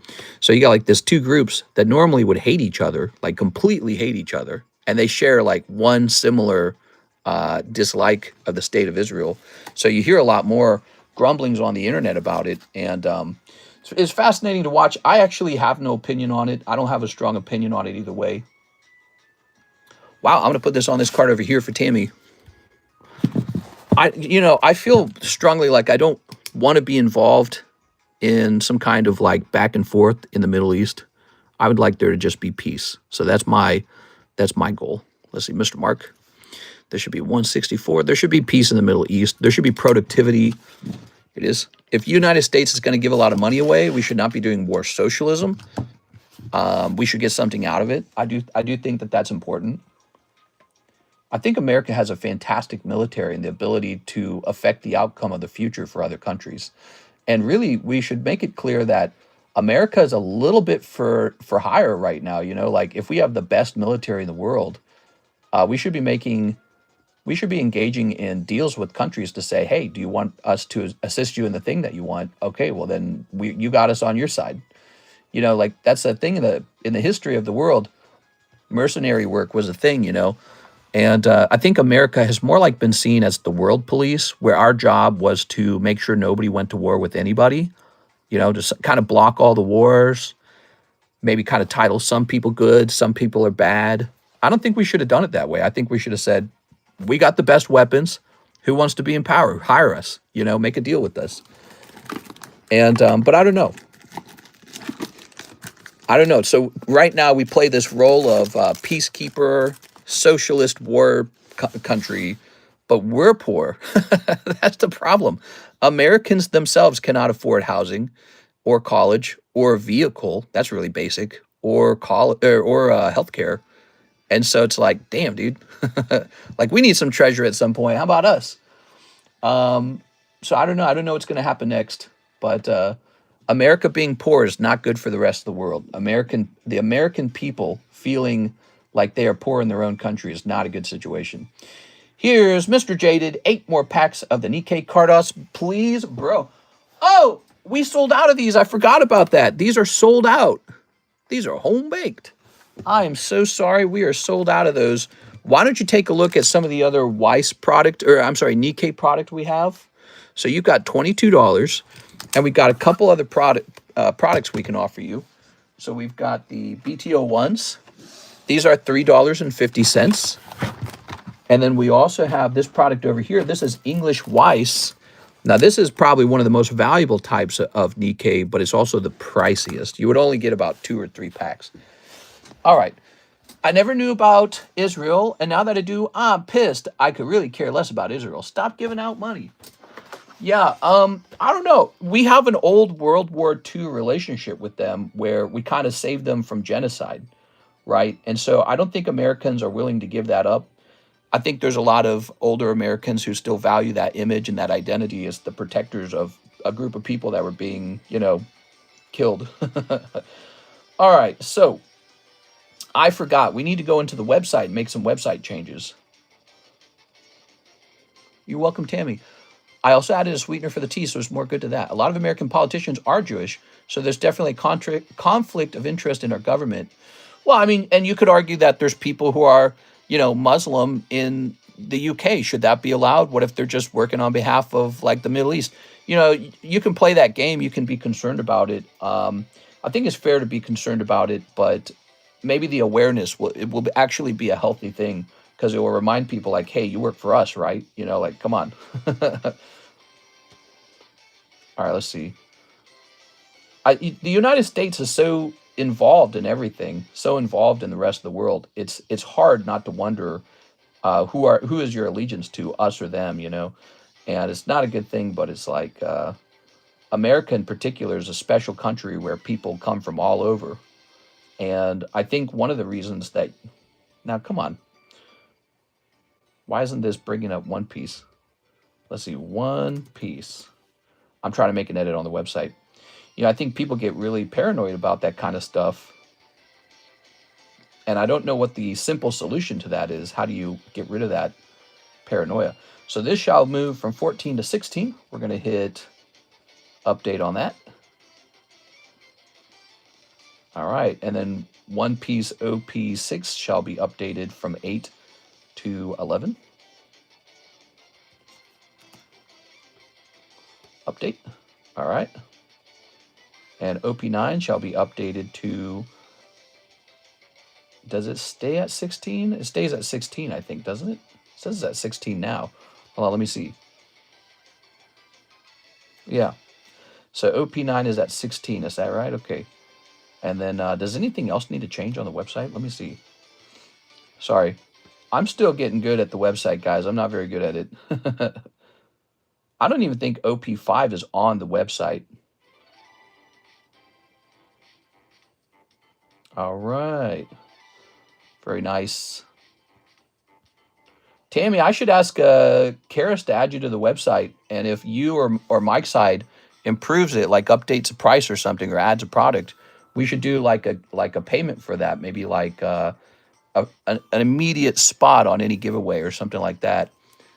Or maybe I should like try to design an actual like online assistant job or something. I feel like I can make Mike's side do it, but Mike's side's also busy working on videos.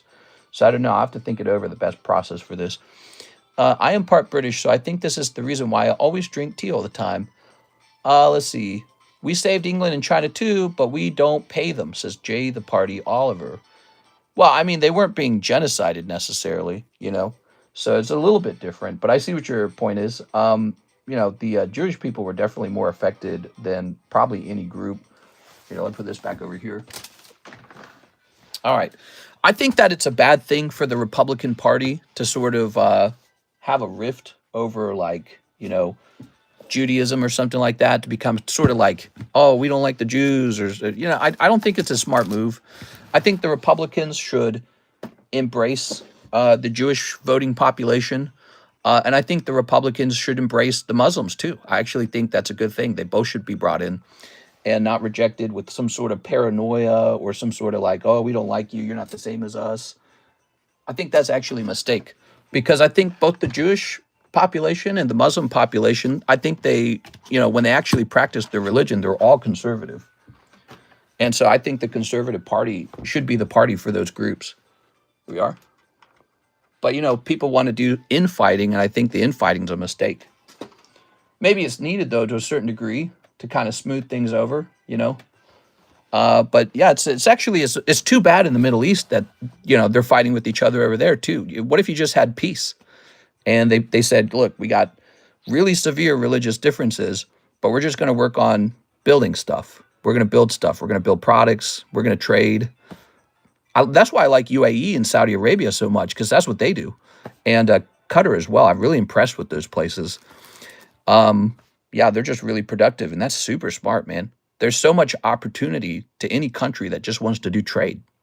But most people want to get involved in like fighting, and I think that that's a mistake, actually.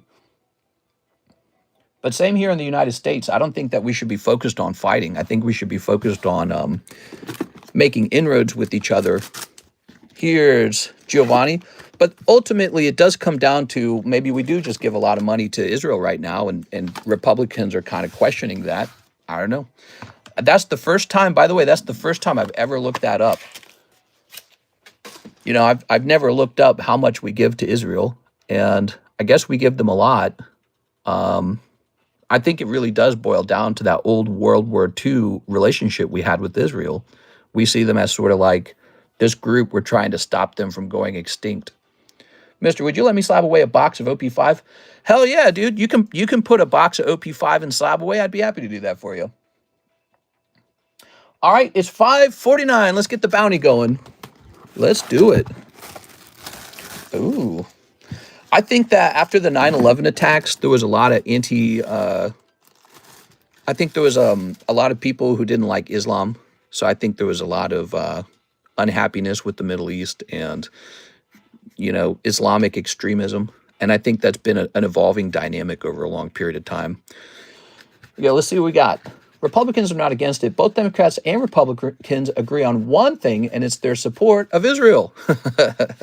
Well, let me say this. The Democrats have always been very supportive of Israel, primarily because it's their voting bloc. That's their voting bloc.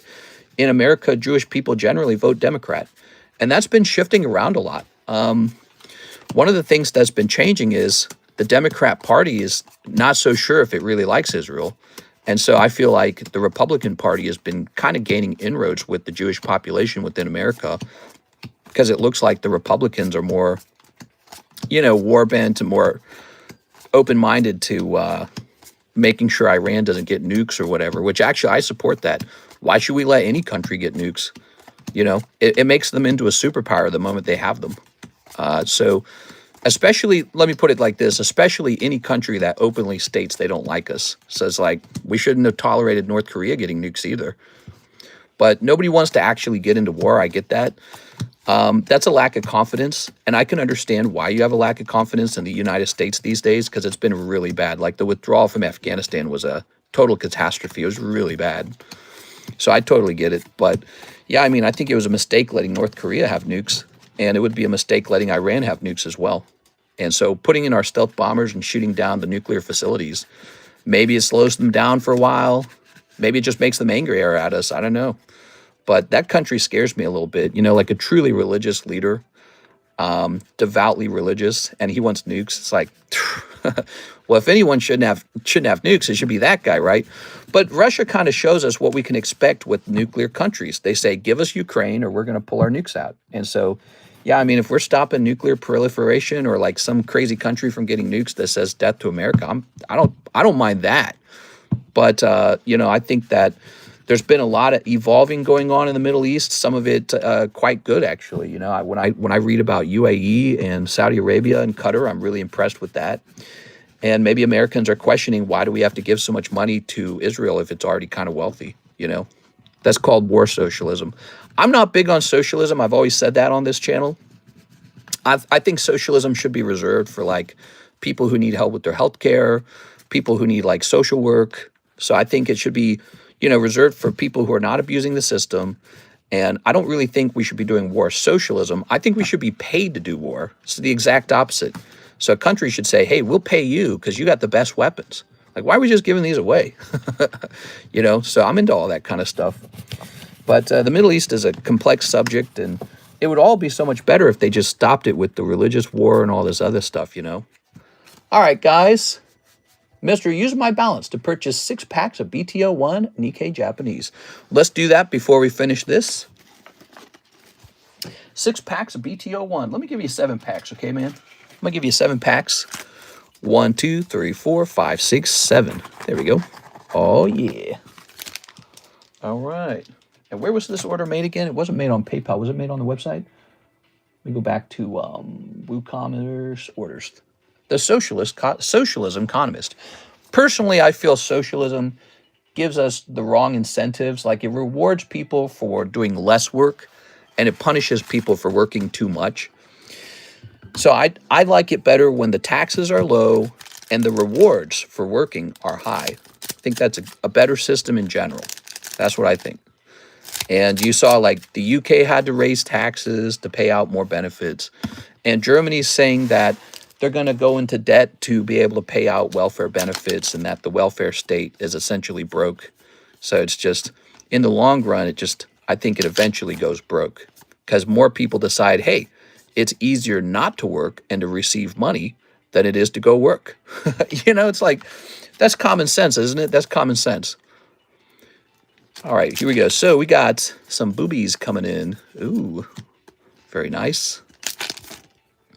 Yo, all right. Whoa, holy man. Some of these cards are on another level. All right, very nice. But yeah, it's an interesting time period. It's also, for all the negativity, we're also living in pretty good times. I mean, luckily I'm not living in Ukraine. I guess I could say that. But woo, holy booty cheeks. Here in America, it's both a challenging time and a great time to be alive. We have more stuff than ever. We have awesome places to live. We have so much opportunity. Shifting opportunity, but good opportunities, like in medicine. Medicine is such a great paying job, guys. So much work to do over there.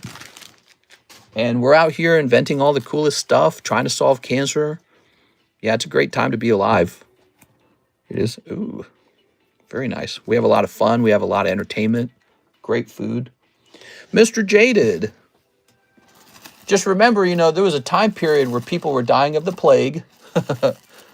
World War II was a real thing. You got drafted for it, so you went whether you wanted to or not. You went and you got shot at whether you wanted to or not. Same with Vietnam, right? Cold War. So we're not living in too bad of times. It's, you know, people are worried it's shifting toward a bad time, but it's not that bad yet. It can be fixed. So, you know, there's a lot of negativity, but got to look on the plus side sometimes too, you know. All right, so we were working on the bounty there. Do you know what my mother's house cost in 1999 when she moved in? I bet you that house cost $70,000. We stopped child cancer research. So I think what you mean to say is the government stopped funding some cancer research, right? Is that what you're saying? So the Trump administration has, I think, stopped some government programs that were paying for cancer research. It's a controversial subject because I myself badly think that that is one of the best things to work on is medical cures. But I think that one of the arguments is that those systems were kind of being abused. They were just kind of a slush fund. Like nobody questions if they're ever abused, right? They just, oh, that's a good thing. Quick, send it all the money, right? And so they stopped that. And here's one of the curious things about cancer research is publicly funded money for privately profitable cures. So what he really stopped was companies searching for cures that they will then sell back to you for billions of dollars. You know, the question is, does the public fund that? That is a legitimate question, right? Like when they find a cure, they make tons of money off of it. You don't get it for free just because your government paid for it. You still have to pay for the cure. All right, give me a number, guys. Give me a number, and that decides the bounty. We're all essential, says Jaded. Whoa, Mr. America's Favorite Hoarder was pretty fast. He said 4, 1, 2, 3, 4. I like that number because it's really easy. Here goes. You could have picked a big number like 40 or something. All right. 444,000 has now turned into $1 million. Nice. Are you ready? Shoot. Shahir. Woo. All right. Mr. Shahir pulls the bounty. Nice. There it is. So this card is worth about 300-ish, right? I'll just give him the sleeve so you can remember how awesome it is. So just for participating on the channel, Mr. Shahir pulls Charizard. And he must have gotten lucky at one point, and now it's paying off double. So we'll get another monthly bounty up here, and that's really fun. Some other cool statistics is how much was given away in November, which we're going to find out pretty soon. There it is. So in November, toss this bounty bag away now. We had all this money was given away by you guys, but then I gave away a really staunch amount. Actually, tonight I handed out a $15 card, didn't I? So this goes up to $360. And I'm still doing the 100K giveaway. It's actually not complete. So the 100K giveaway is still going on. But it says at this point, I've given up to 333,000. No, 3,330. I said that wrong. So the real amount given away in November is going to hit 4,000 easily. It's going to hit 4,000, guys. $4,000 given away in November. Pretty severe. That's a lot of money for 1 month. Pretty cool, right, guys? We're going to add that up probably in the next stream. We probably need a new bounty card to be chosen. I don't know what to choose. This would be a cool one, but he's only 100. Could be 2 slabs. Yeah, I'll have to pick a new bounty card probably. I don't know what to pick. It's all good. You know, I could give away one of these Mickey Mouse cards. That would be interesting. How about this buggy one? That would be an interesting bounty. But then again, people don't generally buy these, so maybe we need to have an actual Pokemon card. We could do this card. Where'd it go? This one claims to be $1,000. That'd be a crazy bounty. But maybe that's a little more dear than I want to give up. Could do a gram of gold. That'd be interesting too. 1 gram of gold. No, something about that feels too gambly, you know. All right, let's see. Mr. Alex Garcia, he placed an order. Give me a second here, Mr. Alex. Oops.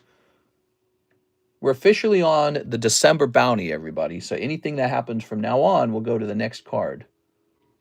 The faded black one is cool. He says he'll take 5 of the OP6s. You got it, man. All right, Mr. Alex. One Piece has been doing well, Mr. Alex. How crazy is that? 1, 2, 3, 4, 5. All right. We've got a restock coming on OP9. We got a restock coming, guys. One whole case, OP9. And that's got the gold manga in it. We want that gold D. Roger. There. Snoops. Wait, what does OP9 have in it? Was it that had the gold Roger, or was it PRB1 had gold Roger in it? I actually don't remember. Oh, PRB1 had gold Roger in it. What did OP9 have? Here goes. We got some hollows. We've got Gecko Moria. What I remember is Sarah Dusenberry bought bonkers amounts of OP9. She loved that set. She was going so deep on it. Multiple mangas. Here's a hollow of Reju. A single grain of gold be like. OP9 is Gold Roger and Shanks and Teach. Ah, got it. Okay. Shanks is good. Teach not as good. Golden Manga Roger would be amazing if we pulled that. So I hope we do. Okay. There we go. There you have it, Mr. Alex. Kind of crazy how these prices change, huh? Okay. Oops. Very nice, very nice. So we have a new lightning break. It's this guy over here. Oh, did I not give him the lightning? No, here it is. So it's our Noctowl. Gotta put the lightning on this side of the slab too so I can see it more easily. Noctowl's the new lightning break. Cynthia's done. The trade break is up to 2 out of 8 spots. The mega break moved by a spot. The Gengar's got 15 spots left. The Heartbreak's got 22 spots left. Those are pretty expensive, huh? Where was the attention tonight? I feel like the attention was people were buying a lot of slabs. Yeah, a lot of slabs sold. Some One Piece sold, obviously. It was very well priced. Yeah, it was, things were all over the place tonight, actually. I felt like everything was kind of spread all over the place. Trying to think. It's hard to put my finger on exactly what sold the most tonight. I think slabs sold the most. If you include slabs from, like, the break boxes, like the Poke Shuffle and the live customs, it would have to be slabs. The packs, yes, the pack split is still running. Needs 4 people in it, $60 per spot. But yeah, we had a whole chunk of slabs sell tonight. There they are. Like that, see that? Those are all sold tonight. Pretty decent, although this one was a giveaway. Not a giveaway, it's a bounty, right? You guys like the bounty? Does the bounty affect your desire to purchase cards, or would you say it's an afterthought? I question if a bounty is actually worth the cost. It is. Like, at what point does a bounty actually drive sales and make the sales sort of like justify the bounty itself? I bought 6 tonight. Nice. Mister, would you do an English PRB1 case break? What's in a PRB1 that makes it so expensive? Setting for 5 more. I'm going to just finish that box. Okay, let's finish the box. Give me a second here. Maybe the manga in this box, right? Okay. Yeah, what's in the PRB1? I noticed the PRB1 was one of the boxes that shot up the most in price.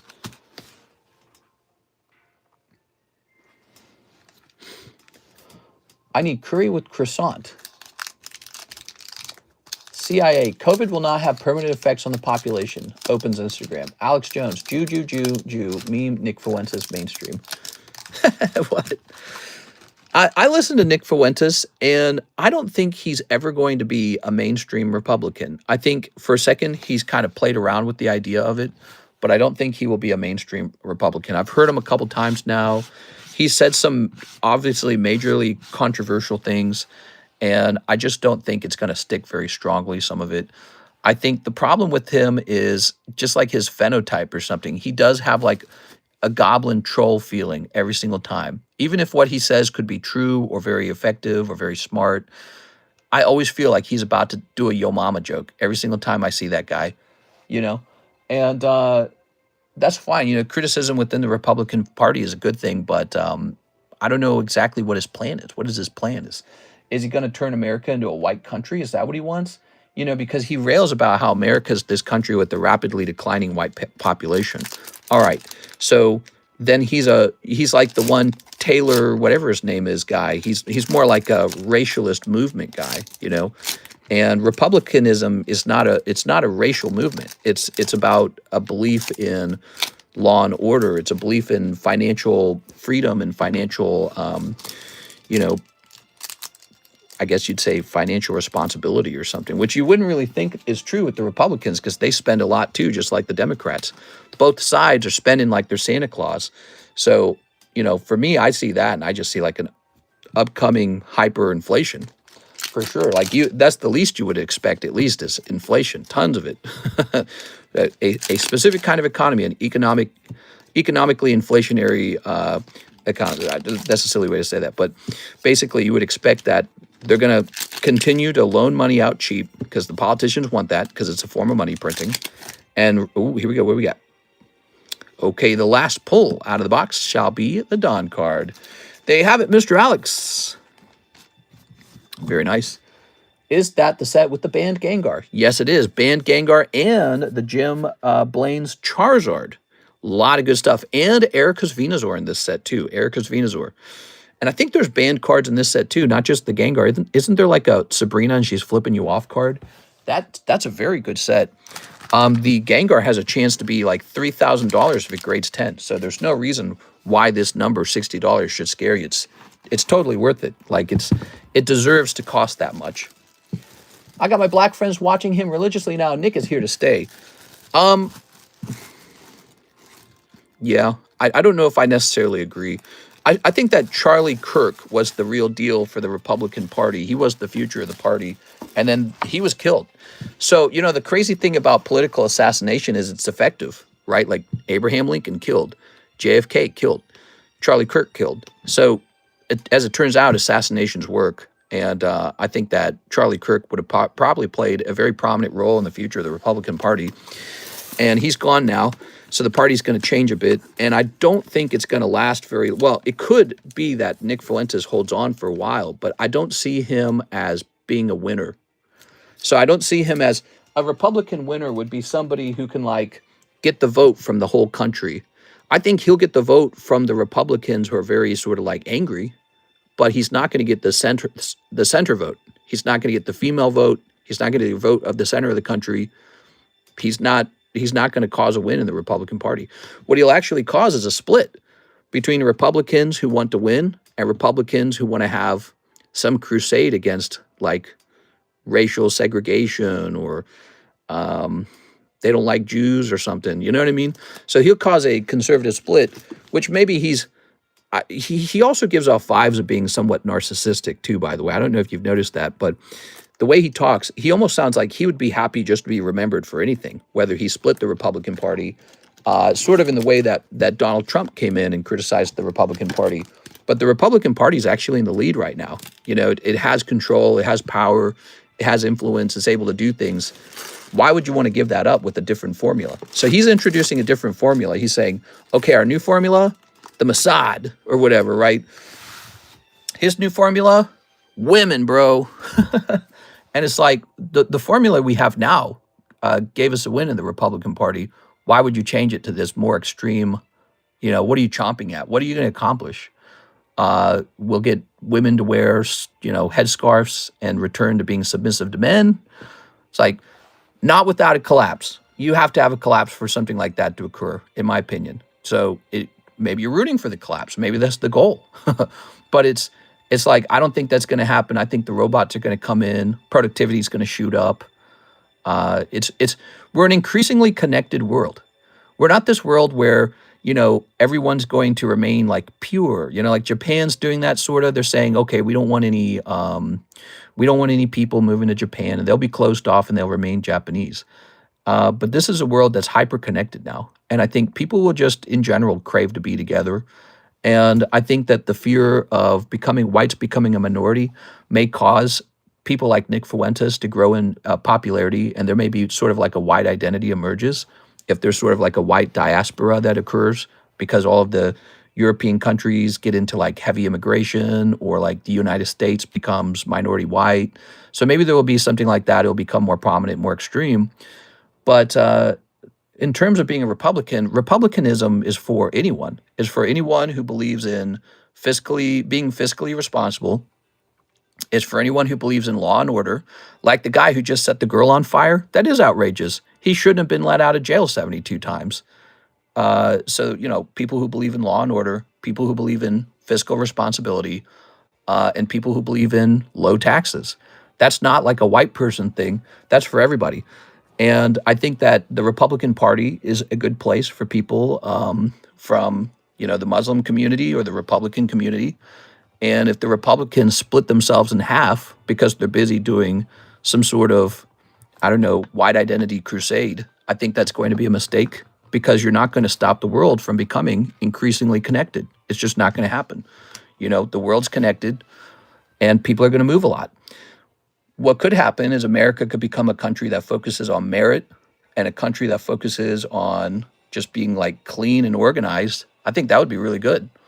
And a country that empathizes not with just the poor, but the victims of crime, because that's something that I think America doesn't do as much.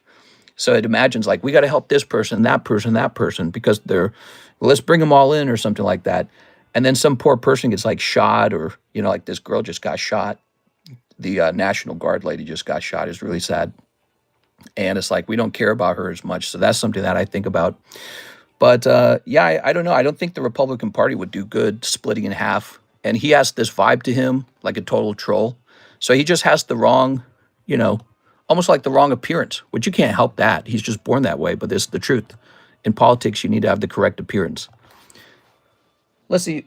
Minister, either die a hero or live long enough to be the villain. Charlie Kirk died for something that you never stood up for him. At least Nick has the balls to speak his mind, and I defend anyone. You're talking about, well, I was against Charlie Kirk being shot the whole time. I'm not trying to say, oh, I don't like Charlie Kirk. And Nick Fuentes didn't like Charlie Kirk. I actually view him as a person who sees a content vacuum with Charlie Kirk gone. I think Nick Fuentes views it as an opportunity. And Charlie Kirk and Nick Fuentes would not agree on most things. So, yeah, they're not like best buddies or something. Nick Fuentes is alive and Charlie Kirk is dead. So now Charlie Kirk can pretend that, oh, well, I'm here to get the revenge for Charlie Kirk. He can sound that way if he wishes, and Charlie Kirk can't reject that. So, yeah, they're not exactly eye to eye on pretty much anything. Maybe a few things.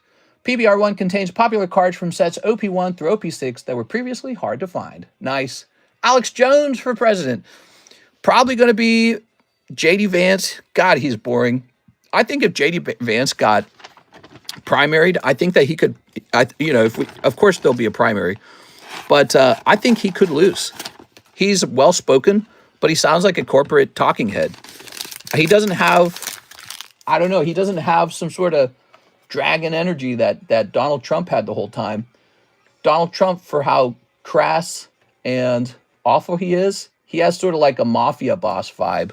And I think there's a lot of Americans who like that secretly. So, and J.D. Vance does not have mafia boss mafia boss vibes. J.D. Vance has I probably had sex with my couch vibes. And even though that's totally made up and false, but that's the vibe he gives off. It's a very different feeling. I think he will struggle, and I think he'll be very close versus Newsom. If he goes up against Newsom, I think Newsom could legitimately win. And I think the Republicans will be considering other potential candidates as well, of which I can't really think of a lot of good ones. I don't know who else the Republican Party could nominate. Do you think GTA 6 will drop before the Epstein files? I think we're going to get those Epstein files, and no one's going to believe what was in them. They're going to say, they edited it. Jaded says, I opened 7 boxes of Weiss Azure Lane yesterday and no hits, so I'm taking a break from Weiss. I like those BTO ones. They're nice, dude. BTO ones, hot girls, lots of signatures. If you are migrating to a country, you should blend in and not cause problems. I do believe in that, but I also believe that it is fun to experience other people's cultures. Like, whether you're Native American or maybe you're an Eskimo or maybe you're from the Middle East or South America or China or anywhere. Cooking is different. The clothing is different. So, it's fun to meet new people and experience new things.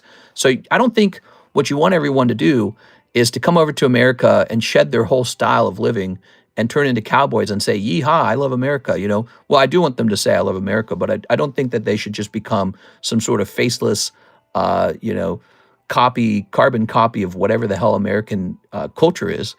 It's okay for people to, you know, honor their past and their ancestors. But the idea of America as a place where we can come in and mix and have a shared identity, and people have to accept that, and they have to accept some of the core fundamental beliefs about the country, the ideas like freedom. So that has to be important to everybody. And if America is just an economic zone, I don't like that. America's not just here for you to get wealthy. You have to love the country and then become wealthy. So I think that's actually very important. You have to love the people. You have to love the founding fathers, their ideas, at least. You don't have to love even them, but you have to love the ideas. And then, but I would like it better if people appreciated the founding of it. And I think what really happens is people just look at America as a place to make money. And that's not good enough. It's not, you know. It's like if you just married a girl because she had money, or a girl just married a guy because he had money. That's not good enough. You have to actually like it. You have to like that country.